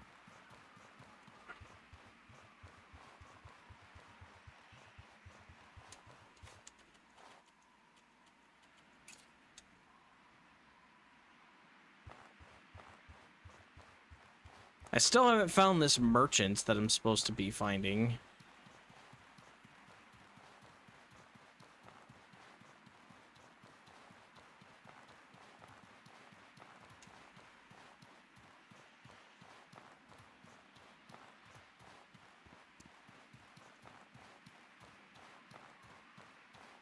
Just run to the nearest road, it'll jump into the path of the nearest car. Yeah.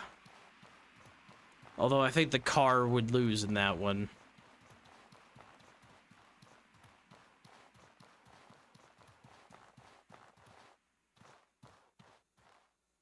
Another shark.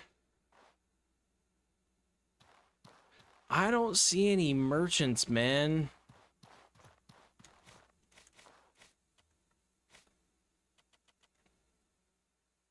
Find the merchant lost in the desert before he dies. Give him a travel ration.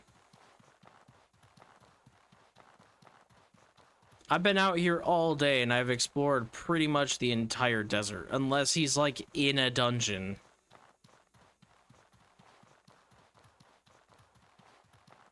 There's not many more locations I can actually search, and it's getting cold now.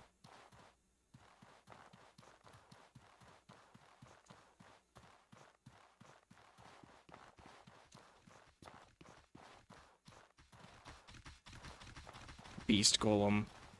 Nope.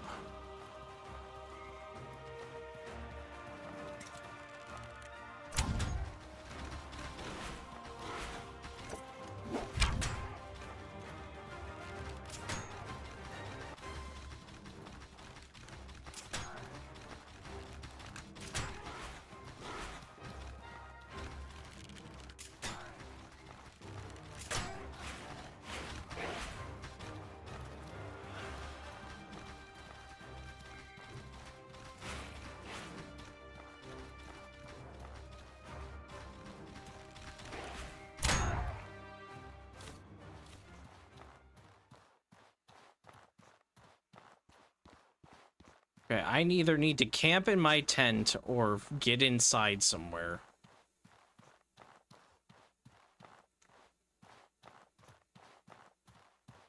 I think I'm gonna have to camp in my tent.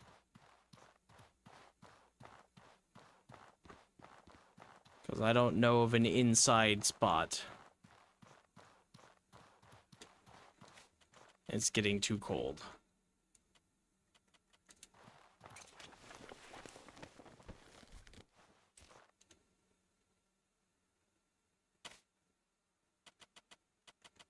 Yeah, I'll be too cold if I do that. I need to have a fire. I don't think I have the wood on me.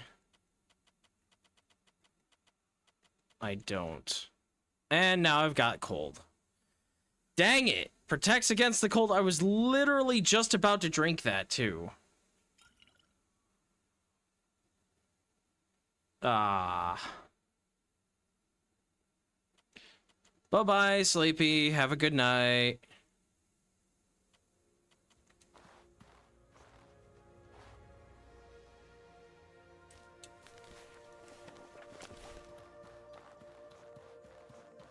I should also probably get going.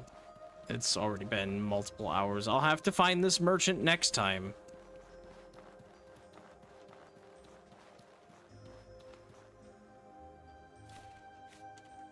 There's the campfire that I can make.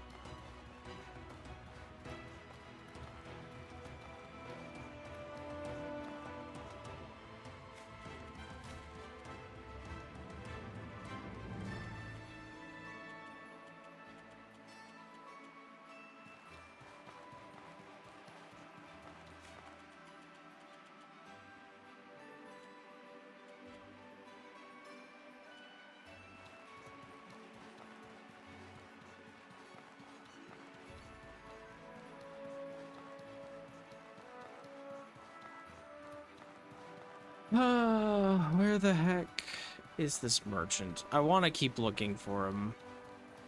Now that it's day again, I might as well.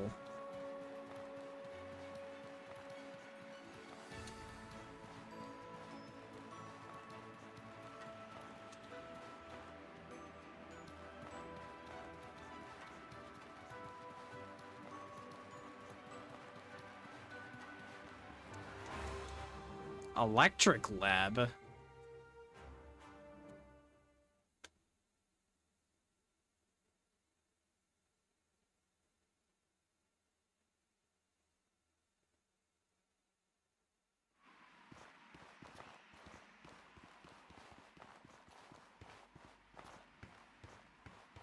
Oh.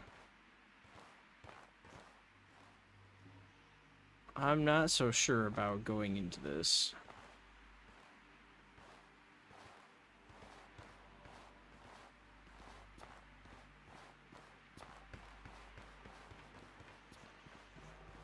I don't think I want to explore this too much. I do want to come back here and explore this, but not right now.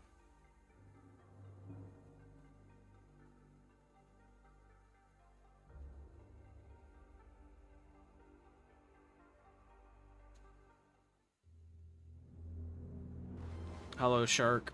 Goodbye, shark.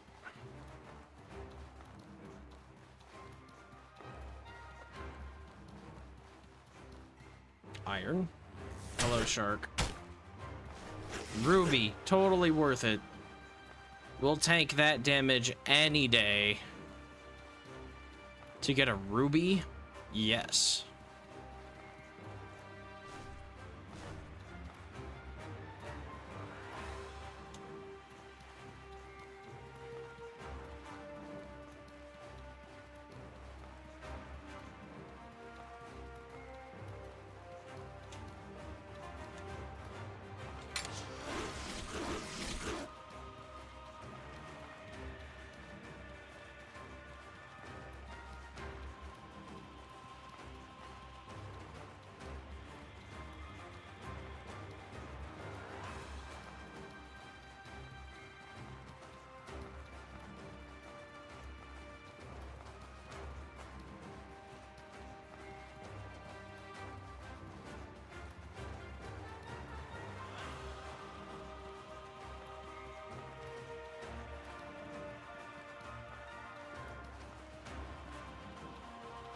Are the sharks right behind me still?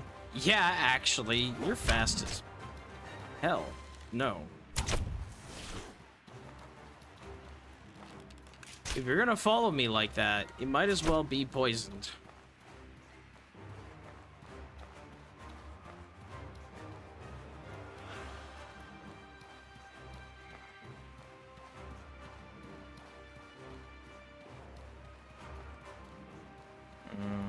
Palladium.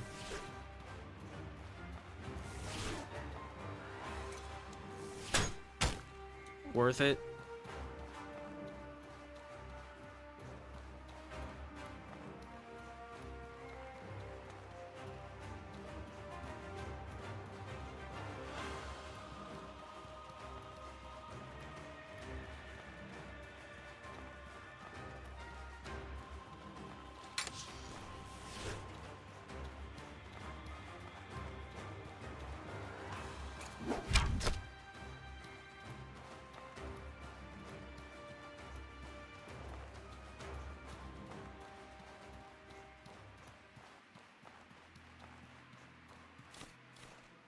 Ooh, assassin tongue. Nice.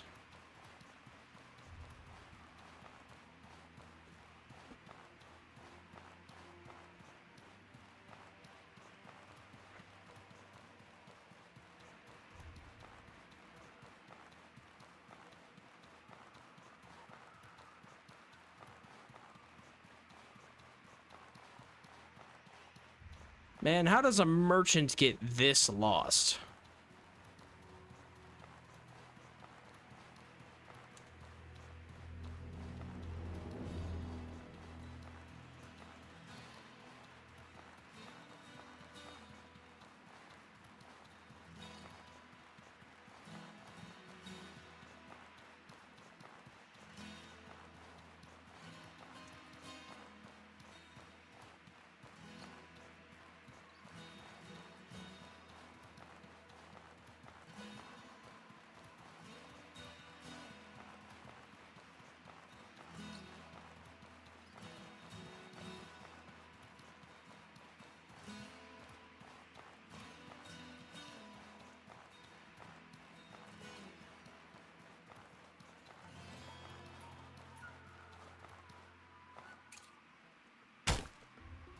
Ooh, nice. More gems.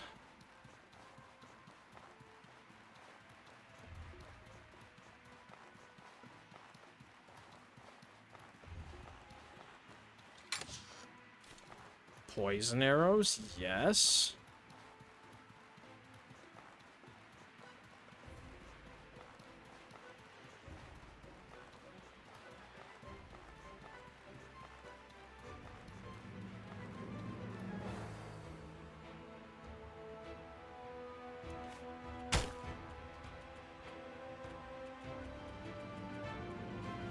I bet poison arrows on this poison bow will stack and do some crazy damage.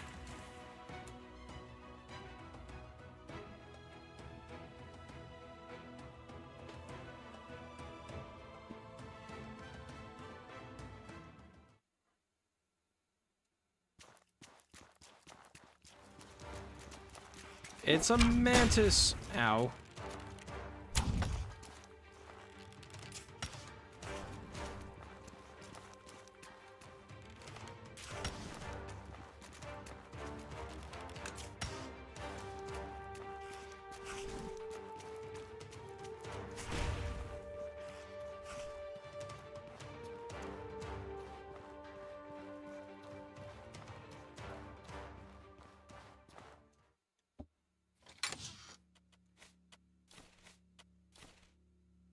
Assassin Claymore crafting? Yes.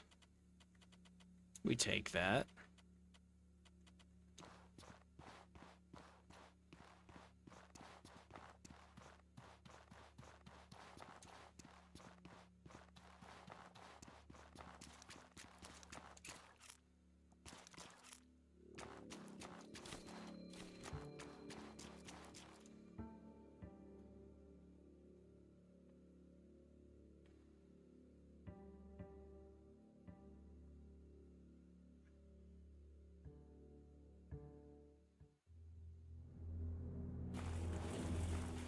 Oh, there's fish here. I guess it makes sense.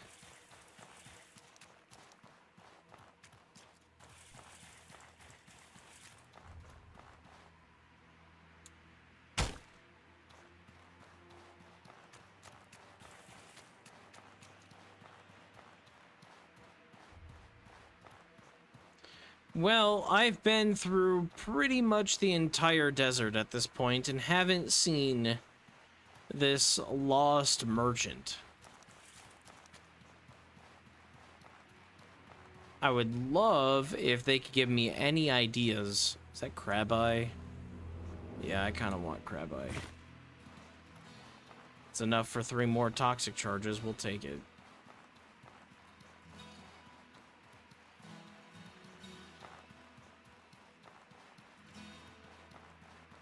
For supposedly being a merchant, he doesn't really know where he's going.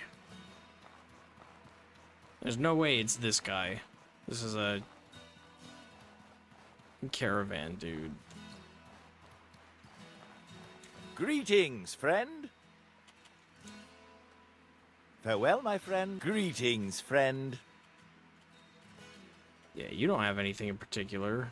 Ruby is 60. And I have 2 of them. When did I get another one? Dang. Oh, so much money. Insane.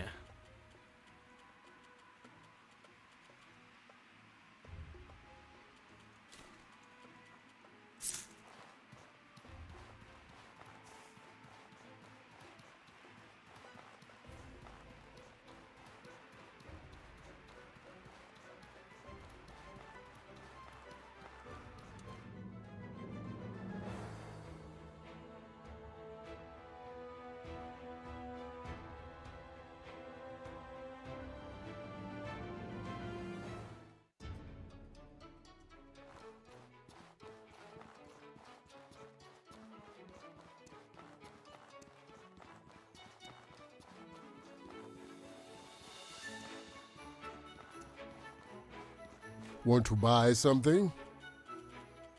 Hey, you got any of that tea? Oh, that's easy money.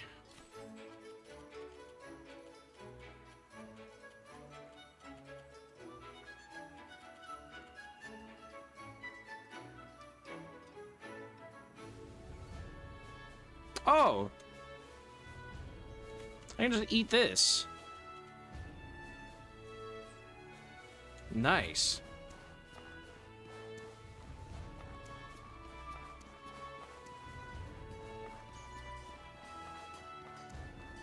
It does give me a warm boon on top of that, though. I don't need that, but cures the cold. That's what I care about.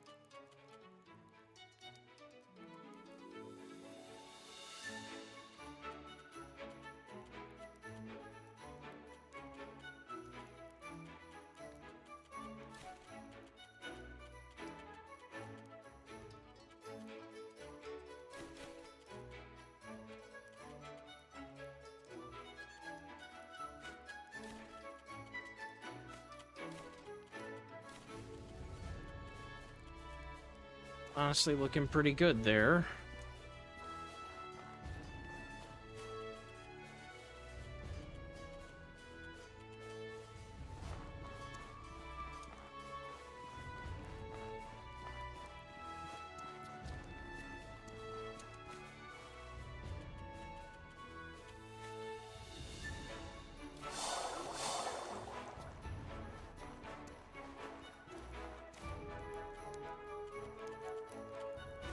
I don't have the salt on me anymore.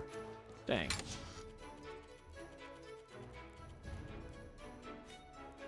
$22 salt, looking good there. There we go. Toxic charges. Wanted some of those.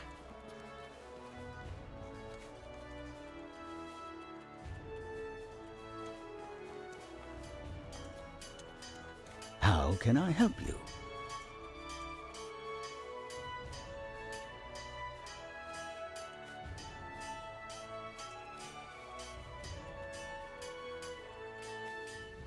Honestly, just like 6.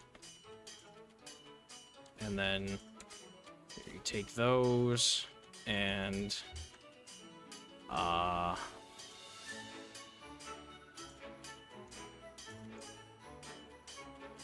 don't know. The rest of this stuff, I guess I don't need that.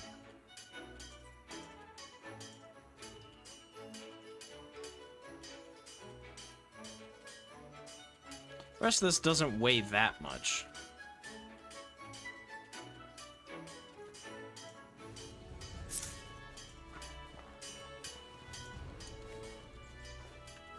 $13 gold ingots.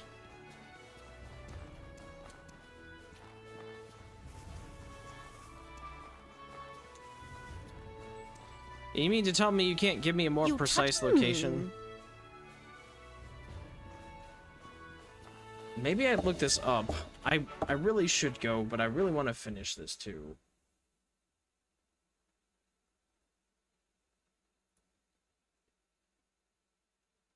Okay, let's look it up. Let's do the thing. So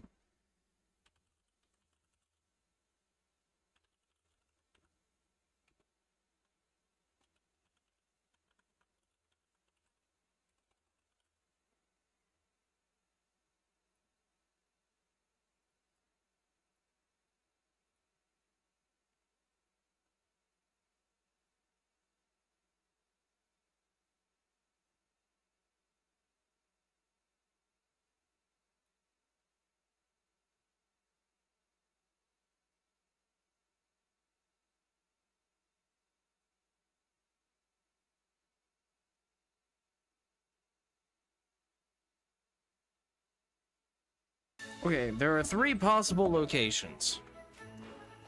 I kind of figured this was a random spawning thing.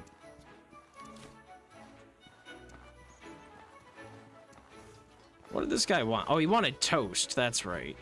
Well, he can have his toast later. Okay, we're gonna go out into the desert one more time tonight.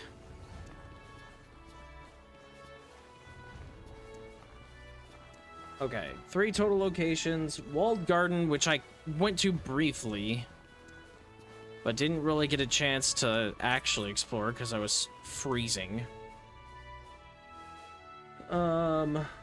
Inside a ruined fort, which could be directly west of Levant, to the south of the Stone Titan Cave, and then entrance to a canyon, which can be found southwest of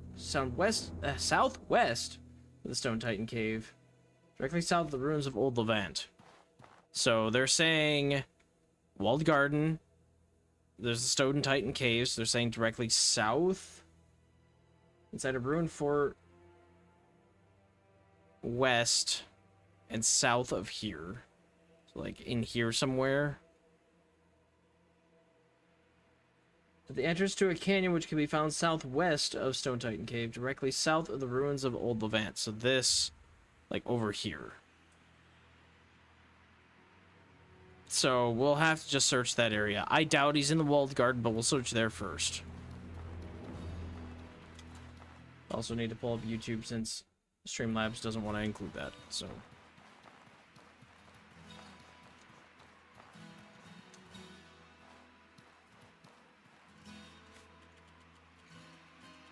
Slidey, slidey.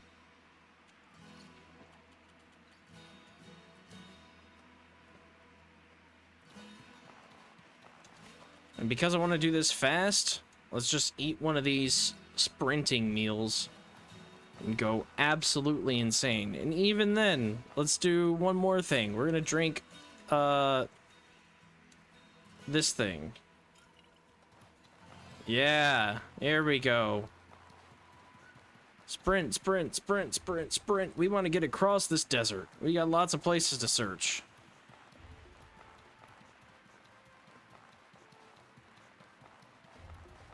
I kind of thought there might be a guy at the walled garden, because it seems like a... because when you die, you can get trapped there too. So it seems like a location, a landmark that would make sense. You would have to be... I think they said the southeast corner of it?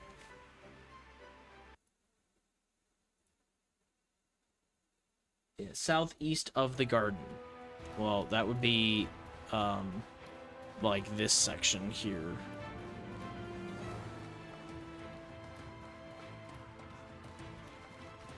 I think we're just gonna run through this.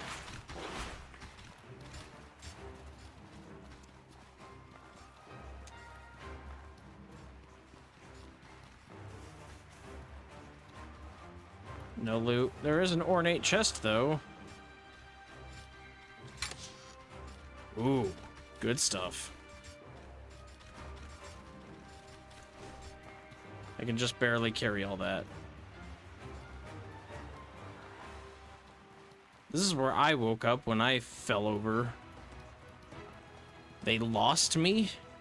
I ain't gonna complain. Let's get out of here. I don't think he's here. We'll run around this side just in case, but I don't think he's here.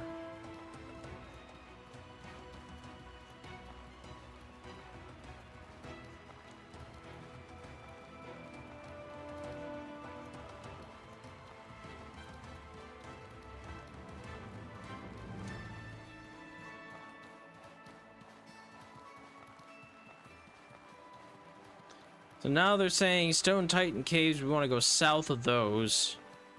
So we're just going to book it straight kind of west, I guess, southwest. But we can't go unless this hill continues, but I don't think it does.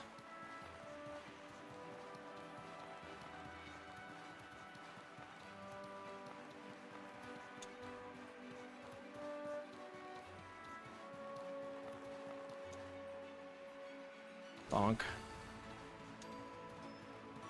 ad starting in 5 minutes for anybody that is affected by that.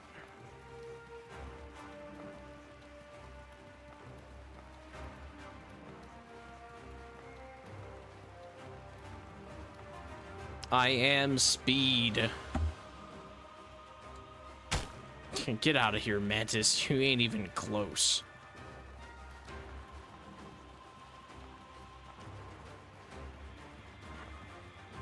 Okay, they said ruined tower or fort. Maybe up here? Maybe that's what this is? I don't think I can make it up there from here, though. So I gotta figure out how I get up there.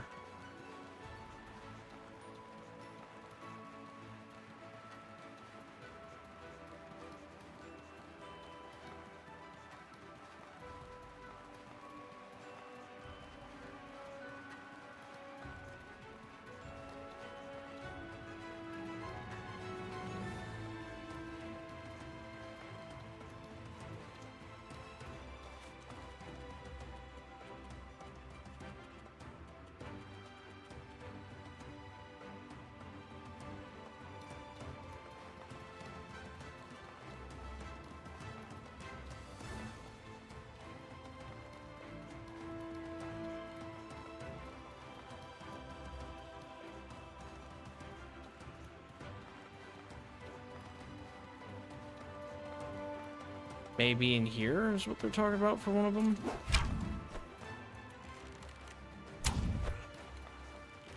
Try it again, dude. Okay. Now we just run away.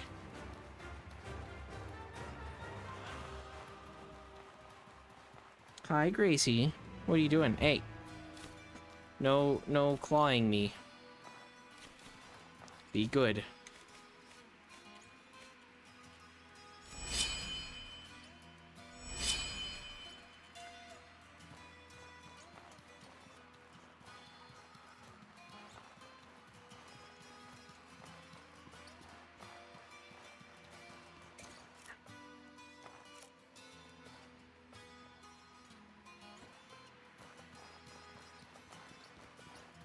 Okay, not here.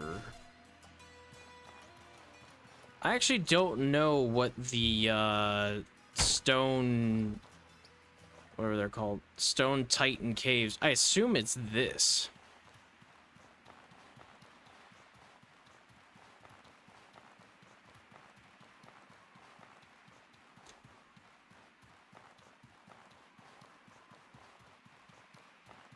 I need to find the entrance to that so that I can officially mark that.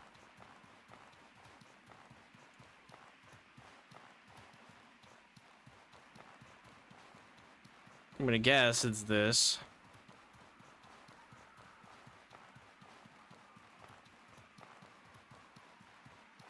Maybe not.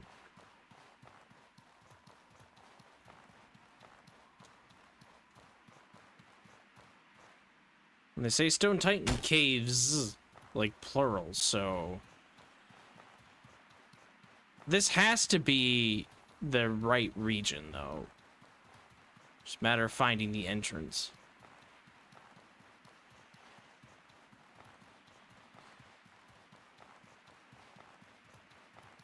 Oh, wait a minute. Bug. Okay, don't care about that.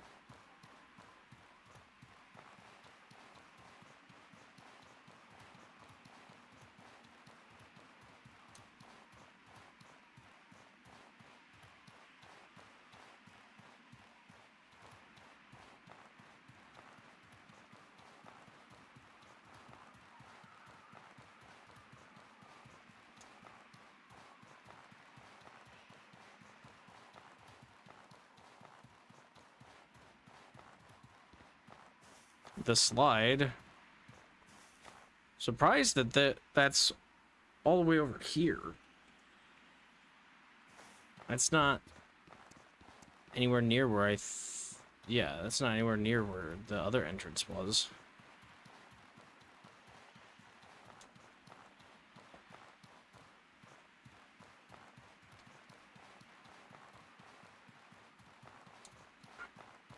Hi, Gracie.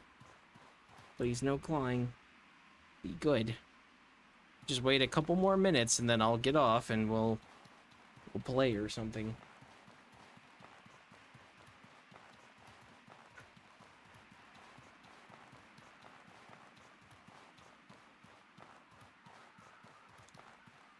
So they said at a canyon entrance and in some ruins southwest. I would guess maybe over though that was the ruins. Then they said directly south of Old Levant were the canyons. So I have to be really close, basically, is what I'm coming to the conclusion of. Gracie? Hey! Hey, kitty! Hey!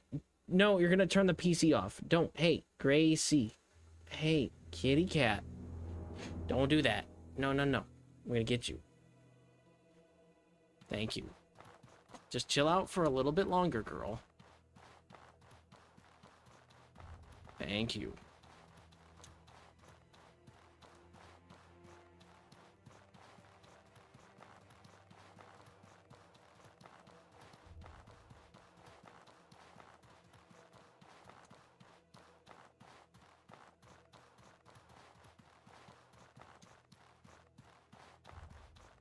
Because this is the oasis. So Enmerkar, like over here? Because, yeah, this is the oasis, so this won't help.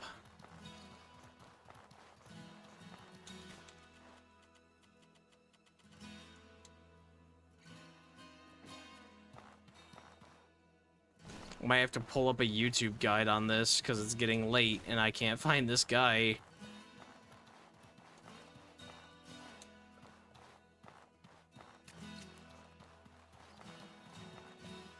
Let's do that real quick because I want to find this.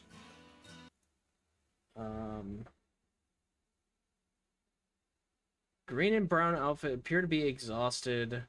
Okay, so he's not at Walled Garden because I would have seen him there.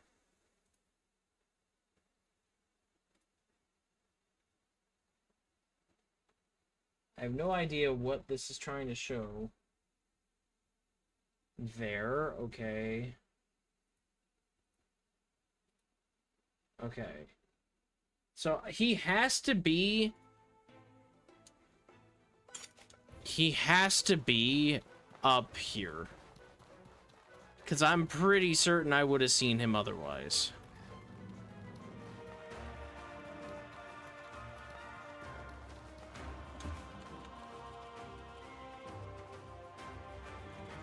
Give me feet. I need to fleet foot my way all the way over here.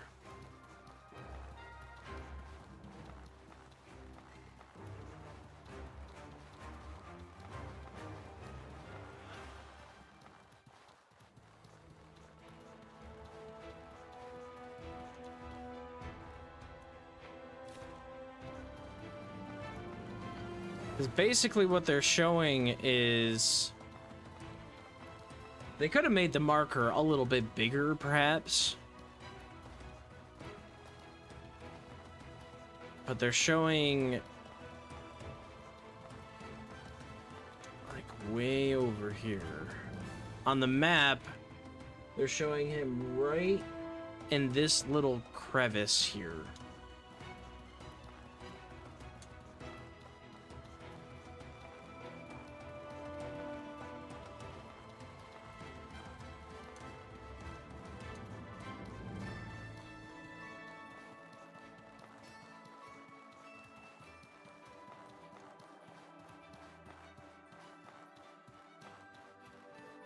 Darn sharks.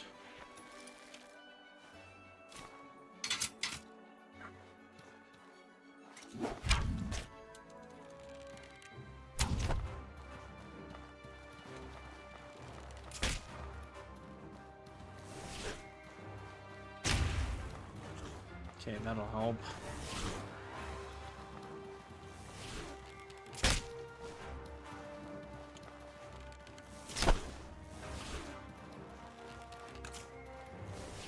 missed. Okay.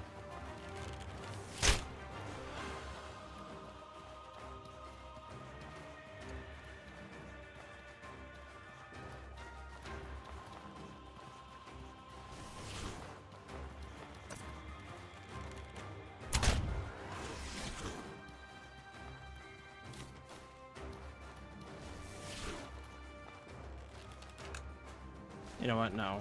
I'm not gonna waste an arrow on him. He's gonna be gone in 5 seconds. Yeah, not even. Couldn't even finish saying when he was gonna be gone. Okay. So they are literally telling me he would be... Oh, there are more sharks. Like, he should be, like, right in here somewhere, I guess?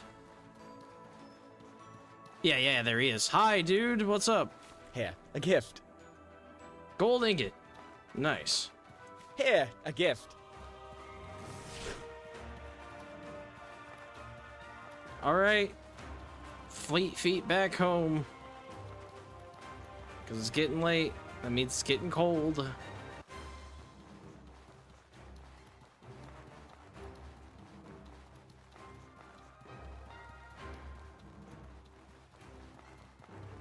They have these awesome screenshots on the map of where he is, with a tiny, tiny little red marker. But they didn't have, like, an actual screenshot of in-game where each one is. They just have one on the map. They show what he looks like, but I literally almost ran past him. For being a merchant, he's kind of got nothing on him. I was expecting like a wagon, a cart, you know, some lanterns, something to signify like, hey, there's somebody kind of important here. But I guess not.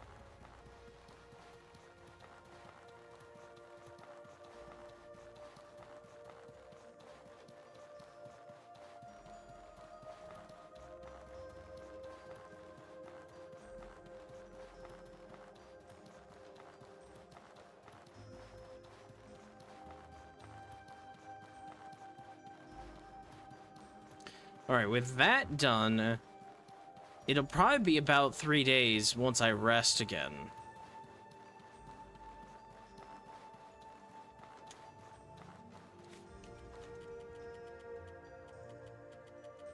I would like water, please. There we go. But with that, it'll probably have been about the 3 days that I needed to wait. I might go to the walled garden and see if I can fight the stuff there, but I really want to get to the hollowed marsh. See if we can grab some oil since we're here, and oil is nice for just about everything.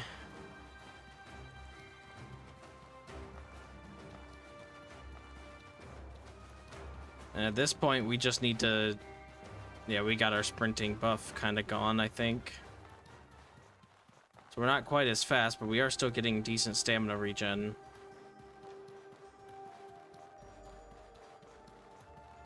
So let's just get across this desert before it gets cold.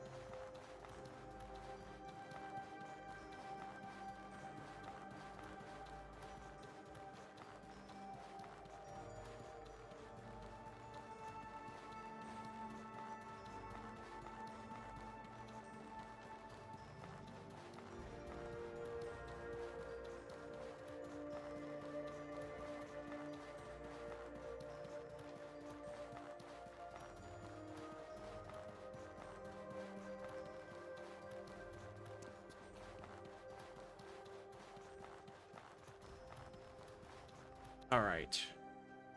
We made it back to town and we did the thing.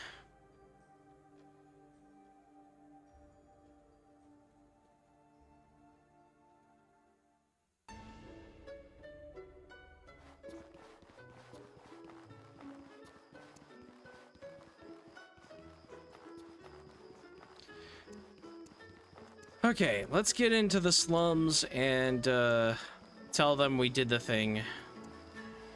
We got a gold ingot, a whole 100 silver. That's not bad, honestly. It's not amazing, not at this stage, but it's not bad. You touch it. You all right? You've earned this.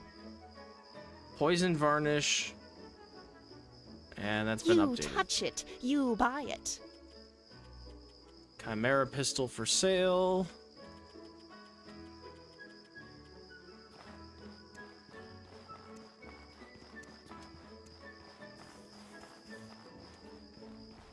Is that him? Hey, merchanty guy.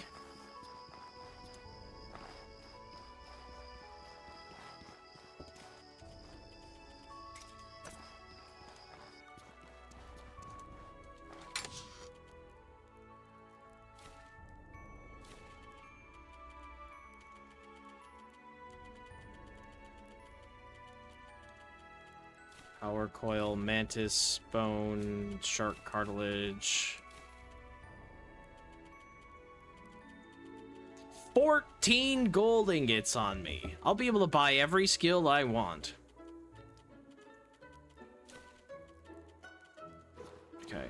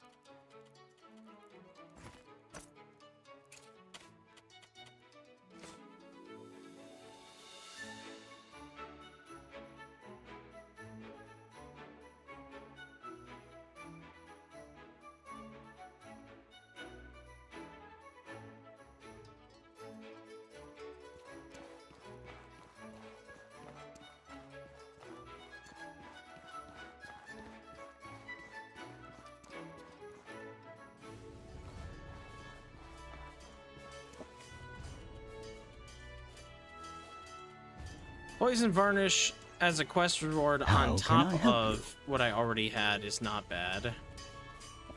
'Cause now we can get rid of these bandages, and that's another 28 silver there. We'll just sell this stuff. That's fine.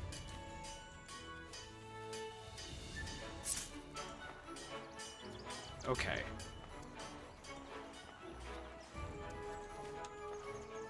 We still have 9 travel rations.